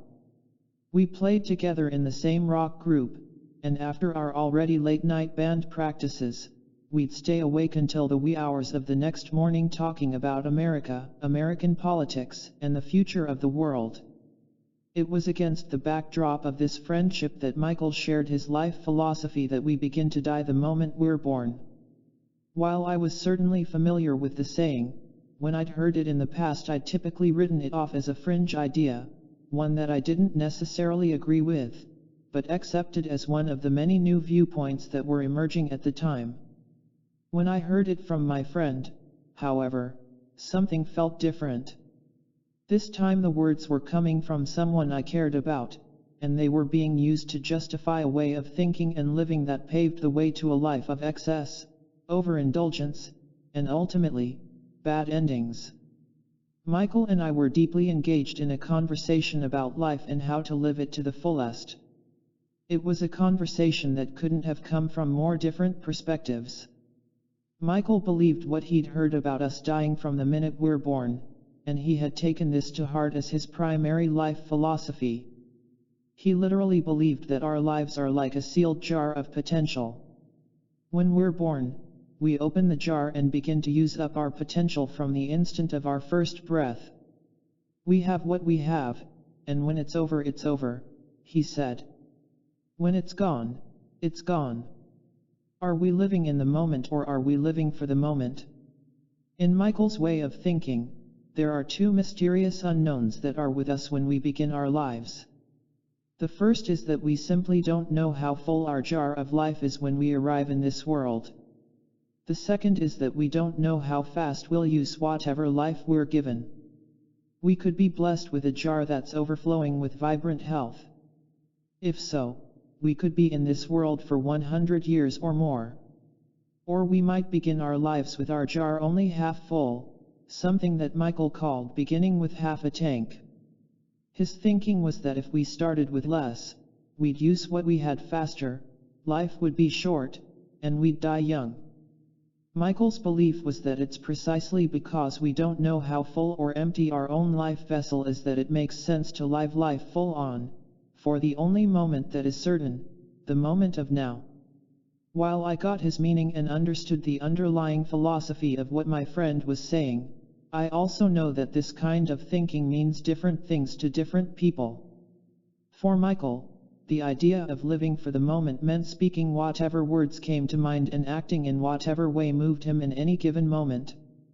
This is very different from living in the moment, where we fully embrace our senses, we become aware of our surroundings, and we live, act, and speak consciously and responsibly from our enhanced awareness. From Michael's point of view, he felt that in order to honestly live a spontaneous life, there could be no filters on what he said or what he did. Each moment simply was what it was. And it was precisely this thinking that had prompted our conversation. Not surprisingly, Michael was in full-blown life crisis mode when we met that day. His interpretation of living for the moment had led him to avoid all commitments at all costs, commitment to himself, to his family, to his body and his health, to other people, to friendships, and to intimacy. The consequences of his approach to life had caught up with him and brought him disappointment, unfulfilled dreams, and the sense that, while a successful, healthy, and loving lifetime was certainly possible for some people, that possibility was for everyone except him. In the moment of our conversation, Michael found himself experiencing a health crisis. He was only in his 20s. Yet the intensity of his drug and alcohol use had culminated in a liver condition that needed immediate medical attention. He was also alone in his life. He had no money, nowhere to live, and no one to turn to. As far as I knew, I was his one remaining friend. And while I've learned to hold off when it comes to offering personal advice to friends, unless I'm asked to share, my friend seemed to be mired so deeply in his pain that it never occurred to him that there could be another way of thinking about his life philosophy, and it didn't occur to me to withhold. I took a chance and offered some counsel. What if the life philosophy you heard of, about dying from the moment we're born, is a bit off? I asked. The look on Michael's face when he heard my question told me I had his attention. What do you mean when you say a bit off? He said. I was being kind, I replied with a smile. I didn't want to shoot down your entire worldview in a single sentence. Okay, I got it, he said. What are you telling me? Just say the words. Hearing my friend ask me for clarity was just what I'd been hoping for. It was the way in, my opportunity to offer another point of view, and I grabbed that opportunity immediately. What if life works in a way that is just the opposite of what you've been led to believe? I asked. What would it mean if you discovered that from the moment we're born we begin to heal? Michael looked stunned. This simple shift of thinking had never occurred to him. Just hearing the words opened the door to a possibility that he'd never even considered. Wow! If that were true, he said, it would change everything. It would mean that we can keep filling our tank of life forever, or at least for a long time. I know, I said. That's the whole point. And we don't need to ask what it would mean if we discovered this possibility, because we already have. Ancient traditions, such as yoga, qigong, and Ayurvedic medicine, have already discovered that our bodies are literally wired to heal from the instant we're born. They've also discovered that we're the ones that start and stop the process. The key is to create the conditions that make the healing possible. There are many ways to do so, and this is why we can think of life in terms of a tank that we keep filling, rather than one that becomes emptier with each passing day. Shortly after our conversation, Michael moved to another city. His estranged father heard about what was happening, contacted Michael, and offered him a home while he was working out his health issues. Over the years I lost track of my friend. I never saw him again. But when I think back to those years in northern Missouri, I'm always grateful for the deep conversations that gave us both new ways to see the world, and to think about our lives. The more I've learned about the wisdom of the human body, and the more time I've spent with indigenous people that embrace that wisdom, the more I've come to understand about the potential that I shared with Michael. The capacity to heal is something that we already have and that already lives within each of us. From yogis, monks, and nuns to shamans, mystics, and curanderos, people whose respective traditions are very different from one another, there's a fundamental theme that weaves the threads of each tradition into a single, powerful tapestry.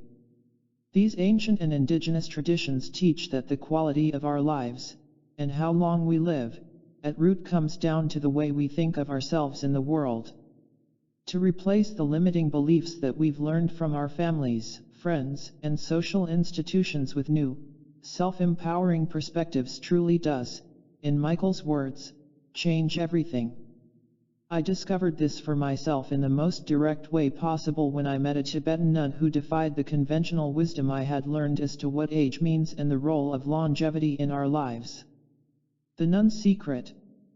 After nearly 2 weeks of acclimating to elevations as high as 16,000 feet above sea level and having our bodies bounced on the stiff spring seats of an ancient Chinese school bus along roads that were little more than washed-out trails, we arrived at the remote monastery. It was hours away from the nearest village and occupied only by a group of about 100 Tibetan nuns who had little contact with the outside world and welcomed very few visitors. The dust billowed into the air above the surrounding hills, alerting the nuns in advance that we were on our way.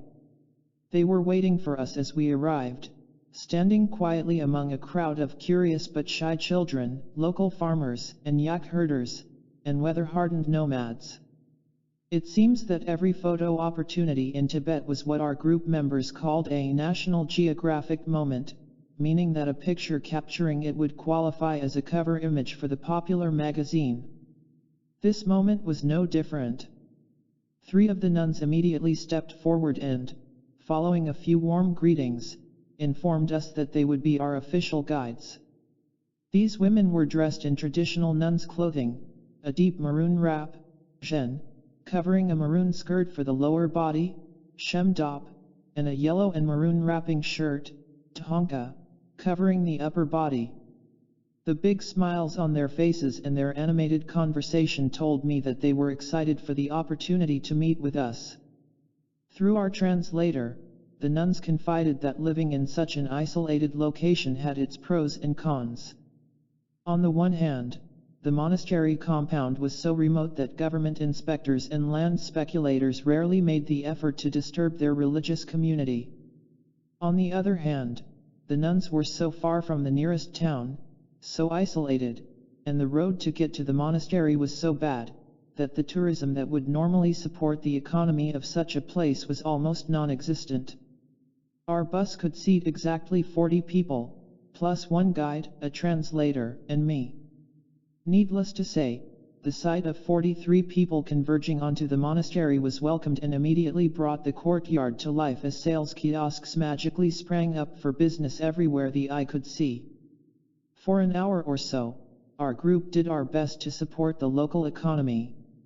We were true consumers, buying beautiful Tibetan rugs, brilliantly colored thankas, and religious aids ranging from long ropes hung with prayer flags and huge Tibetan singing bowls made of brass that could be played with a mallet to strands of prayer beads used to count the number of times a chant would be repeated. Suddenly the entire scene changed. As if they were following some sort of internal cue, the yak wool rugs, turquoise jewelry, singing bowls, and paintings were packed into big woolen bags, the kiosks were dismantled, and the nuns began walking in silence toward the buildings. "We're going now to the chanting hall," our tour guide whispered to me as I looked at him for an explanation. "It's time for the nuns to pray." As we walked along a narrow path that was carved into the side of the mountain, one of the nuns came to walk beside me. I was immediately fascinated by her presence. She was close enough to me that I could easily estimate her height. My mom is exactly 4 feet 8 inches tall, and the nun's face was level with the same place on my chest as my mom's when we took our walks together. But it was more than her height that fascinated me. 120 years on Earth, but who's counting? This woman's eyes were clear and bright, and she had a smile on her face the entire time we were walking together. Though the skin on her face looked healthy, I knew that the deep wrinkles around her eyes and across her forehead could be present only after a full lifetime of exposure to high-altitude sun, nature's elements, and the challenges of being a woman in such a harsh environment. Her head was freshly shaven, but I learned this was due to the lack of indoor plumbing, which made full-body bathing impractical, rather than to loss of hair due to her age.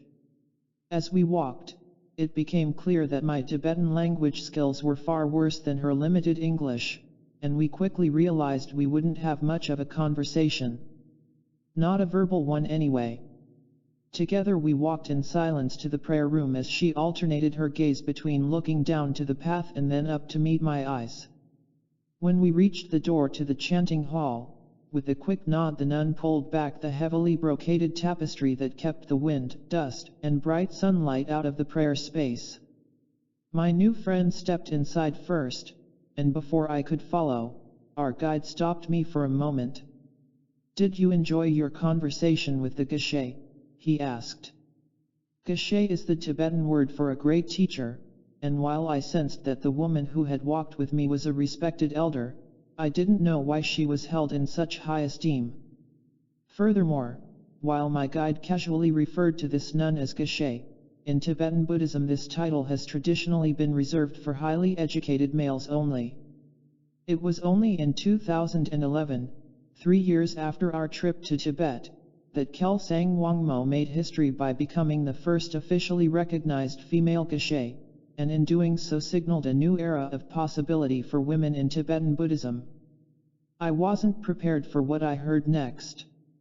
"The nun you were walking with holds the memory of this place, and the tradition of these women," my guide explained. "I called her the geshe because not only does she know the history, she actually remembers the history." "What do you mean she remembers the history?" I asked. "How is that possible? How can she remember what's happened in this place for over 100 years? "That's why she is the geshe," he replied with a grin. Then he looked directly into my eyes and revealed the secret of why he wanted me to meet the woman I had just walked the trail with. "The nun that you just walked with," he said, "remembers the history because she lived the history. She was born here in 1888 and has lived in this village all of her life." At first I thought my guide was teasing me. It quickly became clear that he wasn't. "Yes," he said. "The Mother Superior showed me her papers. The nun is 120 years old this year. The year of this particular trip was 2008. And she's not the oldest of these people," he continued. "There are others here in the mountains that are much older." "How much older?" I asked. "That's the problem," he said. "The oldest ones are men who are now yogis. They live in the caves between Lhasa and the sacred mountain, Mount Kailash. According to the local villagers, some of them are 600 years old. The problem is that they did not have birth certificates and passports 600 years ago. We cannot prove their age with certainty. And that's precisely why I valued my meeting with the Tibetan nun, and those that knew her, so much. Her exact age was known, and it could be documented because her records had been preserved in the monastery's library. She was still very much alive, very vibrant, and very happy to talk about her long life and the secret of achieving it. It was through the translator that afternoon that I asked what she felt was the secret to her longevity. My new friend didn't miss a breath as she answered. Quickly, as if on cue, her answer was simple, brief, and concise. It left no doubt in my mind as to what she was telling me. Compassion, she replied. Compassion is life. It's what we practice here. It's what we learn from our masters and what they learn from theirs. It's what's written in these books. She gestured to the ancient and tattered manuscripts stored in the monastery library as she spoke. It's what we keep safe to share with those who come here to learn. With the recent discovery of a biological clock inside each cell that sets the timer for how long we live, her answer now makes perfect sense. Rethinking the longevity paradigm. It may be no coincidence that the oldest documented ages for people in the world today seem to hover around the age of the nun I met in Tibet. They are at, or near, the 120-year mark. While there are certainly exceptions with some people that are just under this age, and some that are over, 120 years seems to represent some kind of a mysterious boundary when it comes to human longevity. From a biblical perspective, it hasn't always been this way. If we're to believe the accounts of the Hebrew Torah, subsequently the Christian Old Testament, for example, the biblical patriarchs lived lifespans measuring multiple centuries rather than mere decades. Methuselah, for example, was 187 years old when he fathered his son Lamech. So he was obviously a vital 187 years old at the time he did the fathering. Contradicting the way we've been led to think about longevity and how vitality diminishes with age, Methuselah lived another 782 years, and during that time he fathered additional sons and daughters, for a stunning lifespan of 969 years. And Methuselah is not alone in his longevity. The same biblical traditions tell us that at the age of 500 years, Noah begot Shem, Ham, and Japheth. So once again, to father 3 children, we know that Noah had to be both vital and virile. These two accounts portray very different ideas of longevity from what we're conditioned to expect today. Our society and culture have programmed us to expect an inverse relationship between age and human potential. That expectation goes like this: the longer our lives continue, the fewer capabilities of our youth are available to us. A corollary to this expectation is the idea that while we're alive, the quality of the life that's available to us diminishes with the passing years. It's for these reasons that when we think of someone being 100 years of age or older, we are conditioned to think of them as a shell of their former selves. The image is one of a shriveled little human with muscles that have lost their tone, sagging from the brittle bones of a body with dull and empty eyes, clinging to the last possible breath of life. And while this way of aging is certainly possible, and we've all seen this possibility realized somewhere among our families, friends, and neighbors, and clearly there's nothing wrong with accepting this possibility, the point I'm making here is that there's another possibility. It's a real possibility of vital longevity, and it's more than a wish or a pipe dream. We also have seen examples, both ancient and current, of people who've chosen another way of thinking and living that makes extreme and healthy longevity possible. One of the most curious and fascinating accounts of the long-lived patriarchs that I mentioned previously is the account of the prophet Enoch and the way he left this world at the end of his life. I say that he left this world rather than died, because that's what the historical accounts describe. According to the biblical texts, Enoch never died. Before the Book of Enoch was deleted from the official biblical canon in the 4th century CE, it held a prominent and revered place in the story of humankind.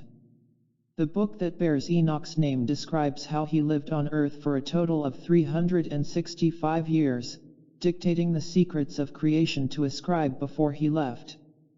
However, at the end of his time, the texts describe a passing that is not a typical human death.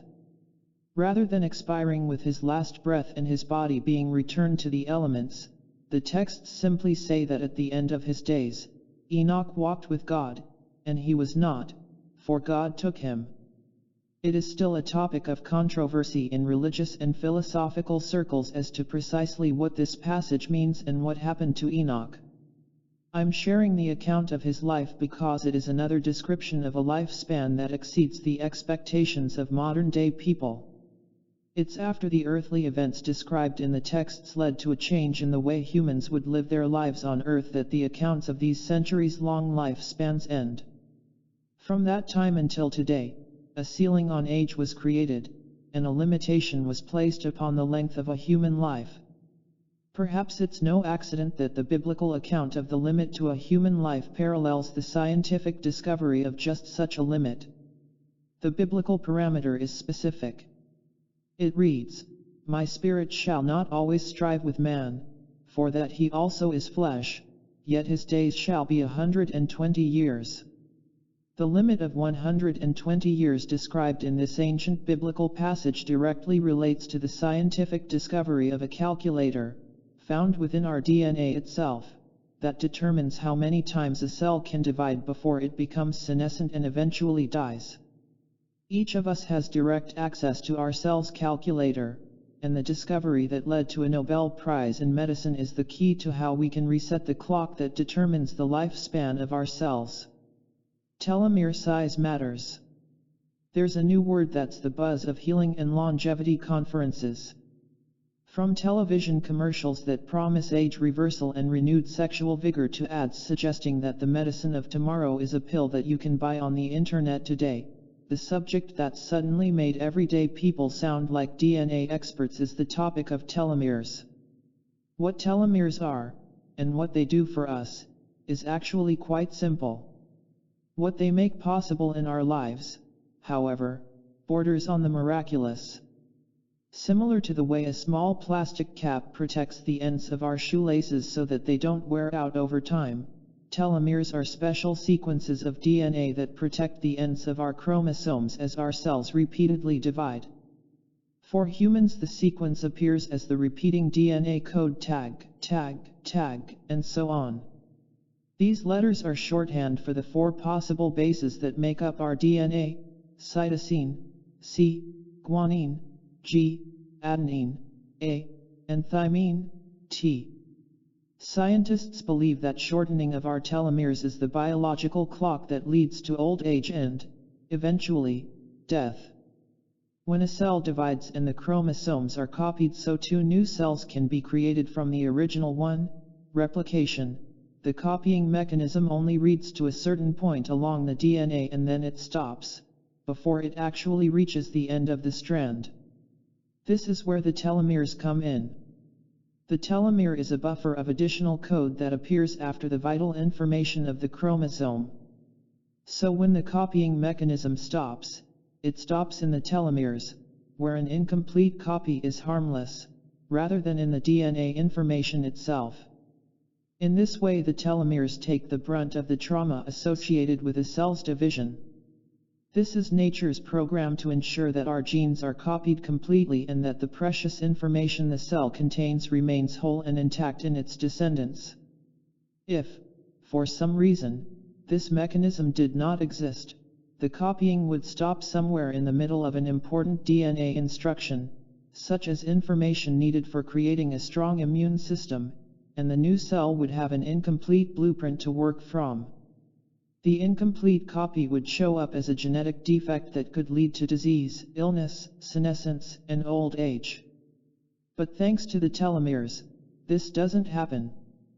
With this function in mind, it's clear why the length of our telomeres is so important.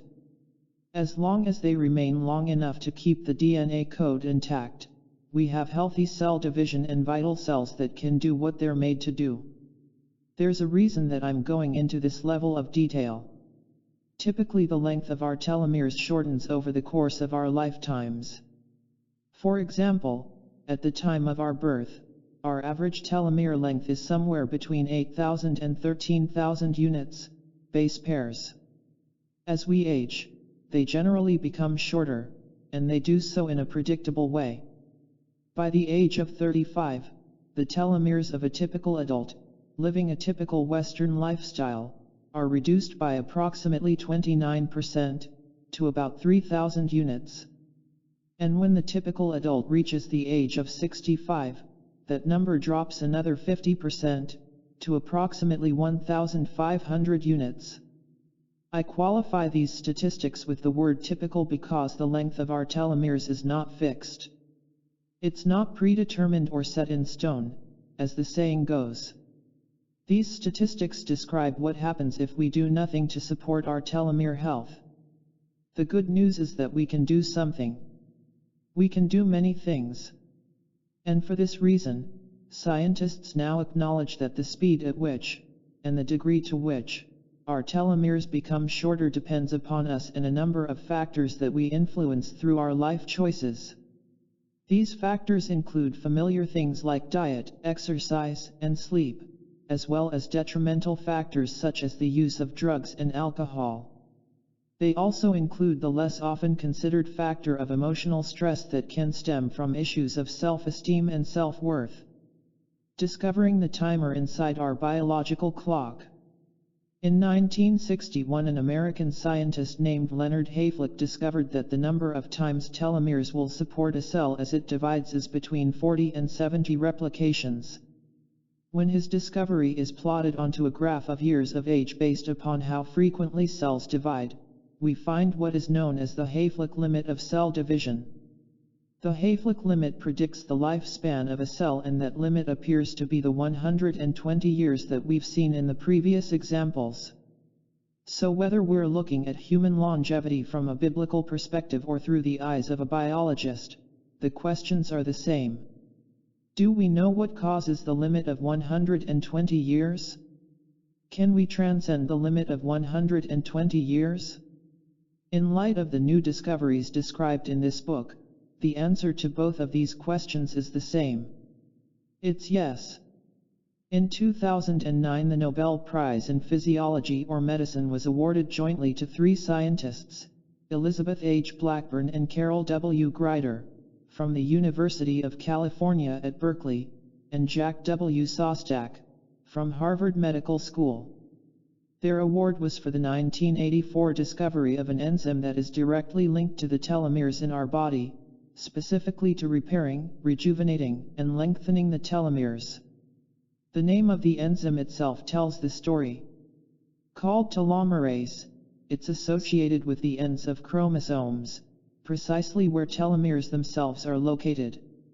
The discovery of the purpose of telomerase is best described in the press announcement itself. Elizabeth Blackburn and Jack Sostak discovered that a unique DNA sequence in the telomeres protects the chromosomes from degradation. Carol Greider and Elizabeth Blackburn identified telomerase, the enzyme that makes telomere DNA. These discoveries explained how the ends of the chromosomes are protected by the telomeres and that they are built by telomerase. If the telomeres are shortened, cells age. Conversely, if telomerase activity is high, telomere length is maintained, and cellular senescence is delayed. The discovery of telomerase suddenly opened the door to vast new possibilities of healing and longevity.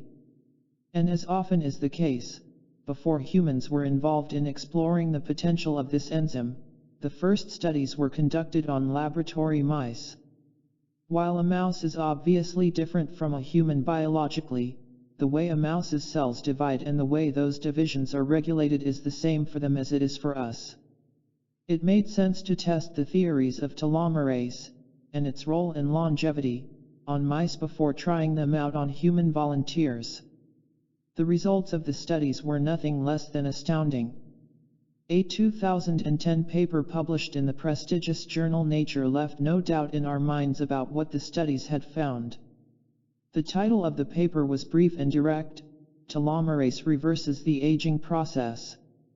The first sentence of the paper sets the tone for the possibilities that follow, stating, "Premature aging can be reversed by reactivating an enzyme, telomerase, that protects the tips of the chromosomes," a study in mice suggests.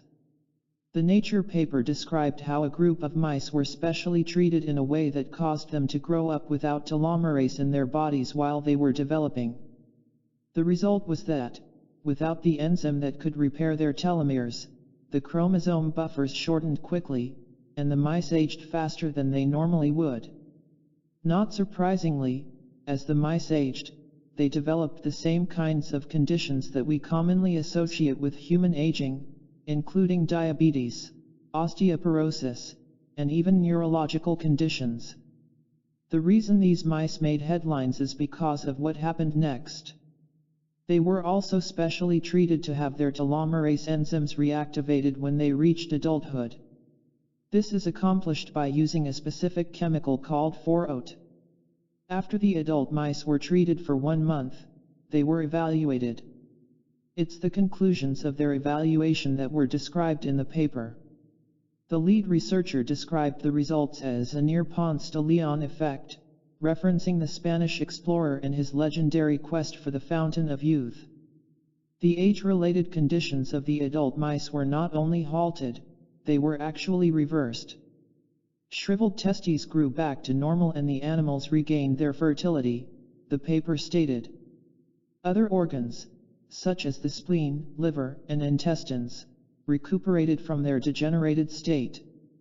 The 1-month pulse of telomerase also reversed effects of aging in the brain. The results of this study have now been replicated and repeated many times and reported in many peer-reviewed scientific journals. Each study approached the aging of cells from a slightly different perspective and tested the role of telomerase, telomeres, and aging in a slightly different way. And as different as the studies are from one another, they're all telling us the same thing. The presence of active telomerase in the body is a key factor in stopping and reversing aging and the deterioration that typically comes with the aging process. With these studies, for the first time the relationship between telomerase and longevity was confirmed in mice.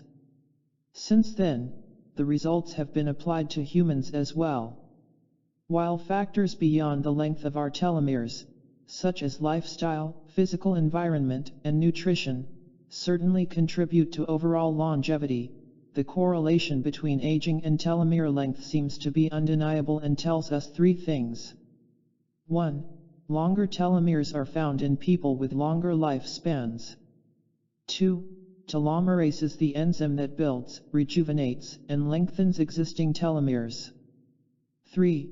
Activating the body's telomerase stops further destruction and repairs telomeres that are already damaged.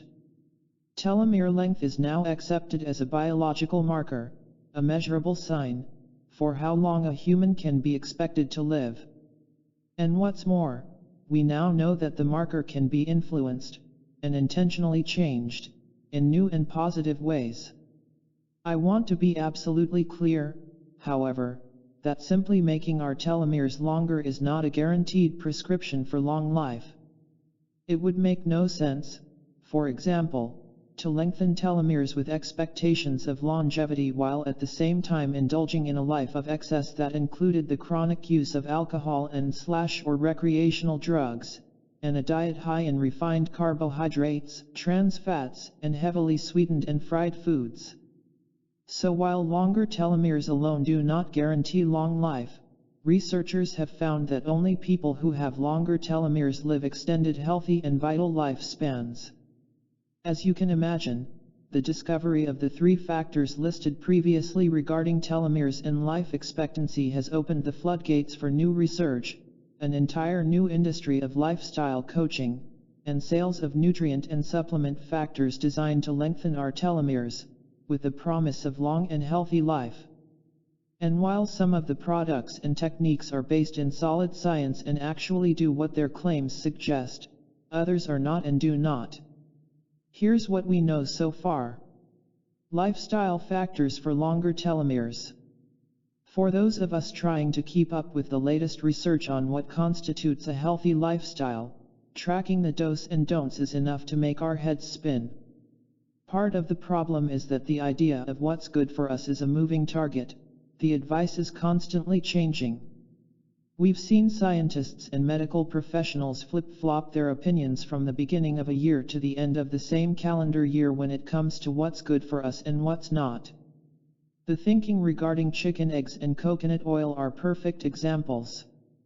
Chicken eggs, the old idea. In the 1980s, the cholesterol from chicken eggs was thought to contribute to unhealthy levels of cholesterol in the blood and, subsequently, to heart and cardiovascular problems. I remember how eggs were avoided like the plague and how restaurant menus and advertisers went out of their way to alert customers that they were offering egg-free recipes. Chicken eggs, the new idea. Now the pendulum has swung in the opposite direction, as scientists have recognized that the dietary cholesterol contained in eggs is not the cholesterol that contributes to heart disease or raises cardiovascular risk in healthy people. Instead, the studies show that eggs actually raise good cholesterol levels, HDL, and reduce bad cholesterol levels, LDL. Suddenly, eggs are the in food, recognized as nature's perfect source of protein, iron, healthy fat, and several important vitamins and minerals, and touted as an important element of a healthy diet. And eggs are not the only example of a 180-degree shift in the way we think of certain foods. Coconut oil, the old idea. Flawed studies that investigated coconut oil in the mid-20th century alerted the general public that this was an oil to be avoided at all costs. For decades I remember ads steering consumers toward other supposedly healthy vegetable oils as an alternative to the natural oil of coconuts. Later studies, however, revealed how flawed this thinking was. The original studies of coconut oil were performed on partially hydrogenated coconut oil rather than the natural oil of raw coconuts, and it turns out that it's the hydrogenation process that leads to health-related problems and not coconut oil itself. By the way, this is true for any oil that undergoes a hydrogenation process, including commonly used oils such as safflower oil, cottonseed oil, corn oil, and soy oil. We now know that canola oil, as well, breaks down into harmful free radicals when heated to temperatures used for cooking above 350 degrees Fahrenheit, 176 degrees Celsius. Coconut oil, the new idea.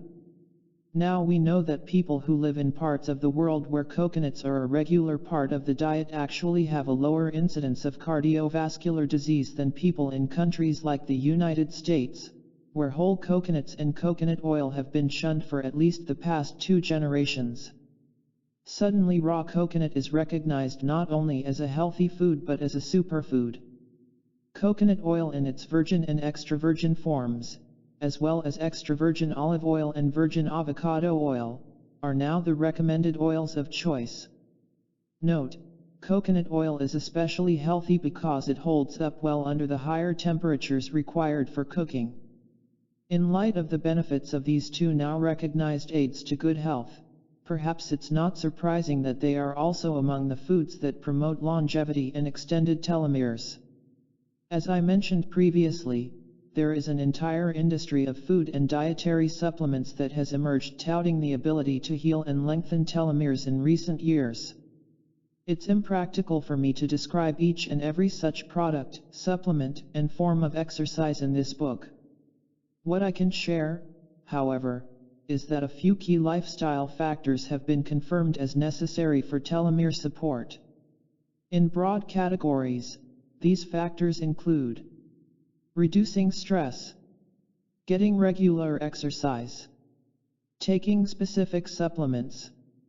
In the remainder of this chapter, I will identify the factors, techniques, and supplements that I've found through my research and personal experience to have the greatest positive impact on telomeres and aging.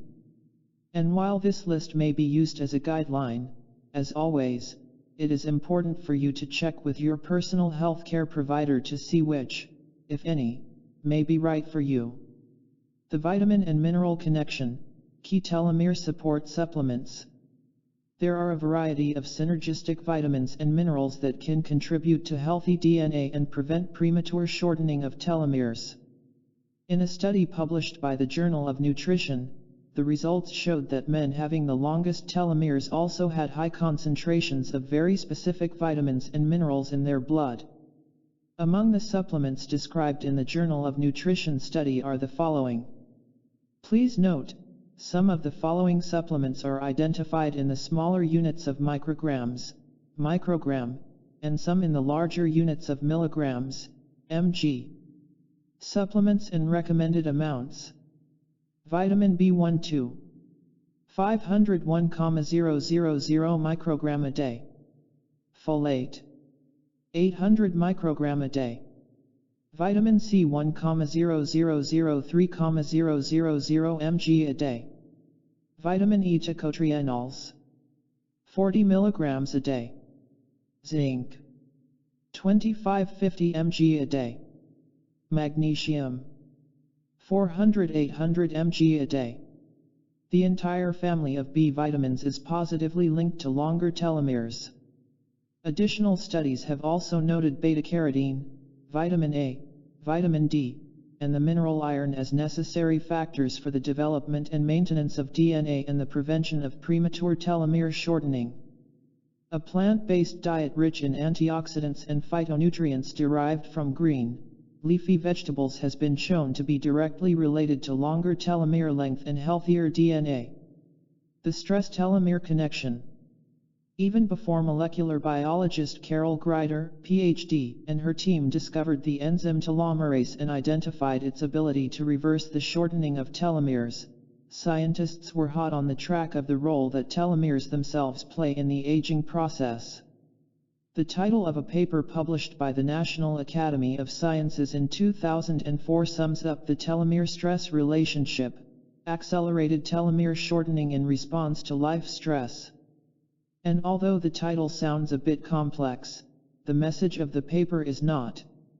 In clear and concise terms, the paper leaves no doubt in our minds as to the role of stress in the aging process, stating, chronic stress erodes telomeres, impairs DNA replication, and thus accelerates aging. The key in this consideration of stress is the word chronic. This is the kind of stress that goes on and on with no resolution, and this is an important distinction when it comes to the way we think of stress in our lives. Each of us experiences some form of stress related to something that we either a. need for survival, such as food, water, or medical attention, b. need to produce in an office or work environment, or c. experience as a problem we need to resolve in our personal or work relationships. Interestingly, different people interpret different life events as different kinds of stress. We've all heard of constructive stress, for example. This is the kind of stress that creative people often feel in response to a deadline or the pressure of creating or producing something to meet a specific goal or need. An artist under the stress of creating paintings for a gallery opening, an office worker creating the financial reports that are due at the end of the quarter, an author writing to meet a publishing deadline, and a scientist solving the problem of how to save precious power in an orbiting space capsule that is desperately low on energy, as in the Apollo 13 story, are all examples of situations that lead to constructive stress. Each of these stress situations has a beginning that can be identified and an end that can be recognized and met. In these situations, the primary stress hormones of adrenaline, norepinephrine, and cortisol become the fuel to kick creativity and problem solving into high gear.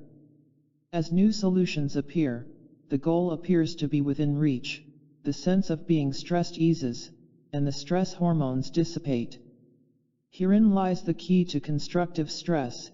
it's temporary and the effect of the stress chemistry is typically short-lived. As we near our goal, we may say that we see the light at the end of the tunnel. The fact that there is a light, that we feel ourselves getting closer to it, and that the heightened effects of stress upon the body are short-lived is what makes our creative stress a positive experience. This is much different from the way we feel when we're in a demanding or difficult situation that seems to have no light at the end of the tunnel, no end to the stress. And when a situation seems especially hopeless, sometimes we can't even see the tunnel itself, which would make movement toward the light at its end possible. Working for a big company where we feel like we're just a number on a spreadsheet in some executive's office, for example, can create this kind of stress. In such a situation, it's obvious that no matter how hard we work each day or how innovative we are while we're working, the current conditions that are frustrating, unhealthy, or even hurtful probably aren't going to change. No matter what we do, how hard we work, or how good our work is, our frustration remains unresolved. It's under conditions like these that stress can become chronic and harmful. The sense of helplessness from this kind of experience triggers a chemical reaction in our body that's called the fight or flight response. In this mode, our biological impulse for survival kicks in and triggers higher levels of the stress hormones mentioned previously to prepare us to do one or the other, either fight our way to safety or run like hell until we've escaped the threat. And while this kind of response would have served us if we were fleeing from a saber-toothed tiger at the end of the last ice age, in the office or home environment today it gives us a completely different kind of experience. Ancient stress in the modern world. When our ancestors successfully escaped a saber-toothed tiger and they were catching their breath while resting behind a big rock, for at least a moment the immediate trigger for their stress was resolved. The levels of stress hormones in their bodies would begin to decline as their heartbeats slowed and returned to normal. And after a few hours of relative safety, they would have metabolized the high levels of these hormones from their bodies. In this type of dangerous situation, our stress hormones serve us well by being available when we need them in high amounts for brief periods of time. But this scenario is not what typically happens in our lives today. In the modern world, we're usually not physically chased by another animal that is threatening our lives. Instead, our stress often comes from finding ourselves in situations where we feel trapped, vulnerable, and helpless. And in these cases, the resolution is not as cut and dried as successfully eluding a hungry animal. This is where the problem arises. On the one hand, the body is revved up with the primal chemicals to run, hide, or fight, while on the other hand, we usually can do none of these. It's like we're in a car with one foot pressing on the gas, ready to go, and the other foot on the brakes at the same time.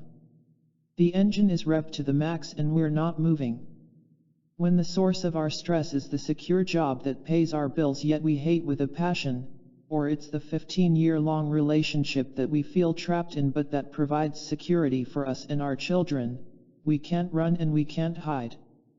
At least not in the way our ancestors did when they found refuge behind a rock. In the modern world, where is our rock to hide behind? If we haven't discovered a way to feel safe and relieve the stress of daily life, studies tell us that the unresolved stress will begin showing up in ways that negatively impact our telomeres. And while the science that describes this relationship is clear, the effects of the stress are obvious even without the science.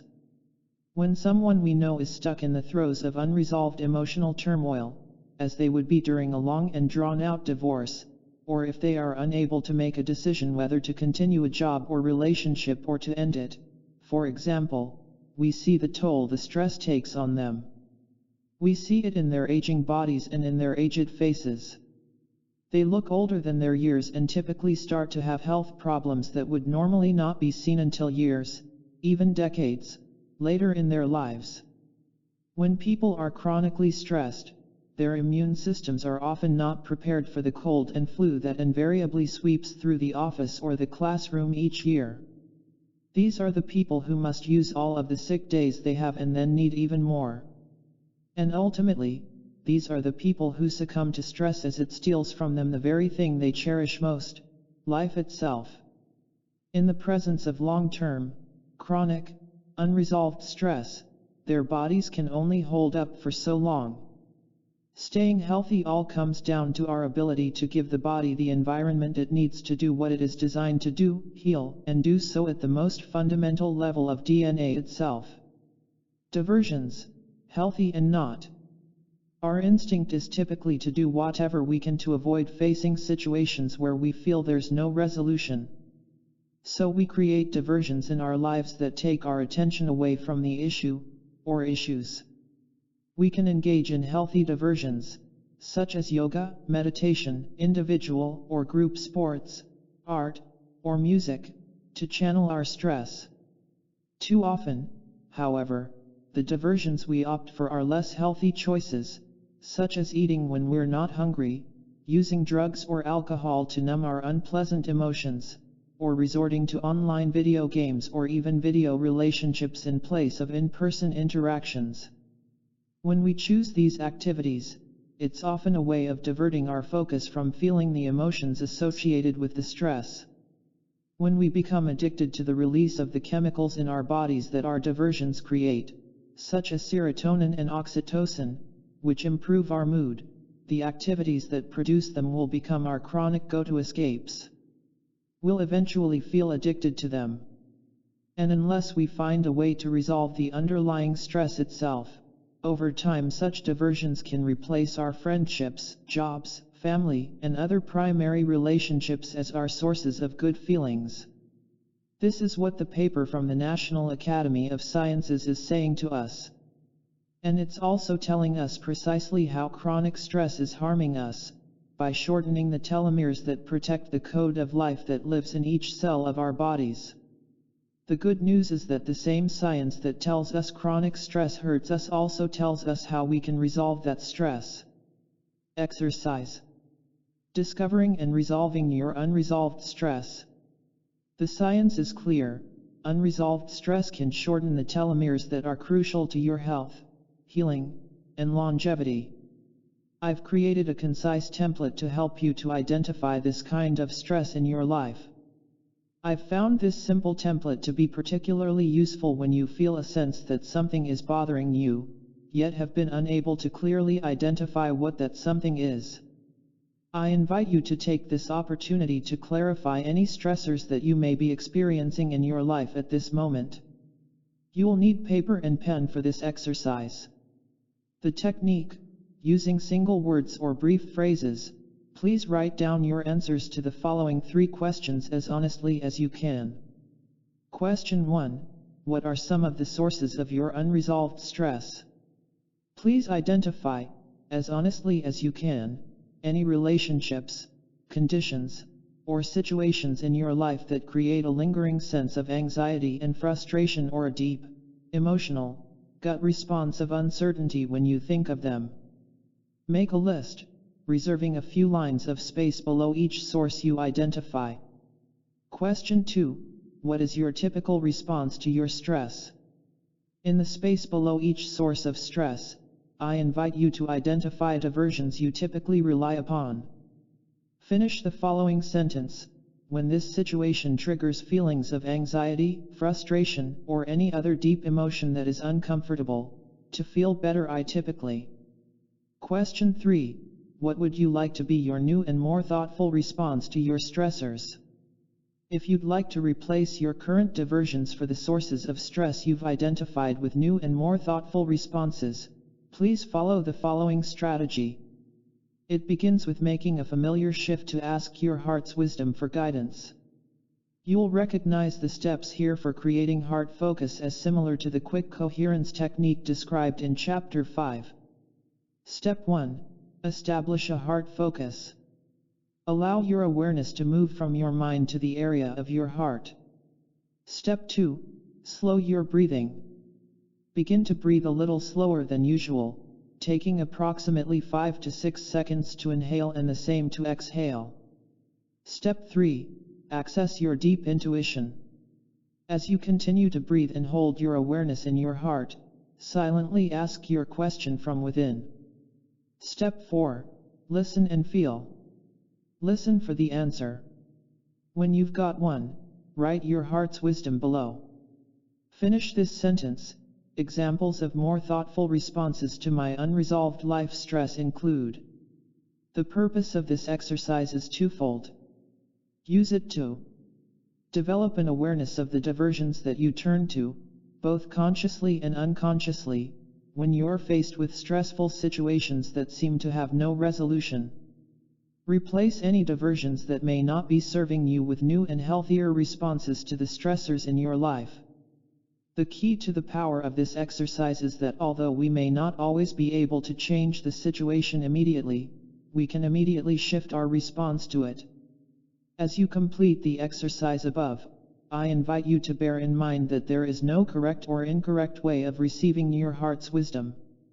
Each of us is born with our own unique code that allows us to access our heart's wisdom and apply it in our lives. The secret to the code is to know what works best for you. We affirm or deny our lives in each minute of every day. If we embrace a way of living that constantly fills our tank of life, as Michael described it, then we constantly replenish the vitality of our cells. When we do so, our telomeres continue to heal, grow, and divide in a way that reflects that vitality. While the instructions for this kind of thinking and living are simple, to implement them is where the real workshop of life begins. It takes courage. It takes discipline. And it requires a choice that we must make in each moment of every day of our lives. Through the choices we make in each moment of every day, the food that we choose to nourish our bodies, the movements that we choose to stimulate our bodies, the words that we choose to express our thoughts and experiences, and the beliefs that we harbor about ourselves and other people, we either affirm or deny life in our bodies. As we embrace the fact of this reality, our choice becomes simple. It's based in the mindful decision to choose life in every word, through each meal, and in every interaction that we have with ourselves, with other people, and with the world at large. This key to longevity is no secret to students of the mystery traditions, such as the ancient Essenes, a religious sect that flourished from the 2nd century BCE until the 1st century CE throughout the land that today includes parts of Palestine, Jordan, and Israel. Perhaps the most widely recognized Essene today is the New Testament master Jesus of Nazareth. Jesus described the choice of life that we make each day to his students in a way that made sense to them, in the vernacular of their day. When they asked him how they could heal their bodies, Jesus replied in a way that was direct, simple, and eloquent: if you eat living food, the same will quicken you, but if you kill your food, the dead food will kill you also. For life comes only from life, and from death comes always death. For everything which kills your foods kills your bodies also. The best science of the modern world is telling us that these direct, powerful, and eloquent words are just as true today as they were 2,000 years ago. When we eat foods that are heavily processed, overcooked, or laden with preservatives, we're eating food in which the vitality of the enzymes and the life that nourishes us has been killed. An accepted definition of food is any nutritious substance that people or animals eat or drink, or that plants absorb, in order to maintain life and growth. From this definition we can see that what are commonly called processed foods are actually not foods at all. While they may fill the space in our stomachs and ease our hunger, because the components that go into these fast meals are already dead when they're packaged, they cannot give life to our bodies when we eat them. So it comes as no surprise that popular diets consisting of fast foods laden with hydrogenated oils, processed ingredients, preservatives, and artificial colors and flavoring are implicated in the epidemic of illnesses that are sweeping the modern world, such as diabetes, dementia, and various cancers. It makes perfect sense when we consider that we may be relying upon non-foods to give nutrition to our bodies. And as powerful as this realization is for our diet, the same principle applies to the choices we make beyond what we eat. It applies to what we believe about ourselves and other people, to our relationships, and to our self-esteem. Each of these is a spiritual food for our minds and hearts that nourishes us in some way. To build upon the wisdom of the Essene teachings with these ideas in mind, we can take them one step further and say, for everything which kills your sense of value, self-worth, and self-esteem kills your body also. Clearly, the quality of our emotional, psychological, and spiritual nutrition is just as important as the nutrition from the physical food that we eat. The key here is that the quality of each of the telomere healing experiences in our lives is based upon the choices we make. Sometimes we make our choices consciously and with intention. Sometimes our choices are unconscious. Regardless, they are always our choices. The key to longevity is to turn our conscious choices into subconscious habits. When we do this, we no longer need to stop and ponder what we'll eat for lunch or how we'll respond to a lover's quarrel. The reason is that we've already chosen. I learned this lesson for myself early in my life, and it has become the framework for the majority of choices I make each and every day. Each day, with each meal I choose, with each friendship, partnership, and relationship I'm involved in, and when I find myself criticizing another person or myself for something I've said or done, I ask the same question: is this the best that I have to offer in this moment? The answer to this question in the moment tells me what my possibilities are, and it's at that point that I must make a choice that affirms or denies the very life in my body. With the relationships between nutrition, beliefs, stress, and telomeres in mind, it's clear that longevity is actually less about trying to see how long we can live and more the product of a choice that we make in each moment of every day. This choice is what my conversation with my friend Michael was all about.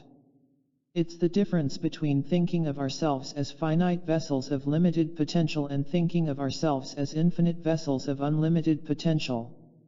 That's the difference that would make it possible to become a father at the age of 500 years. Time, life, and the aging clock. During the years that I was leading groups in Tibet, I noticed a phenomenon that is rarely discussed in textbooks or travel documentaries. It's simply that the Tibetan monks and nuns typically don't track their age. The first time I asked a Tibetan monk his age, his initial response was to begin laughing. He wasn't laughing at my poor Tibetan language skills, rather, he was laughing at the question I'd just asked. He didn't believe it was a serious question, because in his way of thinking, age doesn't have the same meaning that we give to it in our culture. After the monk realized I'd asked a serious question, he was more than happy to answer me. His delay in responding wasn't because his age was some kind of secret. It was because he simply didn't know. Tracking the passing of each year in his life wasn't important to him. While the monks celebrate their birthdays, they don't actually track their age. They celebrate the successful completion of another revolution around the sun rather than counting how many years have passed since they were born. From the previous sections, we know that the consequences of this way of thinking are clearly positive. If the expectation is that our quality of life declines with each passing year, and that counting the years we've lived affirms our aging, then it makes sense that the monks would want to avoid tracking their age. My monk friend certainly knew the year he was born. And with that date in mind, he began his answer to me by first asking me a question in turn. "What is the year now, today?" he asked. When I replied that the year was 2008, he nodded his understanding. He looked at his open palm and began scribbling invisible numbers with his index finger. He was calculating the difference between the year I'd just stated and the year that he was born. Quickly he looked up at me with a big grin and proudly told me that he was born in 1915. By his calculation he'd been in the world for 93 years. His answer more than surprised me. If I was being paid to estimate the age of this man, from the color and tightness of his skin, the sparkle in his eyes and the bounce in his every step, I would have guessed that he was maybe in his mid-60s or possibly his early 70s. But there is no way that I would have placed him in his 90s. Just as the nun at the monastery had demonstrated, this monk had shown me that the number of years we're in this world and the condition of our bodies are not necessarily linked in the way I'd been taught to expect. The lesson I learned from the monk was about time. Aging doesn't mean old age. If we set the timer on our cell phone for 60 minutes, at the end of the 60 minutes, we will all have been on the earth for 1 hour more than we were when we set the timer. The 60 minutes marks the chronological time that's lapsed since we set the timer. And while we will have clearly lived through each and every one of those 60 minutes, the question will be, how did we live them? While our cells have lived and metabolized during that hour, did they also heal and rejuvenate during that time? And perhaps more importantly, did we give our cells the environment to heal and rejuvenate? Our answer to this question is the difference between longevity and old age. The very nature of this question goes back to the philosophy at the beginning of this chapter. Do we believe that we begin to die from the moment we're born, or do we accept that the moment of our birth triggers the healing process that is natural and inherent in our body's existence? To make this more personal, do you believe that from the moment of your birth you've been healing and rejuvenating? The key to what the Tibetan monk demonstrated in his answer to me is that he didn't tell me he was 93 years old. He didn't claim to have used up 93 years of his finite tank of life. What he told me was simply that 93 years had passed since he came into this world. In other words, he stated the fact of his longevity without affirming the consequences of his age. This subtle way of honestly acknowledging our time on Earth has powerful implications when it comes to the age clock in our cells. It's the key to the longevity and quality of life that I found at first with the monks and nuns in Tibet. Since I've learned to recognize this philosophy, I've now seen it in many indigenous traditions that are less influenced than the Western world by thoughts of life, death, and longevity.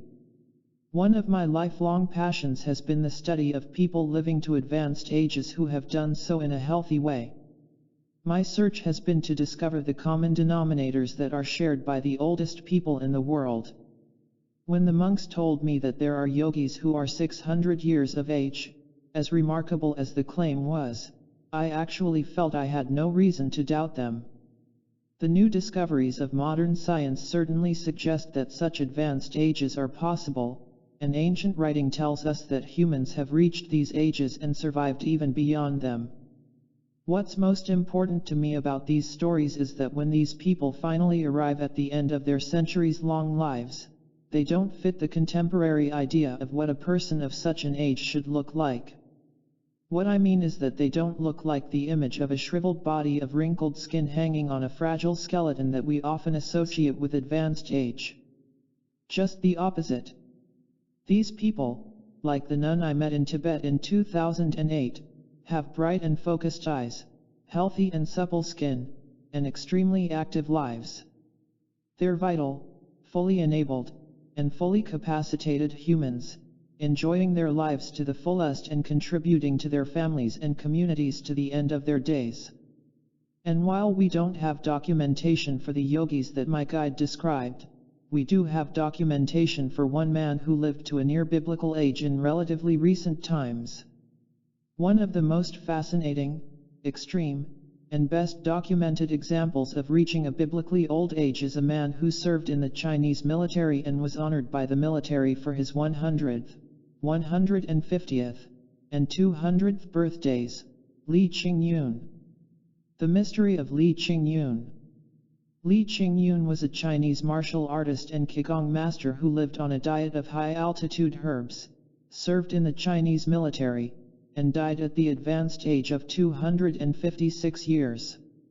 The detailed military records of the Chinese army indicate that Li was born in Sichuan, China, in 1677. His entry into military service as a tactical advisor in 1749 is well documented American Samoa, well as is his retirement 25 years later at the age of 97. In his retirement, he resumed the simple rural lifestyle that he had led before his military service. I believe that this choice of lifestyle was one of the keys to his longevity. He returned to the high mountains of China's Sichuan province to grow, harvest, and sustain a diet of medicinal herbs just as he'd done before his military service. In recognition of his distinguished military career, Li received a letter of acknowledgement for his service. Accompanying the letter was an additional document of good wishes congratulating him on his 100th birthday. The year was 1777. The military acknowledged him again in 1827 on his 150th birthday, and yet again in 1877 on his 200th birthday. This mysterious man of longevity is reported to have died in 1933. I have to say that he is reported dead because in the rural setting of his hometown, his body was never seen and his family never buried him. According to his wife, he simply died while he was in nature. In 1933 both Time magazine and the New York Times published articles about Li Qingyun containing interviews with descendants from the village where he had grown up. The articles described the memories of adults who had known Li in their childhood, but their accounts were shared by the grandchildren of these adults. At the time of his death, Li was credited with 180 children from 14 marriages. When he was asked to what he attributed his longevity, Li said he believed that the secret to his long life was to have a quiet heart. In light of the new discoveries regarding the effects of a heart-focused life, Li's words make perfect sense. The reason I'm sharing this account and my experience with the Tibetan nun who was 120 years of age when we met is not about their age specifically. While the advanced ages of these people are clearly impressive, really it's the exceptional condition of their bodies at the time of their age that's the point of this discussion. Both people illustrate an exception to the thinking that we begin to die the moment we're born. In fact, they seem to support the possibility that I shared with my friend Michael. It's only through a process of continuous healing, a rejuvenation that begins at the DNA level of life itself, that it's possible to achieve such remarkably old ages. I would have loved to have a conversation with Li Qingyun before he left this world. I would have asked him the same questions that come to anyone's mind when we hear of lifespans that challenge our belief systems, about diet, exercise, and lifestyle. Unfortunately, Li passed 2 decades before I was born, so I missed my opportunity. Longevity, the common thread. In 2008, the Associated Press carried the story of Maryam Amash, an Arab-Israeli woman from the village of Jisr-e-Zizarka in northern Israel. She was flagged at a security checkpoint that year, reportedly because her identification papers had expired. She was told that she needed to go to the local authorities to have her documents updated and renewed. That's when she made worldwide headlines. She was issued new documents that showed her date of birth. Maryam's confirmed birth date was 1888, meaning she was 120 years of age at the time her story made headlines. When she was asked what she attributed her health and long life to, Maryam didn't need to think long before she answered, it was love. She felt that the love she had for her family, the love she felt for her children, her grandchildren, her great-grandchildren, and her great-great-grandchildren, was what kept her alive for so many years. She felt important in their lives. She cared for them. She cooked for them. She counseled them in life. And each of these experiences contributed to one overarching positive factor: Maryam felt needed. She felt that she was contributing to the lives of the people she loved in a way that they needed. And it was this feeling that drew her to a full life each and every day. In 2012, one of her grandsons reported to the press that Maryam had not been feeling well. She was taken to Israel's renowned Hillel Yaffe Medical Center, in the city of Hadera, for observation and treatment. Only 3 days later, without a prolonged illness, Miriam passed away quietly, surrounded by her family. At the time of her death she was 124 years of age and had 10 children and approximately 300 descendants. I'm sharing this story because, similar to Li Qingyun, Miriam led a vital and healthy life up until the very end. When we think about the examples of the three people that I've described, Li Qingyun, Miriam Amish, and the Tibetan nun, a single through line becomes immediately obvious. All three of these people attributed their longevity to positive, heart-based experiences. Knowing this, it should come as no surprise that the positive experiences of a peaceful heart and of being loved, of feeling loved and needed, would impact these people's bodies in a powerful and positive way. It's the new science-based discoveries, however, that give us the specifics. And when we understand the precise relationship between our perception of life's experiences and longevity, we also discover how to awaken that ability consciously in our own lives. Every organ in the human body, it is now documented, has the ability to regenerate and heal, including the organs that we've been told in the past are incapable of doing so. Heart tissue, brain tissue, spinal cord tissue, pancreatic tissue, and even nerve connections are all now documented as having the ability to repair themselves and heal damage they've sustained, and to do so using the body's own healing mechanisms. The discovery of telomerase tells us why this universal healing is possible. The key is that we must create the right conditions, the right environment inside and outside our bodies, to trigger such healing. These conditions can include the physical environment of our surroundings, the chemical environment of our blood and cells, and the emotional environment that triggers our heart and brain functions. This discovery has opened the door to a new reality in biology and a new way of thinking about life, which begins with the discovery of cells that can live forever, the first immortal cells. The first immortal cells. When the 2009 Nobel Prize was awarded for the discovery of telomerase, it was like the last missing piece of a puzzle had dropped into place for longevity research. Biology textbooks have historically shown an illustration similar to Figure 5, where telomeres become shorter and shorter each time a cell divides. And because the number of times cells can divide was thought to be limited, known as the Hayflick limit, cells were said to be mortal. It was believed they had a lifespan that could be calculated, and the number of times the cell could divide could be predicted. With the discovery of telomerase, however, and its ability to extend the length of telomeres in the life of the cell, a new class of immortal cells had to be created. The reason for this name is that the cells are not bound by the Hayflick limit. In theory, as long as the telomeres continue to be healed and replaced, a cell can continue to live, grow, and thrive. And in theory, this process could happen indefinitely, making the cell immortal. While the idea of immortal cells may sound like science fiction, the reality is that they already exist. And the fact of their existence is not a recent achievement either. The first immortal cells were discovered in 1951. And the shocking truth is that those cells are still alive and reproducing themselves in laboratories today, some 65 years after they were first recognized. In 1951, a doctor at Johns Hopkins Hospital created a cell culture from tissue taken from a young woman who had cervical cancer.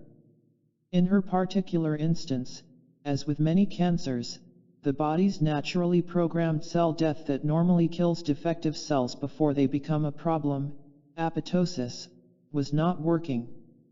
Rather than killing off the cells that had not divided properly, her body was sending a signal to do just the opposite. It was producing telomerase to keep all of her cells alive and reproducing, including the defective ones. This is why the doctor made a laboratory culture from a sample of the woman's cells. He wanted to understand why the unhealthy cells continued to live and reproduce in this manner. The woman's name was Henrietta Lacks, and her cells continue to reproduce as tissue cultures today. The original culture that the doctor created in 1951 keeps perpetuating itself, and the cells that it produces are studied throughout the world in classrooms and medical research laboratories. They're known as the HeLa cell line, to honor the name of their donor. In theory, the HeLa cells may live forever. In Henrietta's case, something unknown triggered a blanket release of telomerase in her body in 1951. It could have been an environmental toxin.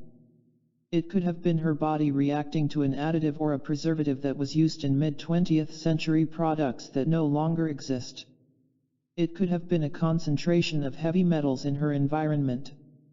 What's important here is the fact that Henrietta Lacks' cells are still alive and will continue to reproduce as long as a constant supply of telomerase is present.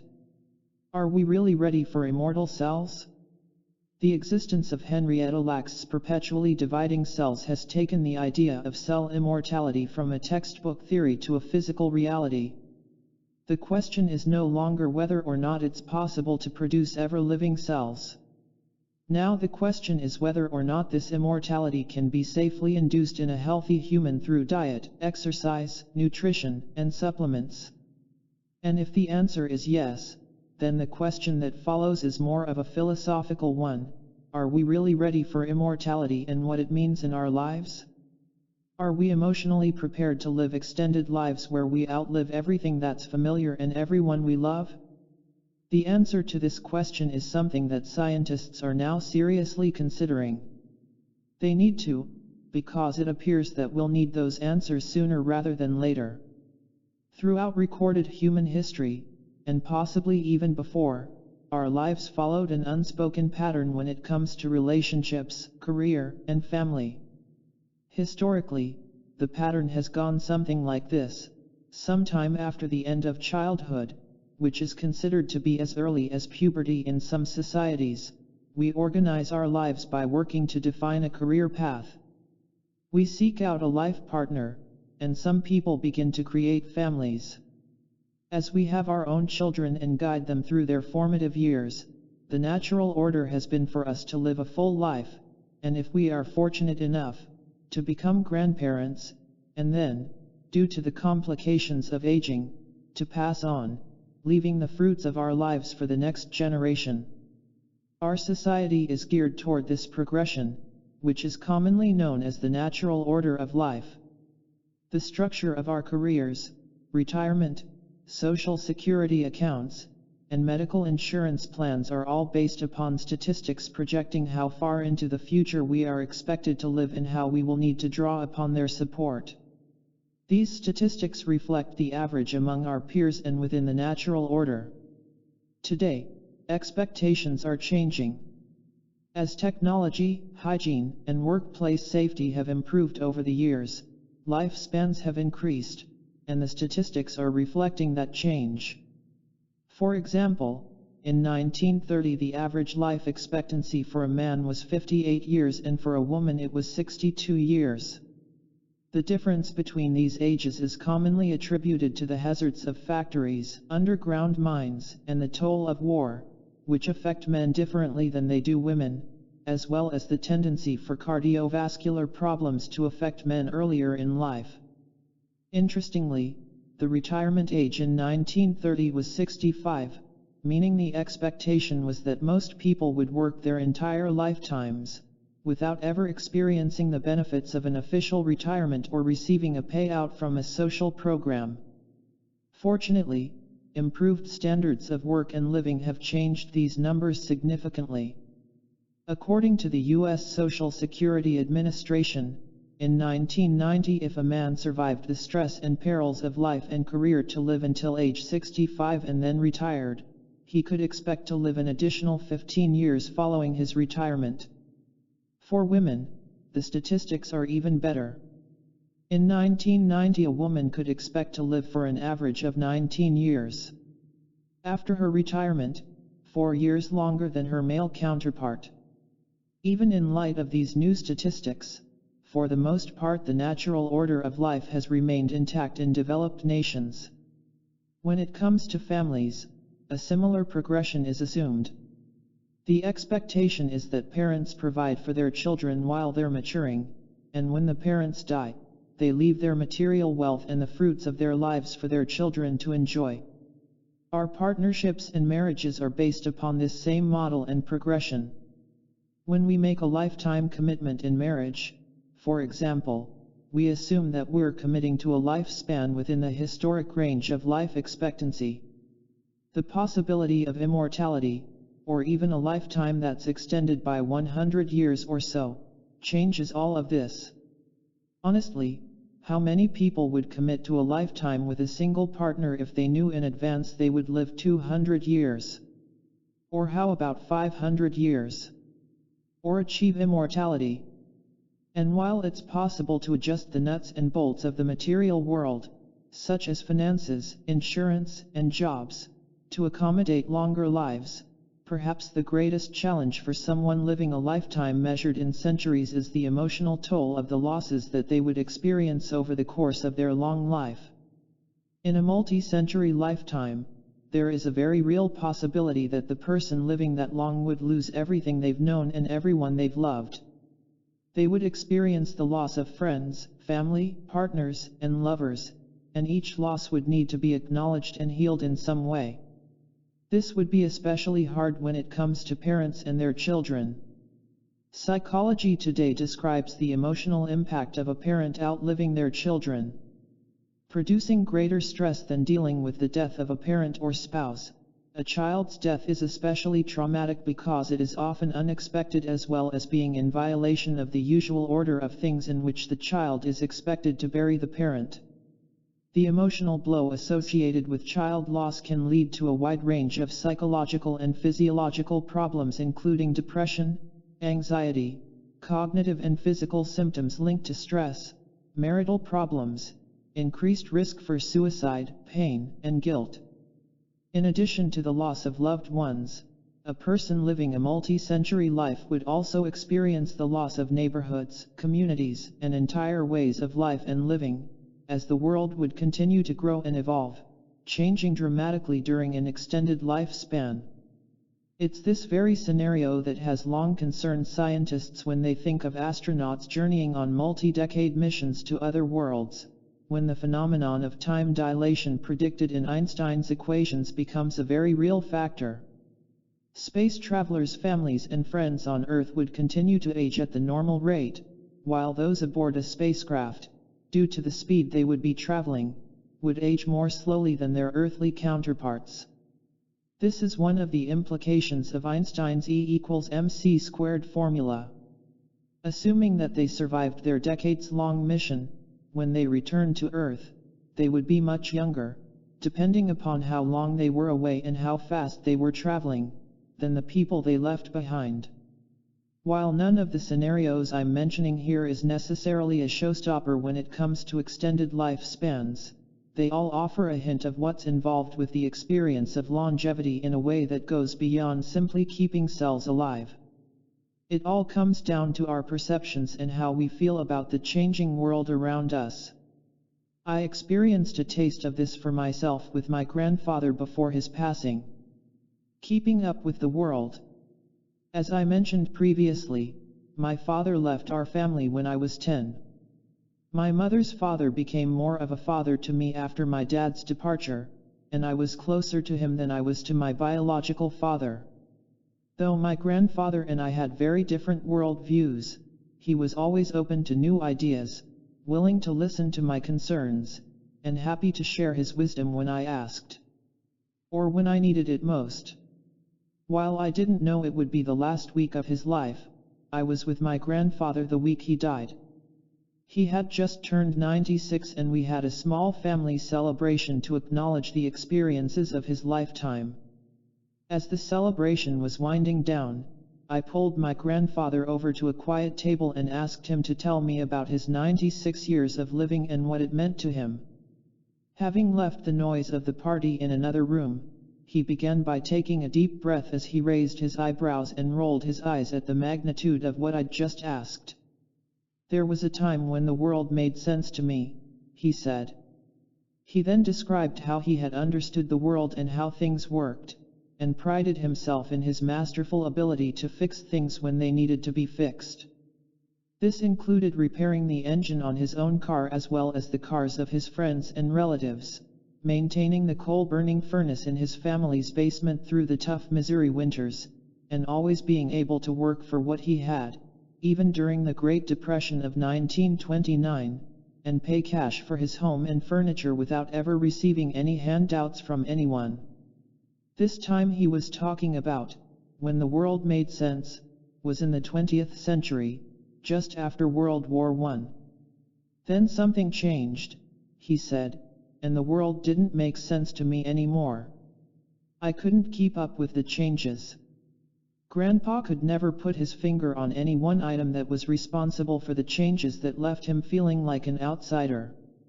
It was everything, he said. Everything changed. Just after World War II, the fruits of wartime technology began to trickle down into everyday life. From jet planes and telecommunication systems, like fax machines, to entirely new kinds of medicine and entirely new industries, the gadgets and ways of life that emerged after World War II worked on principles that my grandfather simply didn't understand. In addition to the flood of new technology, the world was full of new nations as well. Many of them had not existed before the war. These were nations such as Israel, Jordan, Pakistan, Iraq, and Nepal. Grandpa could never understand how one day a nation didn't exist, and then the next day, with the stroke of a pen, suddenly it did. All of this left my grandfather with a sense that he didn't fit into the world any longer, that he didn't belong. At the age of 96, he couldn't reconcile the changes in the world within the context of his own life. I wasn't with my grandfather when he died later that week. I received a phone call while I was at work letting me know that after his lunch, Grandpa had taken a nap in his favorite chair while watching daytime TV, with the brim of his University of Missouri ball cap pulled over his face, and he never woke up. His was a peaceful transition, and I've always been grateful for that, and that I asked him my questions about his life when I did. Sadly, my grandfather died feeling like a stranger in the world he grew up in. I think of him often and what a century of change meant to him, and I wonder what it would mean to have an even greater amount, maybe 2 centuries of change or even more, to reconcile within a single lifetime. The good news is that the same science that makes longevity and immortality possible has also come full circle with the knowledge to reconcile what such change means in our lives. Embracing big change in a healthy way. Perhaps it's no accident that the components driving change in our world today, such as the technology and the discoveries that led to the development of immortal cells and to recognizing the power of heart-brain coherence, have all advanced at the pace that they have. As the discoveries emerge in the same period of time, it becomes clear that each needs what the others offer in order to be useful in our lives. In Chapter 3 I described the discovery of the conversation between the heart and the brain, coherence, and the many benefits that are available to us as we optimize this conversation. In addition to the extraordinary abilities of deep intuition, super-learning, precognition, the triggering of a powerful immune system, and the release of the life-affirming enzyme telomerase that I mentioned, there is an additional benefit that heart-brain communication makes possible as well. It's called resilience, and it is nature's way of helping us embrace big change in a healthy way. In recent years, scientists have discovered that by increasing our resilience to life's challenges, we actually reduce the stress that those challenges can create in our lives.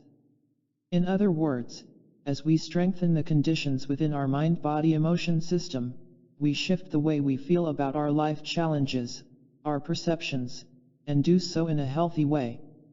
This is possible even though the circumstances that are the source of the challenge may not have changed. It's this kind of resilience that will become the key to healing the emotional hurts described previously that we experience through extended lifespans. The beauty of increasing our resilience in life is that we can do it at any age and at any time in our lives. A new resilience. Whether we're talking about one person or an entire planet of people, the conventional thinking when it comes to resilience is that it's an inner quality that allows us to recover from a challenging event that's happened in our lives, such as the loss of a loved one, job, or relationship. The American Psychological Association defines this kind of resilience as the process of adapting well in the face of adversity and bouncing back from difficult experiences. As well as this traditional definition fits the conditions described on the evening news, and as much as the thinking underlying it makes sense, there's another kind of resilience. It's a new form of expanded resilience that's seldom discussed, yet when we learn that it exists, it makes perfect sense. The Stockholm Resilience Center describes resilience as the capacity to continually change and adapt yet remain within critical thresholds. It's the theme reflected in this second definition that best illustrates the kind of resilience we need in order to embrace the changes experienced within an extended lifespan. We're talking about a way of thinking and living that gives us the flexibility to continuously change and adapt to new challenges, new conditions, and new ways of thinking and living, rather than having to bounce back from one loss after another. And it's this form of resilience that's the key to healing unresolved stress. If we think of our personal resilience as the combined force of the emotional, physical, and psychological batteries that power us through life's challenges, then expanded resilience is the juice that keeps our batteries continuously charged. It all begins with the resilience that we create within the heart itself. One way of determining our level of resilience is to measure the peaks and valleys of our heart rhythms. A deeper resilience from within. While most people are familiar with the graph of our heart rhythms that a doctor scrutinizes at our yearly medical exam, we may not be fully aware of everything the graph is showing. In addition to telling us information about the overall condition of the heart, these rhythms can also tell us about the health of the nervous system. The graph the doctor is looking at is probably an ECG, or electrocardiogram. The ECG measures the electrical output of the heart, the electrical impulses that the heart creates and sends throughout the body. While the study and interpretation of heart rhythms could fill an entire book, I just want to focus on one thing about them here. There's an aspect of the heart rhythm that's the key to creating resilience. When looking at the peaks and valleys of an ECG chart, even an untrained eye can clearly see that there are repeating patterns of large spikes created by each heartbeat. What's important to our discussion is that the distance from the top of one large spike, called an R wave, to the next is not always the same, it varies from beat to beat. While it may look like the space from one peak to the next is identical, when we measure the intervals we find that the distances between them change. And it's a good thing they do, because this is where our resilience in life begins. The greater the variability between beats, the greater the resilience we have in facing life stresses and changes in our world. Because we're measuring the variability between heartbeats, the measurement is called just what we'd expect: heart rate variability, HRV. HRV is measured in very small units of time called milliseconds, and the difference between one heartbeat and the next may be a matter of only a fraction of a millisecond. As children we have a high HRV, and it makes perfect sense that we would. When we're young, and exploring and adapting to the world, our bodies need a way to adjust to what we find. And they need to adjust quickly. The first time our fingers discover what hot water from the kitchen faucet is all about, for example, or when we find out that not all dogs are as friendly as the one in our living room, we need to respond quickly.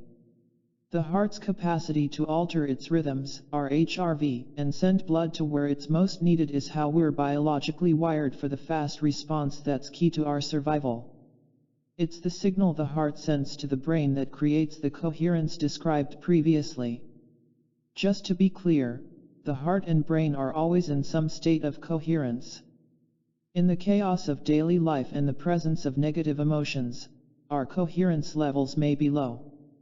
Through simple exercises such as the one described earlier in this chapter, discovering and resolving your unresolved stress, see page 183, and the one below, we can shift key parameters in our bodies to create higher levels of coherence. There's a direct connection between the HRV in our bodies, our level of coherence, and the resilience we have when facing the extreme changes in our world today, or the extreme loss that would come with multi-century lifespans. The connection is this: the greater our level of coherence, the greater our HRV and our resilience will be. Many of the recent discoveries regarding heart coherence, heart intelligence, and how to use both of them in our lives have been made by the scientists at the Institute of Heart Math. Through peer-reviewed research, IM has shown beyond any doubt that two factors relate directly to personal resilience in our everyday lives.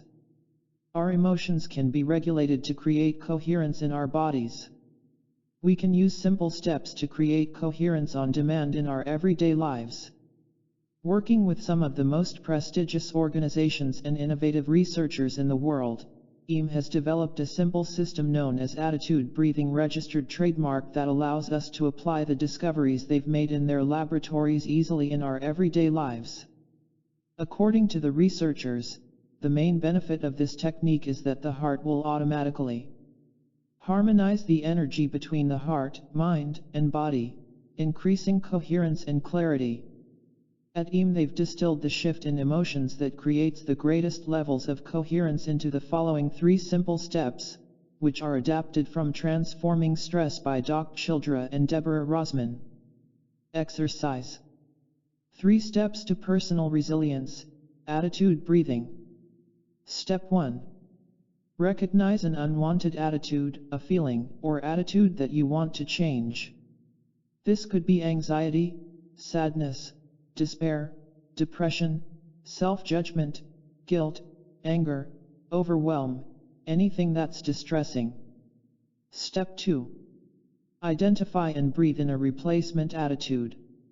Select a positive attitude and then breathe the feeling of that new attitude in slowly and casually through your heart area. Do this for a while to anchor the new feeling. Step 3. Tell yourself to take the big deal and drama out of the negative feeling or attitude. Tell yourself, take the significance out. Repeat this over and over as you use attitude breathing registered trademark until you feel a shift or a change. Remember that even when a negative attitude feels justified, the buildup of emotional energy will block up your system. Have a genuine, business attitude and heart intent to really move those emotions into a more coherent state. As you keep practicing, you will start to create new neural pathways and old trigger attitudes and resistances start to release. The best science of the modern world has revealed that we do, in fact, begin healing the moment we are born. And our healing begins at the most fundamental level of our bodies, with the DNA itself. Now it's up to us to embrace our healing and the very real possibility of multi-century lifetimes, or even immortality, if we choose.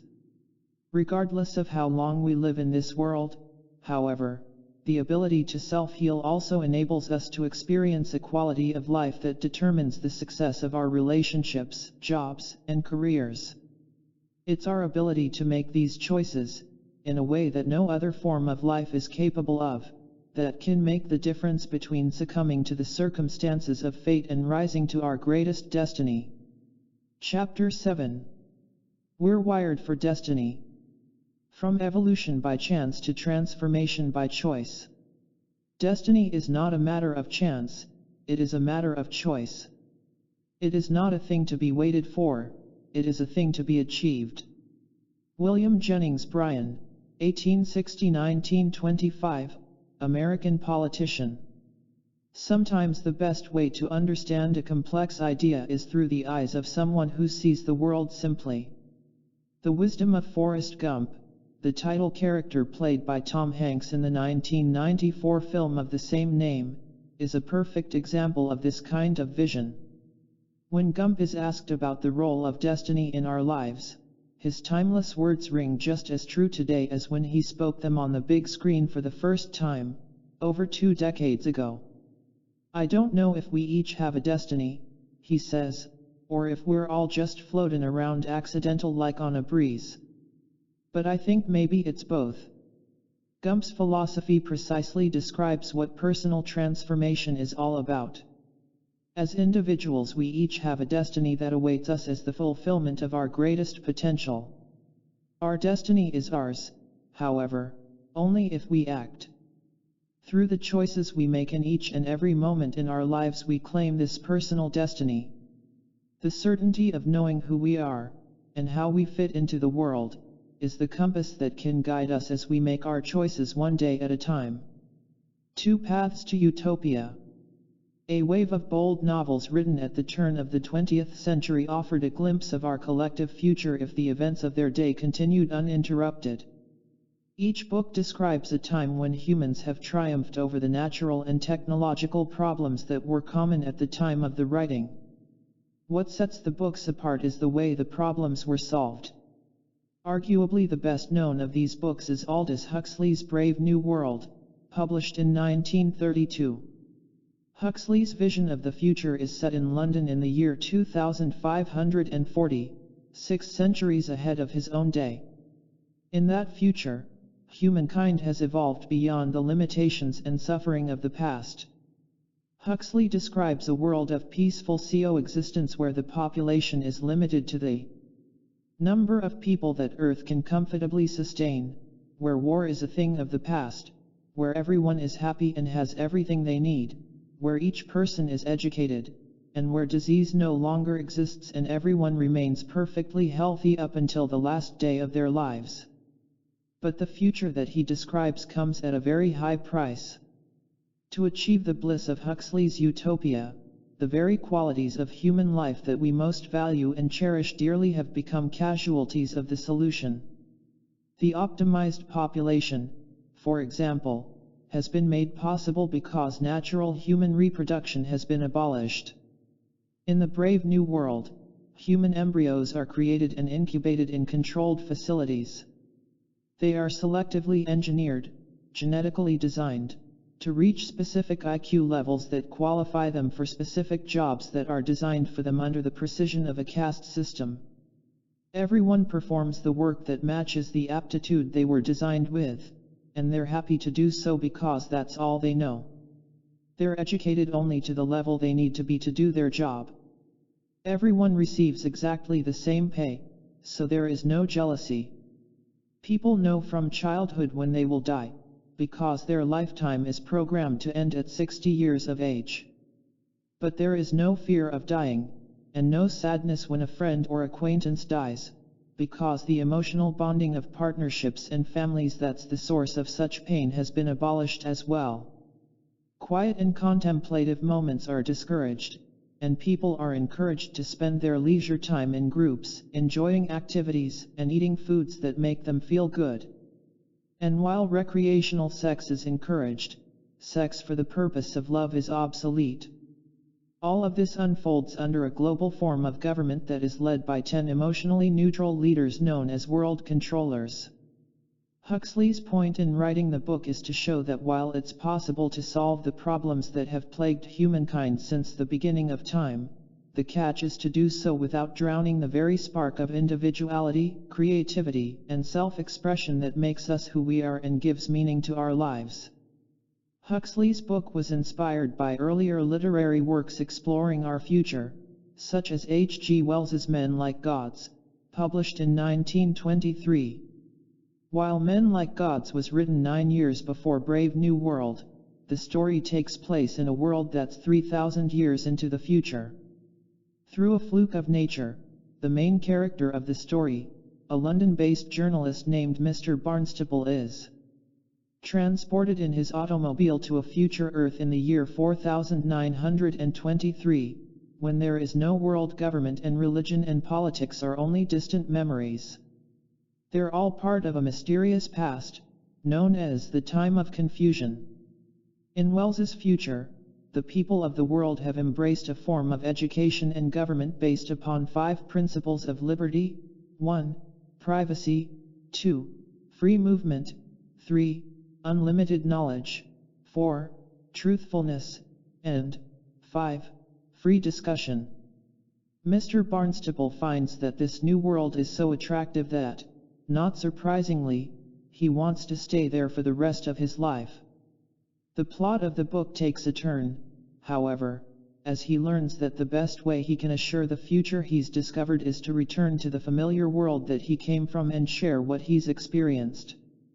In doing so, he plants the seeds and sets into motion the ideas that make such a future possible. Parallels to today. I'm sharing details from both of these tales to contrast their visions of what's possible for our civilization in the future. Both authors concocted worlds where the big problems of our day have been solved. In both visions, war has become obsolete. Both books describe a time when people are happy and healthy and have transcended the extremes and perils that we face in our world today. The point is that each book describes a very different path to achieve these outcomes. One is at the expense of the values that give meaning to our lives and the expression of what it means to be human. The other is through the cultivation of the very freedoms that make our creative expression possible. The parallels between these books and where we already find ourselves headed in the contemporary world are unmistakable. We're living in a time of extremes. We're faced with choices that are not unlike those described at the turn of the last century, choices regarding population, social, educational, and financial equality, and sustainable ways of living. The difference is that we've only just arrived at the crossroads that will determine what we want our lives to look like and which type of future we will choose. This is where the question of who we are comes in. Once we have answered this question, I believe the values that will lead us to fulfill our greatest destiny are a natural outcome. Mastering the remarkable potentials of our bodies can empower us in ways that are highly beneficial to us as individuals and collectively as a species, as well as to all life on Earth. Expressing these potentials makes us resilient and gives us avenues through which to solve our most pressing challenges. Now that science has unlocked the secrets to some of nature's most closely guarded truths, such as quantum reality, the genetic code, and splitting the atom, knowing the secrets of our own capabilities is critically important. For the first time in recorded human history, our access to these secrets gives us the power to chart our collective destiny, or to seal our collective fate, and to do so in a single generation. This is exactly the situation that Aldous Huxley described in Brave New World. It's precisely because we've unlocked so many of nature's secrets and become so powerful over life on Earth that we now must figure out how those secrets fit into our lives and choose our course carefully. And while we may ask ourselves this question casually from a philosophical point of view, it's been the serious topic of passionate ethical debate in scientific circles for decades. What gives us the right? From the mid-1970s until the early 1990s, I was privileged to work among teams of brilliant Earth scientists and aerospace engineers who were developing some of the most advanced technology the world has ever seen. For corporations and universities alike, this was a time of tremendous momentum, as America was redefining its dependence upon foreign oil as well as developing futuristic technologies during the ongoing Cold War and space program. Not surprisingly, this period of such intense research was accompanied by equally intense introspection. Scientists were exploring the limits of their newfound capabilities to alter life, the climate, and our planet at a level historically left to God and nature. The degree of responsibility that comes with such awesome power often sparked heated debates about our moral right to use such technologies, debates that I enthusiastically joined at every opportunity. The discussions that erupted in front of office vending machines and laboratory drinking fountains, and that often continued into restrooms and cafeterias, generally followed one of two schools of thought. One school believed that our ability to tweak the forces of nature was, in and of itself, licensed to explore those technologies to their fullest. In other words, because we can modify weather patterns and create new forms of life, we should do so, just to see where the technology might lead us. A common justification for this thinking was, if we weren't meant to do such things, we would never have discovered the secrets that made them possible. The second school of thought was more conservative, suggesting that just because we have the ability to engineer life doesn't mean we have the right to do so. To supporters of this approach, the forces of nature represented sacred laws that should not be tampered with. To customize the genetic code of our children before they're born, for example, or to adjust global weather patterns to suit our needs is off limits, they argued. Tampering with nature, to them, would violate an ancient, basic, unspoken trust. Although this trust is not necessarily spelled out word for word, this second school of thought would argue that if we cross the line from user to creator, we place ourselves in forbidden territory, possibly with unintended consequences. Some scientists actually draw upon Huxley's Brave New World to illustrate the slippery slope down which such a path could lead. The analogy often used was an automobile's speedometer.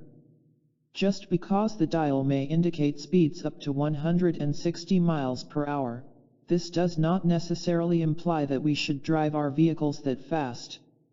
It's precisely the metaphor of a speedometer that I feel illustrates a third, as yet unidentified possibility.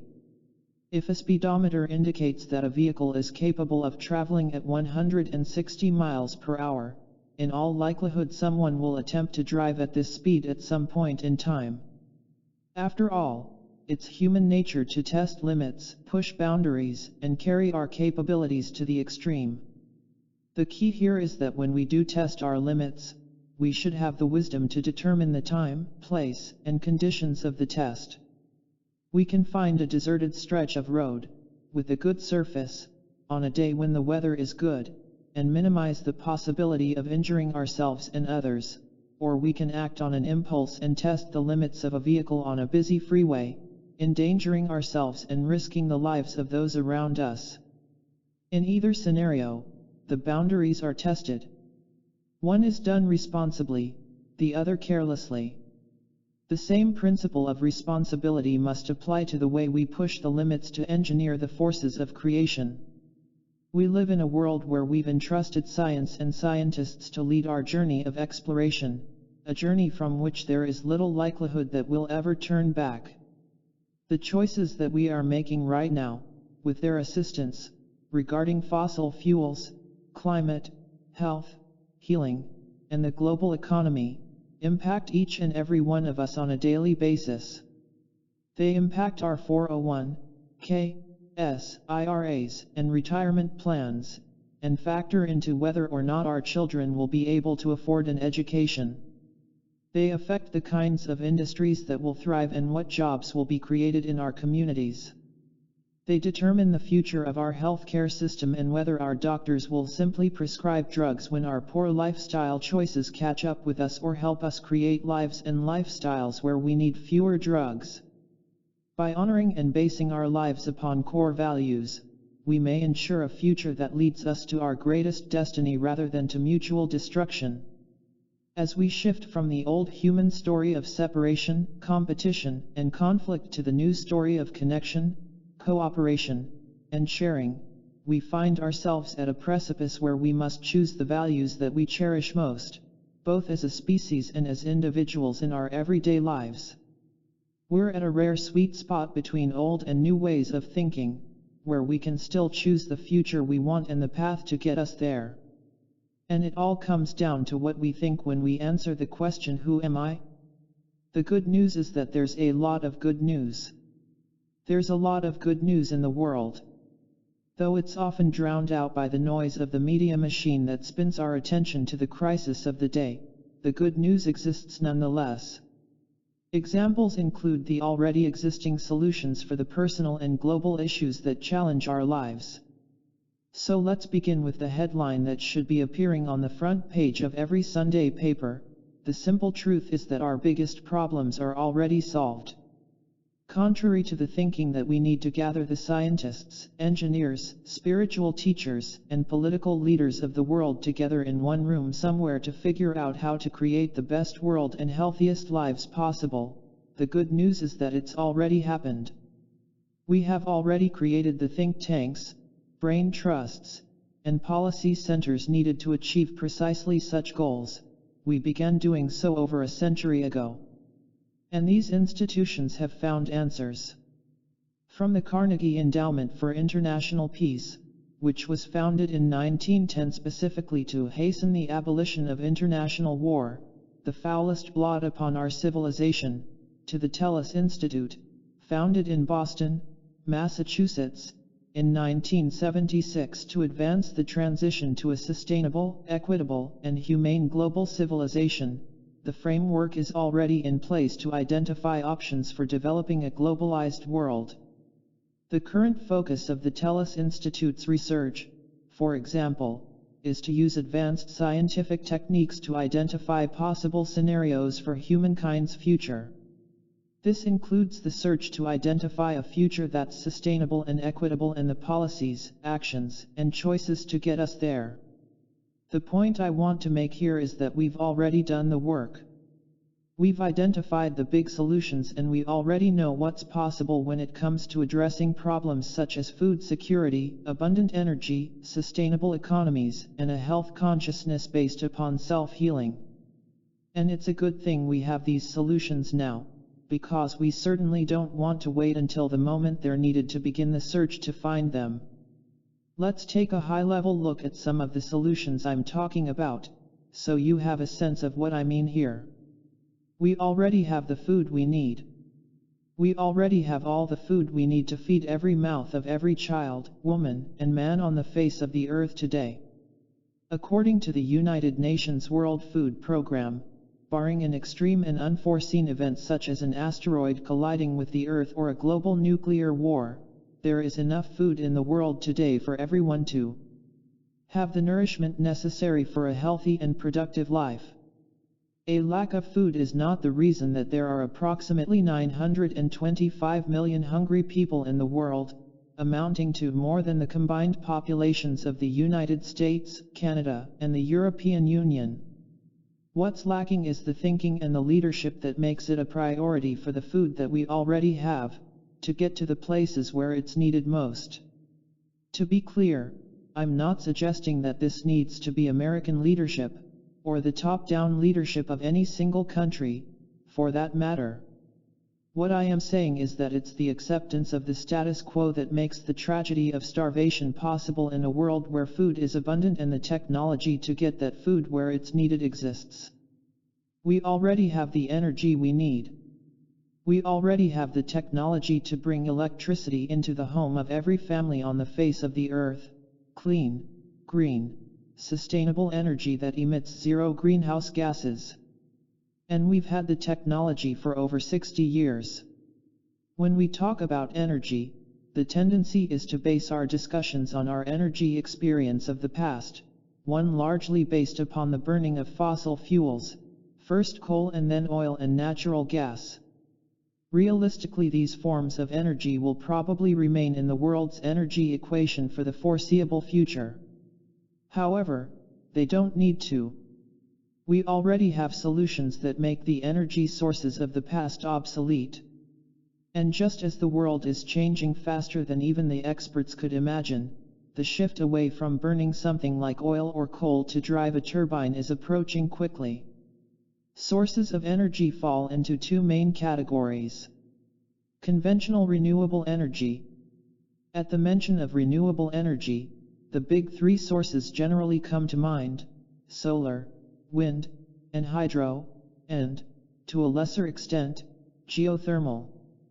Rather than thinking of any one of these sources as the single solution to the world's energy needs, it makes sense to think of them locally, and consider what each local environment can offer and sustain. While centralized, powerful, and reliable energy sources may be good to run the hospitals, schools, high-rise office buildings, and apartments in some big cities, there are places where local sources can supply, and in some cases replace, large, centralized systems. America's desert Southwest is a perfect example of what I mean.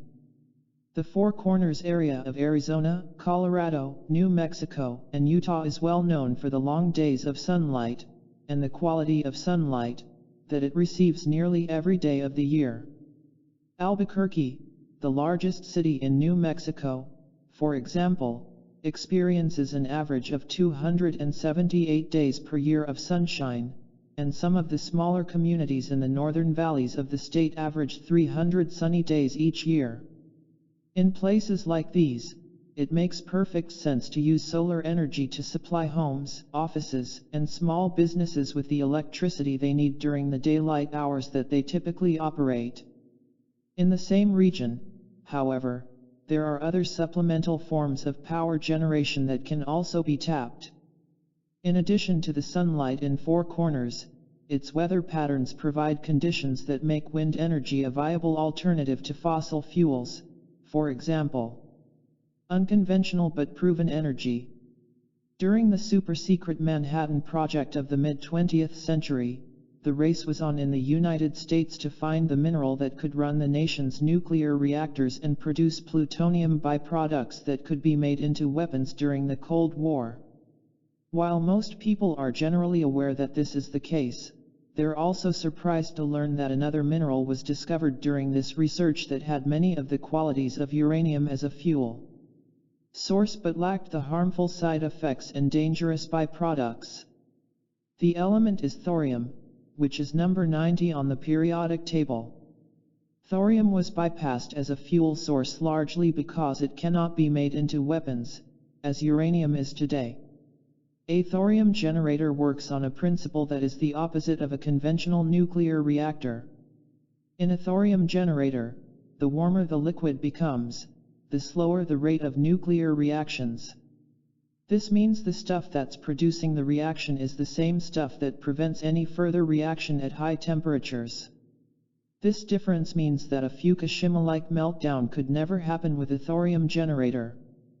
The physics make it impossible. Many people are surprised to learn that thorium energy has advanced beyond theory.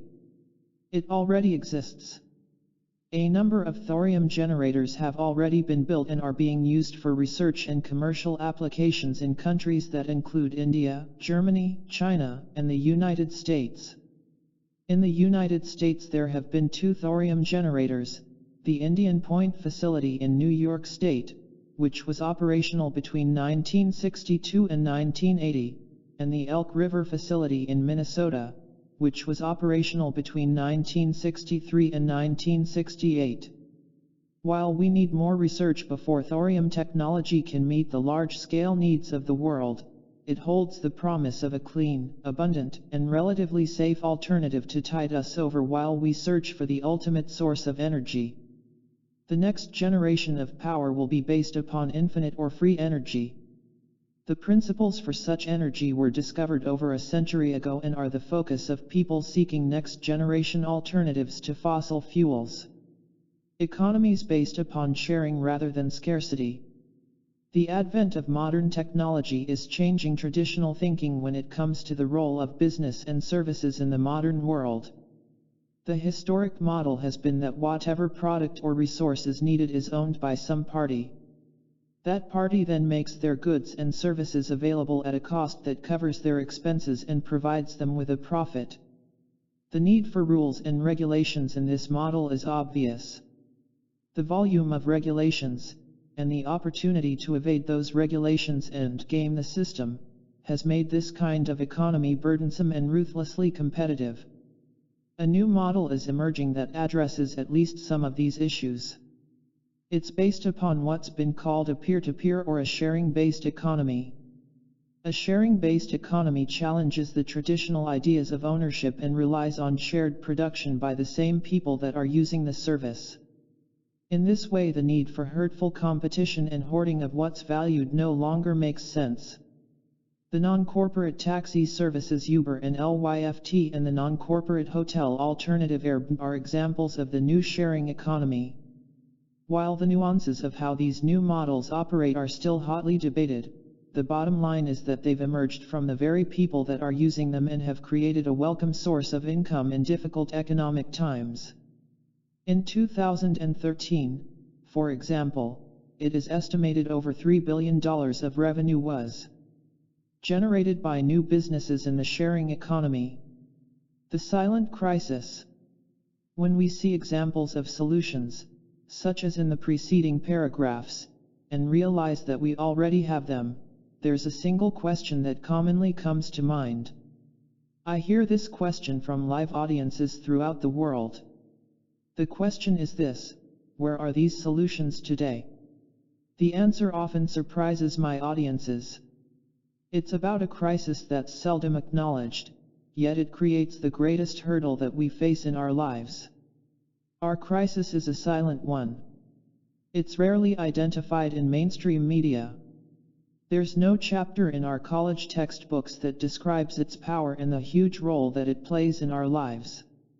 Yet it remains an invisible wall between us and every one of the good news solutions that we could be benefiting from today. Our silent crisis is a crisis of thinking.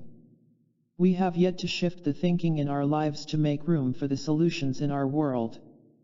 When we consider this, it makes perfect sense. How can we embrace the new ideas and new solutions in our lives if we're clinging to the old ideas and solutions of the past? Put another way, how can we make room for the new world in our minds and in our hearts if we're filled up with the images, emotions, and expectations of the familiar world of the past?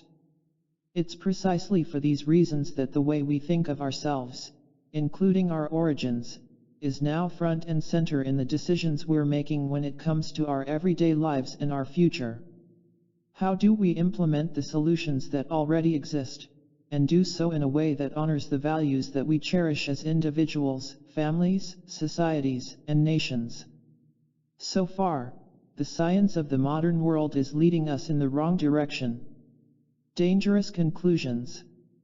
In October 1988, renowned astrophysicist Stephen Hawking summed up the traditional scientific view of how we fit into the big picture of the universe. In the German weekly publication Der Spiegel, he was quoted as saying, "We are just an advanced breed of monkeys on a minor planet of a very average star. But we can understand the universe. That makes us something very special." I remember my reaction when I first read these words from a man that I've always respected and held in high esteem.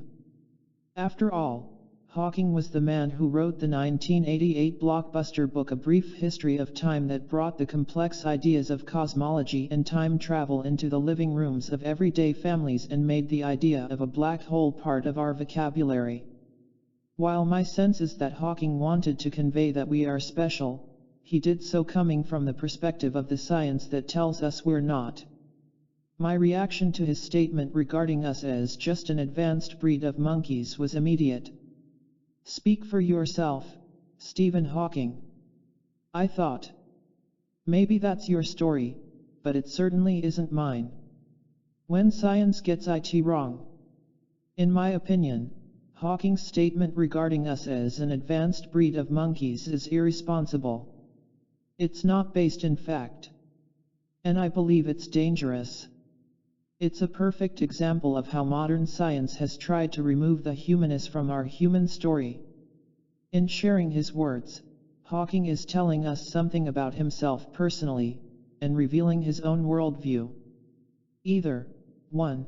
He is uninformed and not aware of the latest fossil and genetic discoveries that make his statement false, or, 2. He is informed and aware of them, and he's chosen to ignore the facts. And if Hawking has chosen to ignore the facts, I can only speculate as to why he would make such a choice. Maybe it's to preserve the status quo when it comes to the story of human evolution. Or maybe it's something more personal.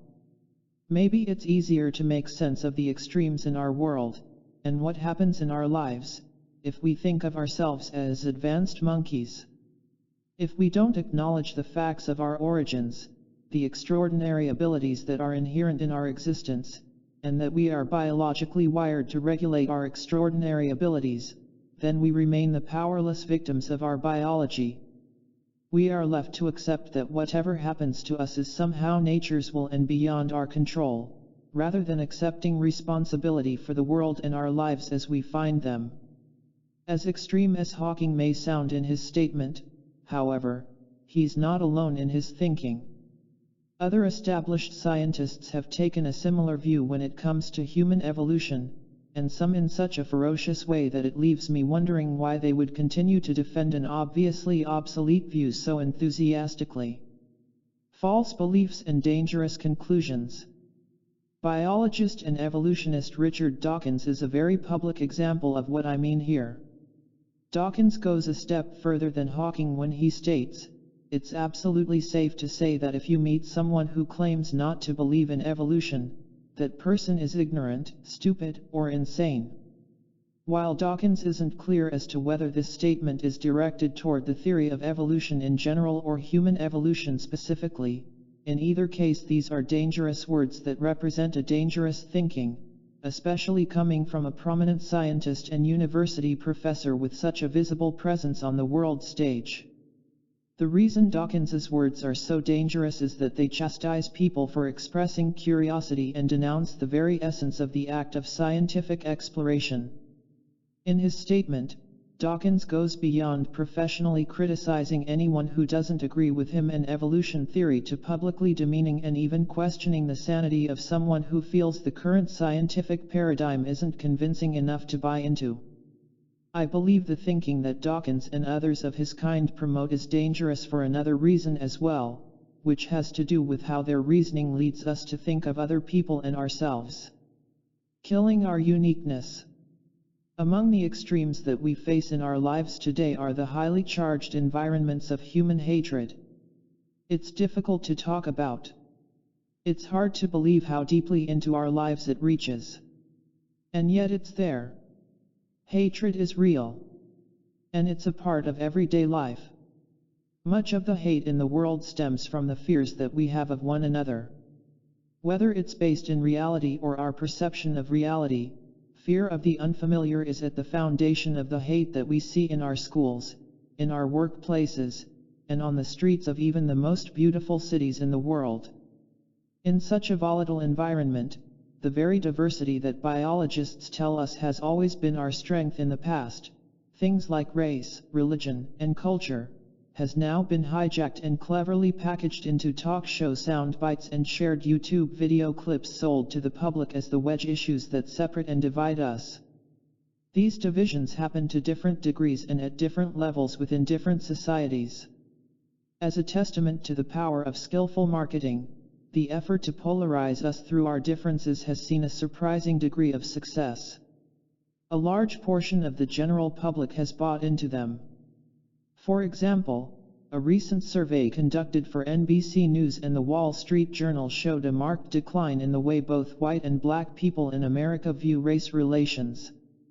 The study found that, according to the poll, 45% of whites and 58% of African Americans now believe race relations are very or fairly bad, compared with 2009, when only 20% of whites and 30% of blacks held an unfavorable view. Clearly, when it comes to factors such as religion and race, the meaning we give to those qualities is tearing us apart at the core of our families, workplaces, schools, and communities. And while this kind of division may be new to the millennial generation, young people born late in the 20th century, recent history shows that this is not the first time this kind of division has happened. A new name for killing what is feared. Historians describe the 20th century as the single bloodiest century in all of recorded history. In World War II alone, for instance, approximately 50 million people died in combat and from war-related atrocities. And the deaths due to human atrocities continued even after the war was over, through the end of the century. By 1999, 80 million men, women, and children of all ages had been lost in the 20th century to violence based on ethnic, religious, and philosophical conflicts, 5 times as many as were lost due to all of the natural disasters and the AIDS epidemic combined during the same period. I'm sharing these horrendous statistics because they are part of a thinking that led to an increase of a new kind of atrocity in the last century. While acts of atrocity had certainly happened in the past, they reached such a magnitude in the 20th century that they had to be given an official name so they could be defined and made illegal. In 1948, the United Nations adopted the term genocide to describe this kind of killing, as well as to make it possible to clearly define and outlaw mass murder in global policies. The act of genocide was defined as an intent to destroy societies or the populations of entire geographic regions based upon ideas of race, religious beliefs, or bloodlines. The thinking that is used to justify genocide and make it possible is a poignant example of where false science can lead. We've seen this before. The thinking underlying contemporary genocides, and specifically spelled out in some, is directly linked to Darwin's false assumptions and how his ideas have been accepted, embraced, and perpetuated by modern science, even when they are proven false. California State University history professor Richard Vickert sums this up when he writes, "Darwinism undermined traditional morality and the value of human life. Then, evolutionary progress became the new moral imperative. This aided the advance of eugenics, the belief that selective breeding, and the elimination of misfits, can create an ideal human race, which was overtly founded on Darwinian principles." Some prominent Darwinists argued that human racial competition and war is part of the Darwinian struggle for existence. This thinking is mirrored in the ideas of philosophical works such as the infamous Little Red Book, officially titled Quotations from Chairman Mao Zedong, and Mein Kampf, the book that detailed Adolf Hitler's worldview. Both were used as justification for the brutal killings that took a combined toll of at least 40 million people in the genocides of the mid-20th century. Sadly, divisive thinking hasn't disappeared with the passing of time. Since 1945, genocides have continued in places such as Cambodia, Rwanda, Bosnia, and Sudan. These are well-documented tragedies that tell us the thinking that justifies mass killing is still present today. And any doubt that we've somehow evolved beyond the thinking at the root of genocide quickly disappears with the well-documented tragedies of ISIS and the 21st century genocides occurring in Africa and the Middle East. In Origin of Species, Darwin clearly states his belief that the weeding out of the weakest members of the species he observed in nature applies to humans as well. It may not be a logical deduction, but to my imagination it is far more satisfactory to look at such instincts as the young cuckoo ejecting its foster brothers, or ants making slaves as small consequences of one general law leading to the advancement of all organic beings, namely multiply, vary, let the strongest live and the weakest die. In Mein Kampf, Hitler clearly paraphrased this idea. In the struggle for daily bread, all those who are weak and sickly or less determined succumb, while the struggle of the males for the female grants the right of opportunity to propagate only to the healthiest. And struggle is always a means for improving a species' health and power of resistance and, therefore, a cause of higher development. Later in life, Darwin had second thoughts with respect to some of his earlier statements regarding survival of the strongest and origin of species. Contrary to his early conclusions regarding superior individual strength, his later works described survival strategies in nature based on unity and cooperation, rather than natural selection and survival of the strongest. In his next major book, The Descent of Man, he summarized his observations. Those communities which included the greatest number of the most sympathetic members would flourish best and rear the greatest number of offspring. Although Darwin may have seen the light in regard to his false assumptions of competition and struggle, it might have been too late. Origin of Species was already a classic text as the foundation of a mindset that today is used to steer us away from reliance upon our natural instincts of cooperation and goodness. Nature's rule. Cooperation. Early in the 20th century, Russian naturalist Peter Kropotkin reinforced Darwin's later work with his own observations.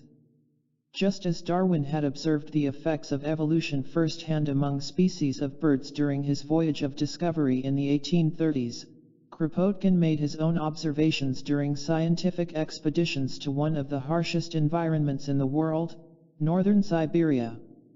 He described how he'd found that cooperation and unity, rather than survival of the strongest, are the keys to the success of a species. In his classic book Mutual Aid, published in 1902, Kropotkin illustrated the benefits experienced in the insect kingdom through the instinctual ability of ants to live as cooperative rather than competitive societies.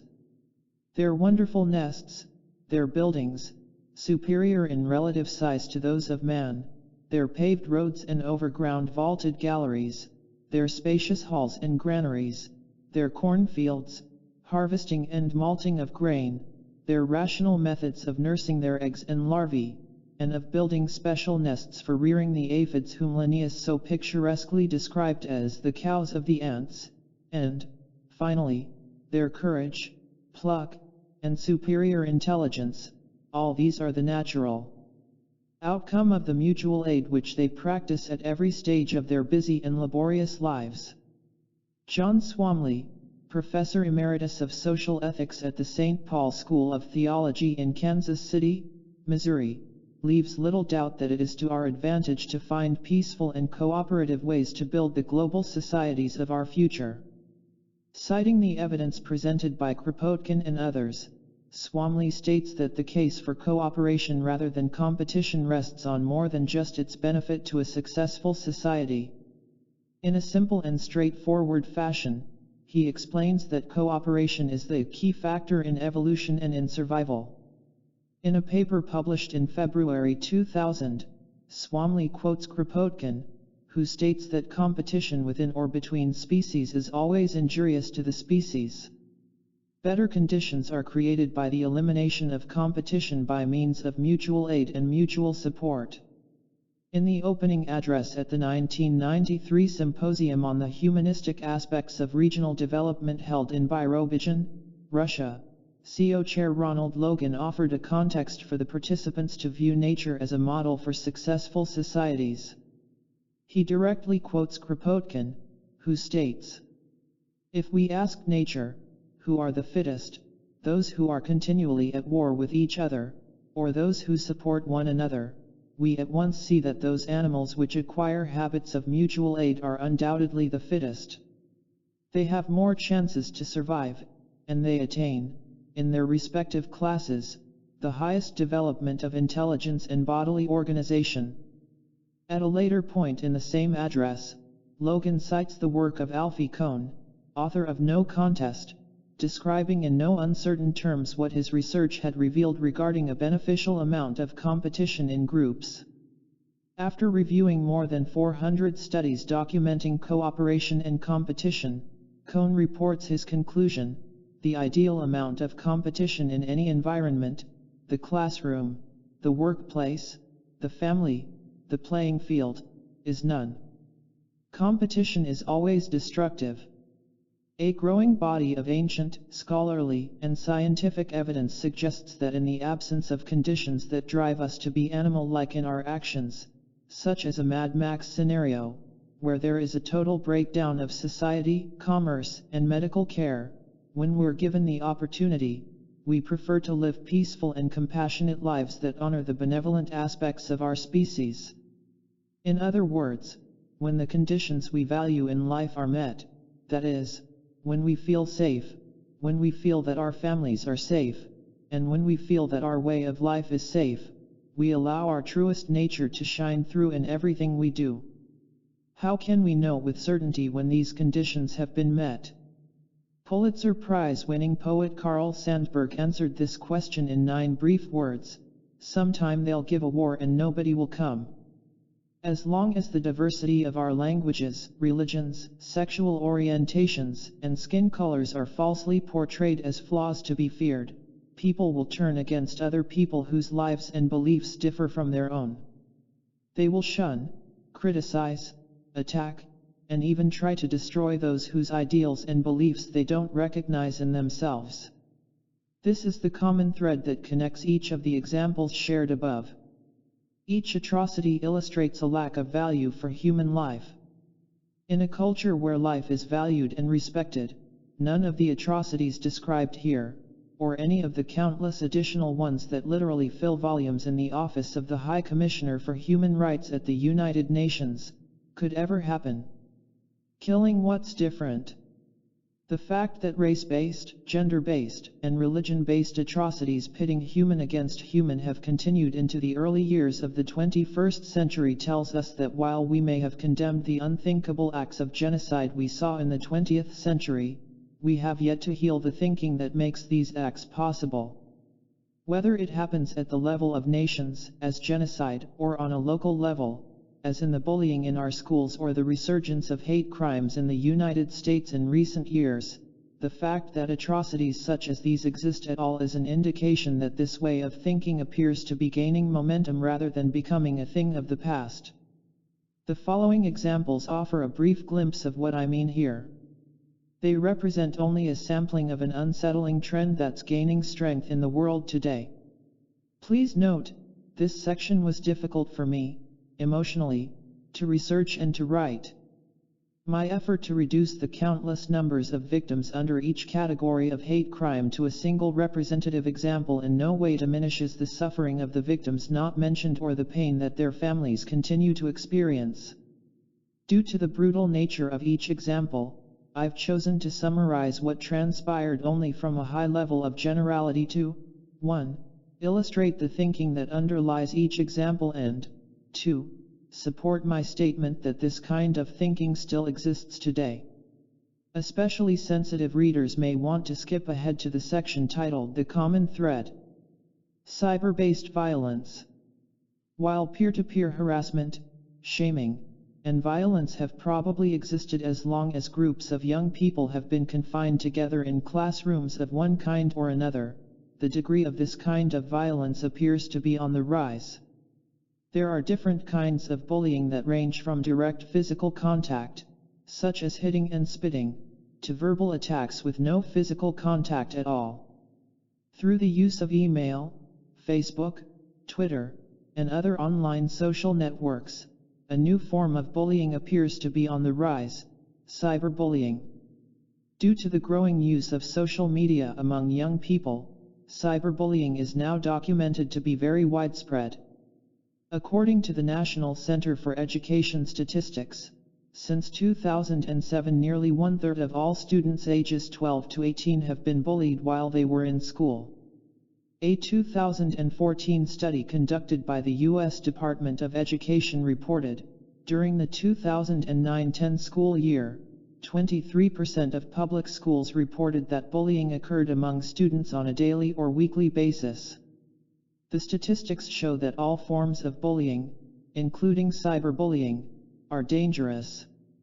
They all have painful consequences, some that can last well into adulthood, and some that are so painful that they lead students to take actions that are irreversible, such as suicide or murder. On January 14, 2013, a distraught 15-year-old student named Jaden Bell walked onto the campus of an elementary school and hanged himself on the outdoor jungle gym. Jaden was a member of the high school cheerleading team and the victim of what was characterized as intense bullying through social media, largely because of his sexual orientation. His attempted suicide was unsuccessful at first, however, and he didn't die immediately. Instead, Jaden was found unconscious but alive and rushed to the nearest hospital, where he remained in a coma and on life support until he died on February 3, 21 days later. Jaden's suicide made national headlines and helped catapult the phenomenon of cyberbullying into the national conversation. His death powerfully illustrates how non-physical bullying can have devastating emotional effects. According to Jaden's father, his son was hurting so bad, just from the bullying at school. Yeah, there were other issues, but ultimately, it was all due to the bullying, for not being accepted for being gay. Sadly, Jaden's suicide is not an isolated incident. A growing number of young teenagers feel that taking their lives is the only way to cope with the humiliation that comes from cyberbullying. The nature of the bullying students endure ranges from insults about their appearance, weight, or physical features, and sharing of nude pictures that were originally taken in confidence to young girls being filmed during assaults and then being humiliated a second time as the videos are shared publicly on social media. Violence based on sexual orientation. Statistics compiled by the Federal Bureau of Investigation, the U.S. Census Bureau, the Pew Research Center, the Williams Institute, and demographic mapping website Social Explorer were used to compare the number of hate crimes occurring in the United States targeting LGBT, Jewish, Muslim, Black, Asian, and white people between 2005 and 2014. The result of the 9-year-long study was clear. As summarized in the New York Times, the study found that LGBT people are twice as likely to be targeted as African Americans, and the rate of hate crimes against them has surpassed that of crimes against Jews. The savage killing of a young man in rural Wyoming provides a powerful example of the brutality that can stem from extreme thinking about sexual orientation, and that led to the later study. Matthew Shepard was studying political science at the University of Wyoming in 1998. A gay man, he was enjoying an evening out at a local lounge on October 6 of that year with 2 other men who pretended to befriend him. At the end of the evening, they offered to give him a ride home and he accepted. But instead of being taken home, he was driven to a remote area where he was severely beaten, lost consciousness, and was left for dead. He was still alive, however, and in a coma, when a police officer discovered him at the remote location 18 hours later. Doctors determined that the injuries to Matthew's brainstem were so severe that they could not safely operate on him. He remained on life support until he was pronounced dead on October 12, 1998. The high visibility of Matthew's story and of the trial of the men who were found guilty of his murder was due, in large part, to the anti-gay motivation of their actions. Violence based on race. In June 1998, a man who had been hitchhiking one evening near his own town in rural Texas accepted a ride offered by 3 men, one of whom he was acquainted with. The hitchhiker, James Byrd, Jr., was black, and the men who picked him up in their car that evening were white. At least 2 of the 3 white men were self-described white supremacists. The events that followed and led to James's death were so brutal that they had to be censored by the national media in the public interest. It was this event, however, along with the hate killing of Matthew Shepard the same year, that led to the passage of a federal law named the Matthew Shepard and James Byrd, Jr. Hate Crimes Prevention Act, which expanded the 1969 United States federal hate crimes law to include crimes motivated by a victim's actual or perceived gender, sexual orientation, gender identity, or disability. The act was passed by the U.S. Congress on October 22, 2009, and signed into federal law by President Obama on October 28 the same year. Violence based on religion. In testimony presented at the British House of Commons in 2016, one of the British ministers read verbatim portions of an interview with Eklas, a 15-year-old girl living in northern Iraq, who, along with her family, followed the ancient Yazidi religion. Eklas's village was overrun by ISIS soldiers. She was captured and enslaved until she escaped from her captors. 38 She described how these men had come to her family's home, killed her father and 2 brothers, and then brutalized her and every girl in her village over the age of 9. The reason for their ordeal, she said, was their religion. We were targeted because our religion and belief is different from theirs, and our humanity is different from theirs, because we believe in the angel Taz. Religion-based hate crimes are not limited to the Middle East. They are making a resurgence in other parts of the world as well, including Europe and the United States. Since 1996, the FBI has logged statistics for violence against people in the United States based upon their religious beliefs. The 2014 Hate Crime Statistics Report states that 5,479 incidents of hate crime in general were reported in 2014. Of this number, the percentage that were religion-based crimes against individuals was 17%. Interestingly, this is very close to the percentage for crimes based upon sexual orientation, 18%. The study also shows that of the offenses reported, approximately 58% were anti-Jewish, 16% were anti-Islamic, and 6% were anti-Catholic. The common thread. There is a common thread that weaves its way through the examples of hate crimes I've just described. In following that thread, we're given insight into the kind of thinking that's tearing at the very fabric of our families, communities, and societies. In each instance, the brutality of the hate crime could happen only in the presence of a belief that the life of the victim had no worth. Hate crimes are about something that goes much deeper than the taking of another person's life.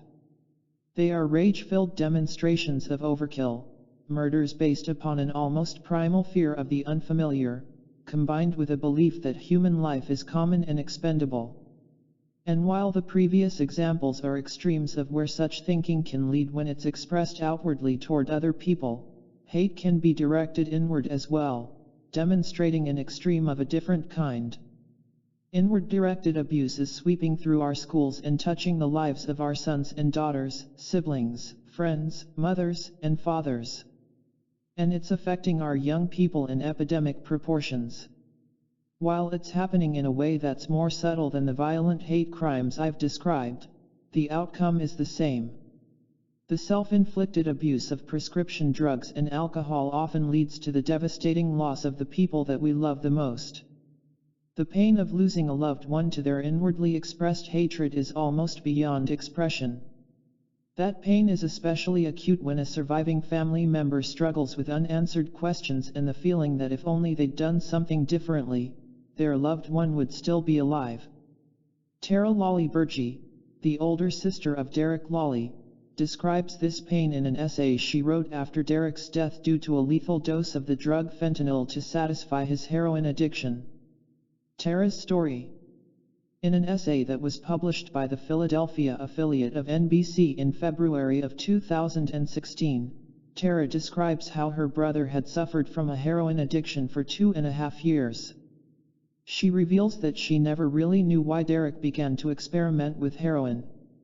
But she speculates about what may have happened. Tara says her brother loved life. He loved those around him, especially his 3-year-old daughter. But he didn't love himself. Heroin helped Derek escape his reality. It put him into a daze that allowed him to forget, she writes. And although he attempted to wean himself from his addiction at least 5 times, his efforts were unsuccessful. Derek's body was found abandoned in a wooded alley a full day after he had been deceptively given fentanyl, a narcotic associated with anesthesia, when he believed he was receiving a familiar dose of heroin to satisfy his addiction. He died from the effects of the drug, which put him into such a deep sleep that it suppressed his breathing. Tara's pain in reflecting on her brother's experience is best described in her own words.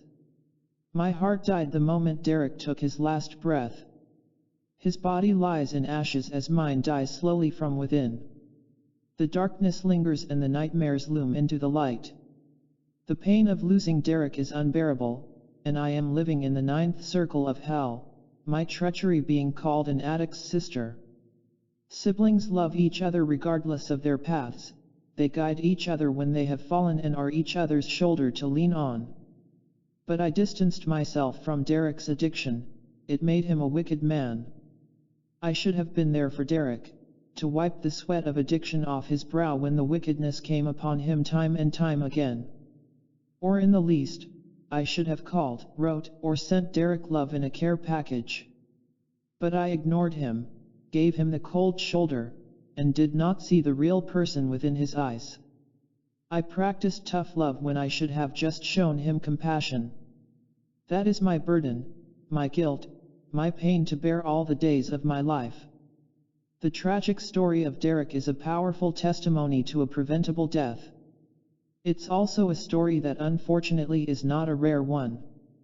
Time and again, different parents from different communities, different races, and different religions ask the same question through their tears as they bury their sons and daughters.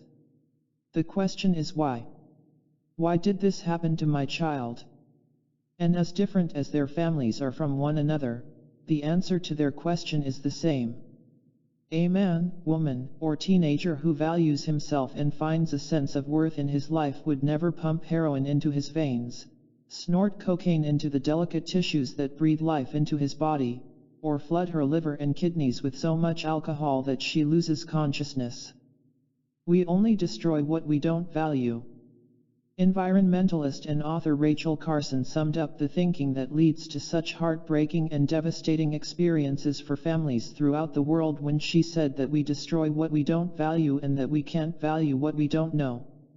Carson's observation beautifully describes the theme of this book and the crux of what we're up against today. And while experts attribute the uptick in person-to-person violence to everything from inequality between those who have and those who have not to religious intolerance among Christians, Jews, and Muslims, the real reason that lies at the core of all reasons for the increasing violence toward one another is the source of a difficult truth. While we've created a wondrous society and a culture of advanced technology, we've done so at a tremendous cost. Somewhere along the way we lost the value that we place on a human life. And without that sense of value, life seems expendable.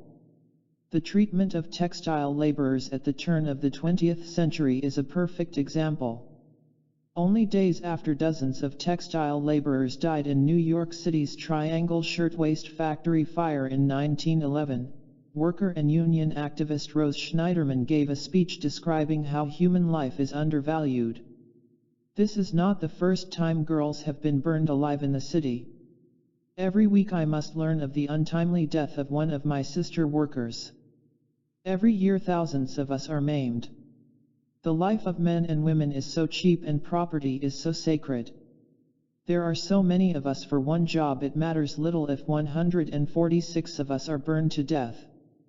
Although Schneiderman made this speech over a century ago, the conditions that she described and the thinking that makes those conditions possible haven't changed all that much. We need look no farther than everyday headlines throughout the world to see how deeply the sense that life is cheap continues to play out in our daily existence. Between 2001 and 2012, the number of women in America killed by their former or current partners was 11,766, over twice the total number of American troops killed in the Afghanistan and Iraq wars combined, during the same period of time. In 2013, disregard for safe conditions in a garment factory in Dhaka, Bangladesh, led to the collapse of the building and the death of over 1,000 people, making it the worst disaster of its kind in history. The power of self-worth. In our hypercharged environment of extremes, what we believe about who we are and where we come from holds a special place of sacred power. It's precisely these beliefs that hold the power to fragment our communities and polarize our nations so we engage in endless wars. Such beliefs also have the power to unify us. The deepest truth of our origins could give us a reverent sense of value for each and every human life. This is why it's so dangerous to believe false science and lie to ourselves about where we come from. If it were true that we're just an advanced breed of monkeys and ignorant, stupid, or insane for believing anything other than the accepted doctrine of human evolution, then it would make perfect sense to live our lives in a way that reflects such a belief.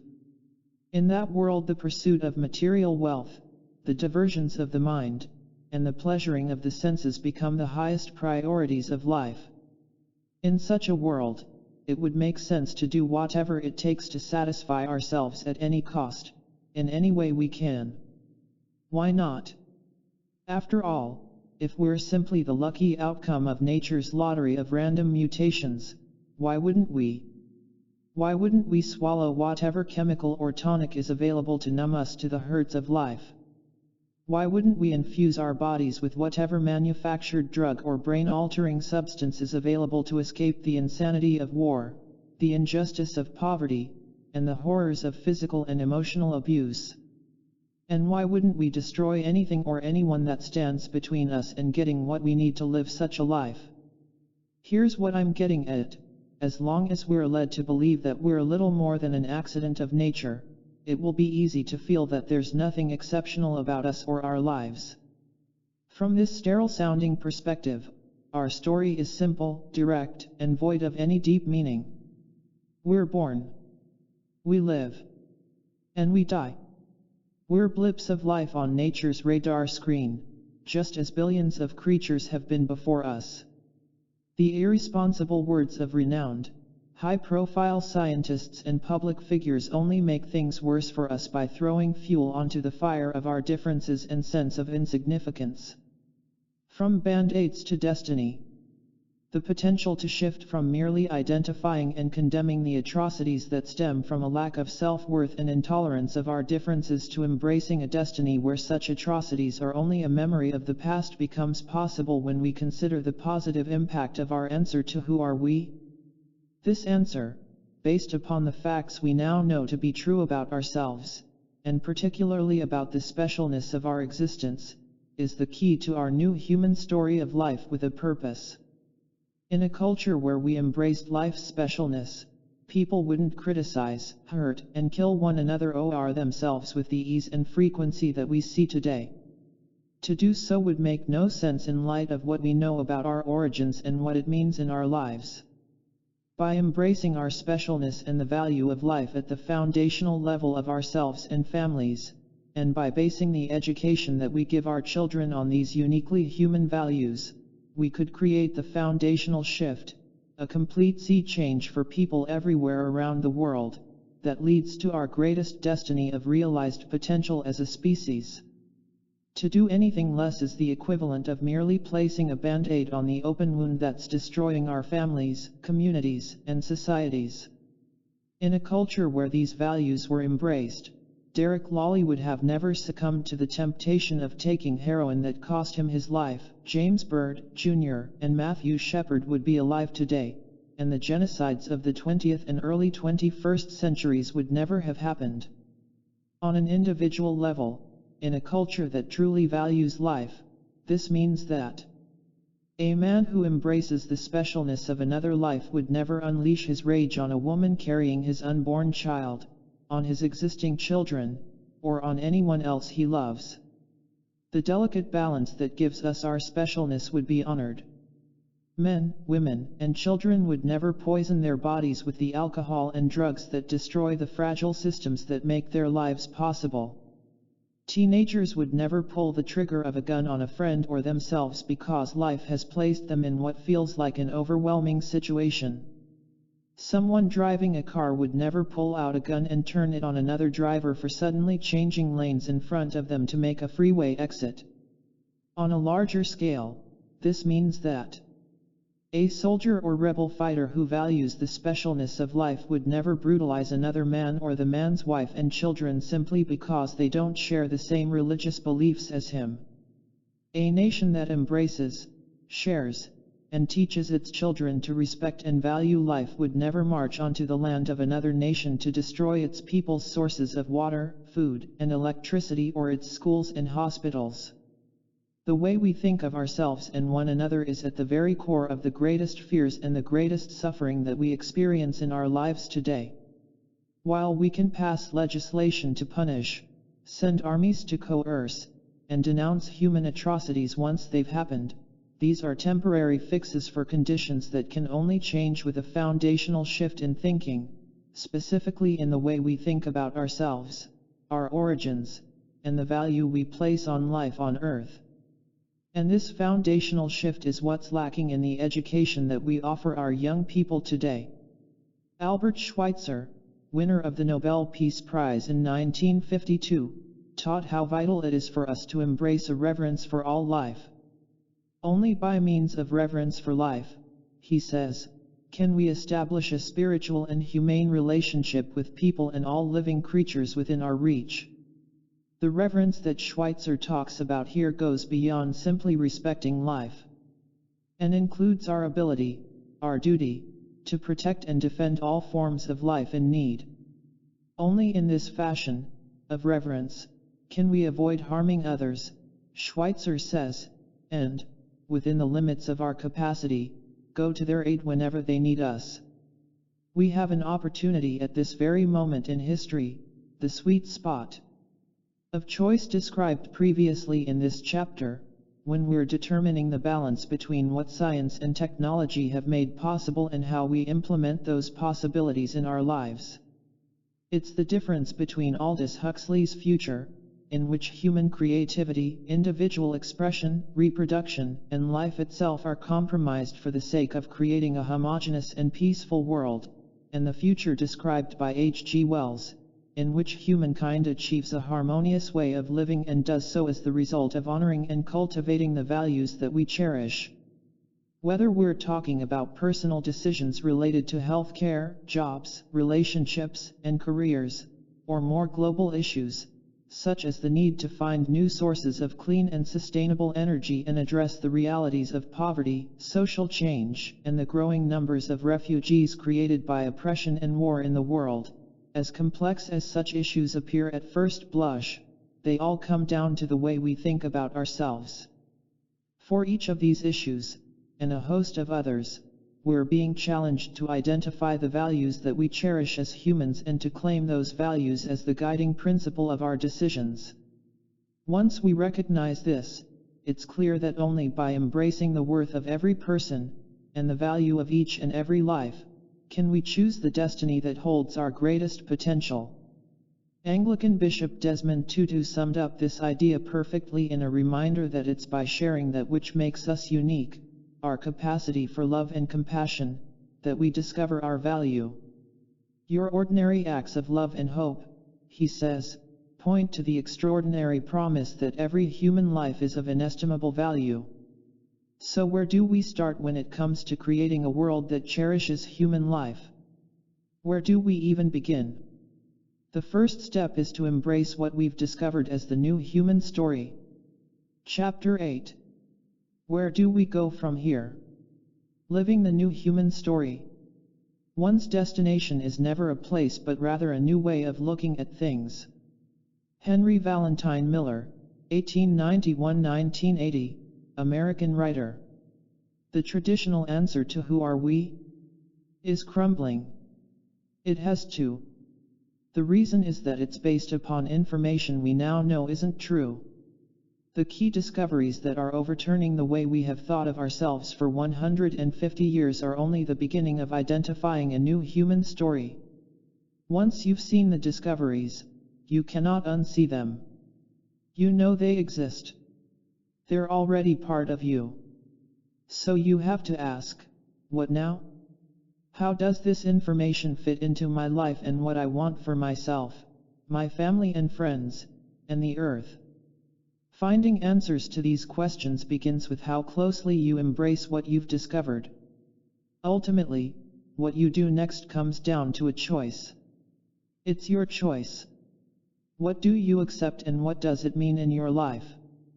When I'm faced with new and life-changing information, such as I have been when confronted by the evidence for a different scientific explanation of human origins than Darwin's original theory of evolution, there are three simple questions I ask myself to guide my choices.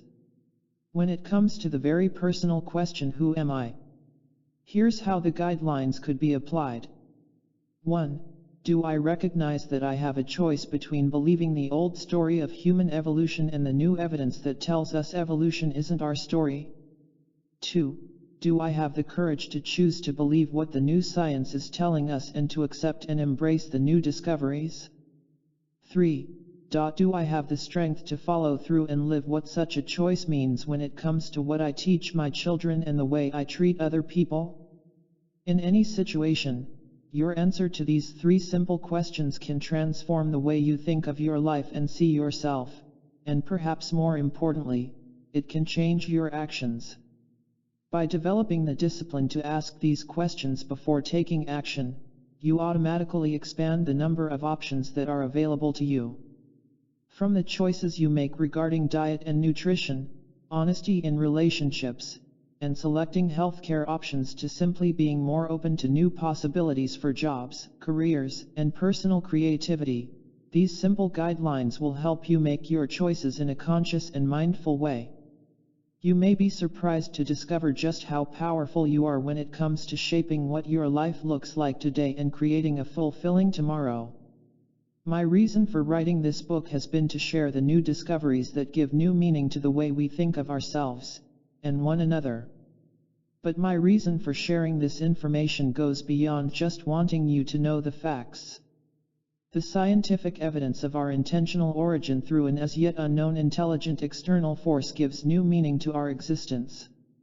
It carries us beyond survival of the strongest, struggle, and competition.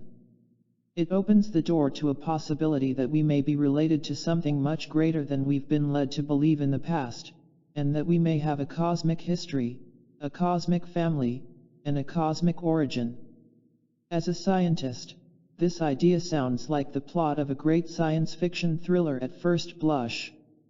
But it's where that thriller can lead that excites me. It's the possibility where we transform our lives and our world in the best way possible, and do so while honoring the human values we cherish most. In some respects, this is the outcome described in H.G. Wells's book Men Like Gods, except that if we succeed, it will be happening 3,000 years earlier. Rethinking your baseline beliefs. Now that you've had the benefit of reading this book and the discoveries it has revealed, I invite you to round out your reading experience by revisiting the questions I asked you at the beginning of Part 1. Before Chapter 1, I invited you to create a baseline for what you thought about evolution and its significance for your life and of what you believed about yourself. Now is a good time to re-examine those thoughts and beliefs to clarify if, and how, they have changed. Opening the door to our greatest potential as human beings must begin with our willingness to embrace the fact that the potential for extraordinary things exists. After you've answered the following questions, I invite you to compare your answers to those you recorded at the beginning of this book. My overarching question to you is, has what you've discovered transformed the way you think of yourself, your limits, and most importantly, your potential? 1. Chance event that happened long ago, as conventional science suggests? 2. Do you believe that human life, your life, is the result of a chance event that happened long ago, as evolutionary theory suggests? Questions about your potential. 3. Do you believe that you're designed to consciously influence the events of your life, the quality of your life, and how long you live? If you answered no to the previous question, continue to defining your beliefs below. If you answered yes to the previous question, please continue here. 4. Do you trust your ability to trigger self-healing in your body on demand when you need it? 5. Do you trust your ability to trigger your deepest states of intuition on demand when you need them? 6. Do you trust your ability to self-regulate your immune system, your longevity hormones, and your overall health? Defining your beliefs. 7. When I notice something unusual happening with my body, sudden aches or pains, an unexplained rash, a rapid heartbeat for no apparent reason, and so on, I now find myself feeling. 8. When I notice something out of the ordinary happening with my body, the first thing I will do is. The way you've answered each of these questions will guide you to understand how you currently think of your potential. These answers can also serve as a compass that indicates in what direction you may want to explore your personal growth. The key here is that your body can respond only to the fuel of the beliefs you embrace. For example, if you believe that life in general, as well as your life in particular, is the result of a chance event that happened a long time ago, then this perception may be reflected in the choices you make in other areas of your life. For example, it's easier to discount the sacredness of life and the value of our experiences when we tell ourselves that we're the result of a lucky accident of biology that just happened to have occurred long ago. To embrace the growing body of evidence suggesting that we're the result of an intentional act, when we really get that we're here on purpose, we're left with a sense of awe and a deep appreciation for all life, everywhere. That appreciation is reflected in the way we think of ourselves, as well as the way we treat our friends, family, and loved ones. If you don't trust your body's ability to maintain your health, heal, and strengthen your immunity, or your capacity for intuition, then this perception may show up in how you respond to changes in your body. Do you become fearful at the first sign of something new or different in your body? When do you choose to see a doctor to interpret the signs that your body is showing you? To be absolutely clear, there are no right or wrong answers to any of these questions. Your answers may be deep and personal reflections of the way you were conditioned to think of yourself. If that thinking has served you in the past and it continues to work for you today, then you are now consciously aware of the beliefs that guide you. But if you now find that you'd like to expand your relationship with your body, then your growth must begin with the beliefs that are the foundation of that relationship. Perhaps it's no surprise that the more we know about ourselves, and the deeper we expand our awareness of our body's potential, the more purpose we sense to our lives. And I believe that's ultimately the goal for each of us, to discover and embrace our purpose while we're experiencing life's possibilities. Life with a purpose. Almost universally, the indigenous traditions of the world remind us that we're the products of a conscious and intentional act of creation and somehow part of a cosmic family, and that as we grow and mature in our understanding, our true heritage will come to have greater meaning in our daily lives. In ancient writings, varying from Sumerian cuneiform and Egyptian hieroglyphics to the carvings and pictograms discovered in the Mayan jungles of Central America, and in the spoken wisdom of native North Americans and South Americans, our ancestors have told us that we're part of something vast and beautiful. As described in the scriptures of the world's most ancient traditions, we're given extraordinary abilities, godlike traits, that set us apart from all other forms of life and empower us to have connected, vital, and meaningful lives. We're reminded, as well, that we are stewards in this world, here to protect all life, and not masters born to dominate life. It's through our extraordinary powers of intuition, empathy, and compassion that we are granted the privilege to be the Earth's caretakers, an ability given to no other form of life. One of the greatest visionaries in history, Chief Seattle, a leader of the Suquamish people of the American Pacific Northwest, reminds us of our role in clear, eloquent, and direct terms. While the source of the following statement, often attributed to Chief Seattle, remains unconfirmed, the sentiment that it carries is timeless. Humankind has not woven the web of life. We are but one thread within it. Whatever we do to the web, we do to ourselves. All things are bound together. All things connect. The best science of the modern world seems to support the essence of this wisdom. Our extended neural networks and our ability to use our hearts, brains, and nervous systems to enhance our lives on demand are now scientifically documented. While there are scientists who may not share the self-empowering interpretations of the scientific findings that are offered in this book, what we can say with certainty is that there is nothing in the new discoveries that can deny that these capabilities exist in us or that would prevent these capabilities from being the result of an intentional design in the human genome. While we may not fully understand where our advanced abilities come from, the evidence shows that our extraordinary intellect and our capacity for compassion, empathy, and deep intuition are no accident. They've been with us, as original equipment, from our beginning. They are inherent in our nature and appear to have a purpose. They are a vital part of an intentional design. The real work. The world is on the move and our lives are moving with it. Now that you know what's in these pages, you cannot unknow what you've read. You can't simply close the book and forget about these discoveries regarding your origin or the immense power that lies within you. Although you've reached the end of this book, you've also reached the beginning of what comes next. This is where the real work begins.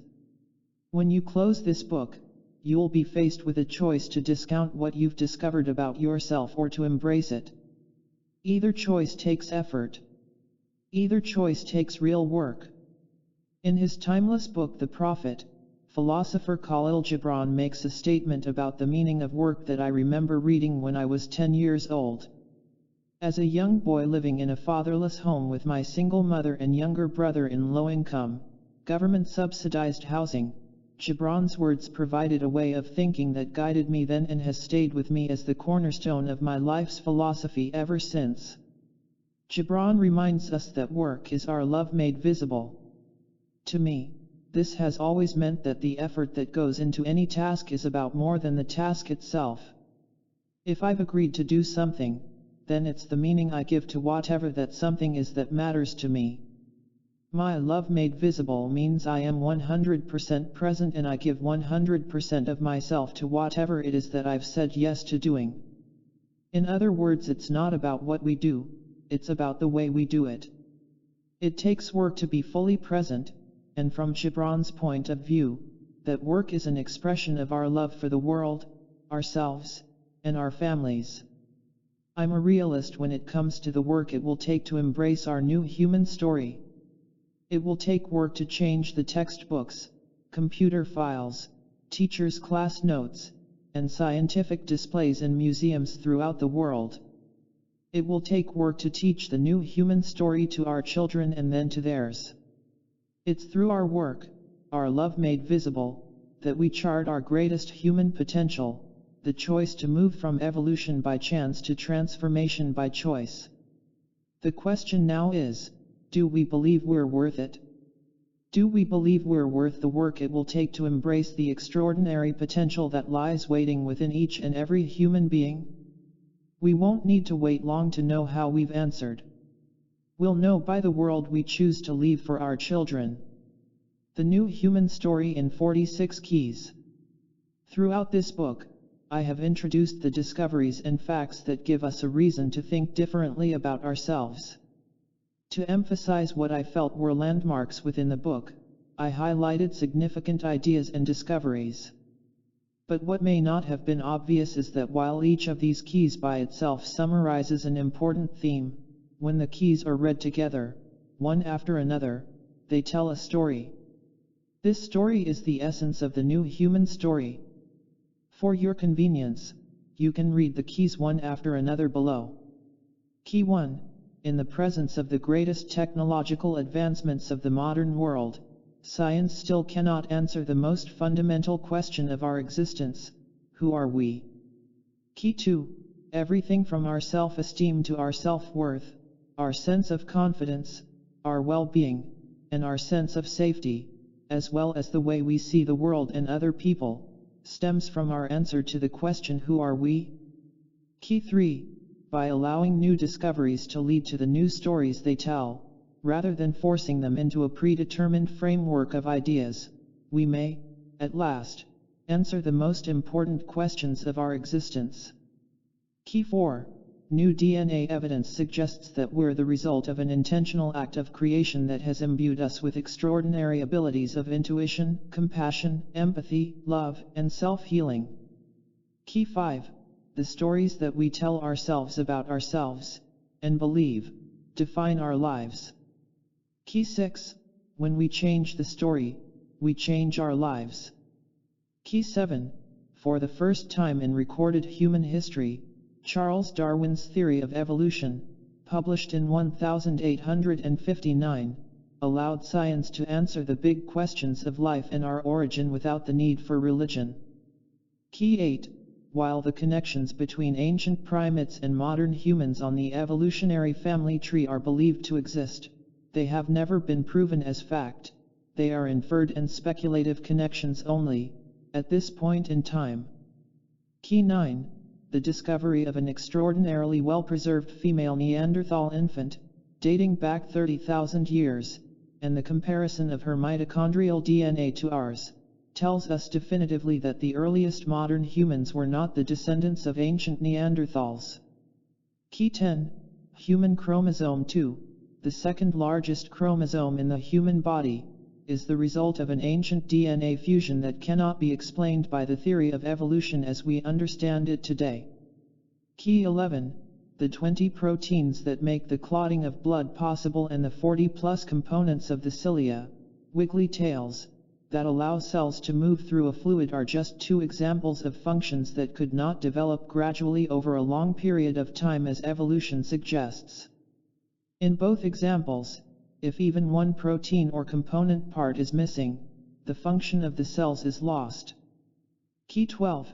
Humans appeared on Earth with the same advanced brains and nervous systems we have today, and with the ability to self-regulate vital functions already developed, contradicting the corollary to evolution theory that nature doesn't over-endow with such features until they are needed. Key 13. A growing body of physical and DNA evidence suggests that our species may have appeared 200,000 years ago with no evolutionary path leading to our appearance. Key 14.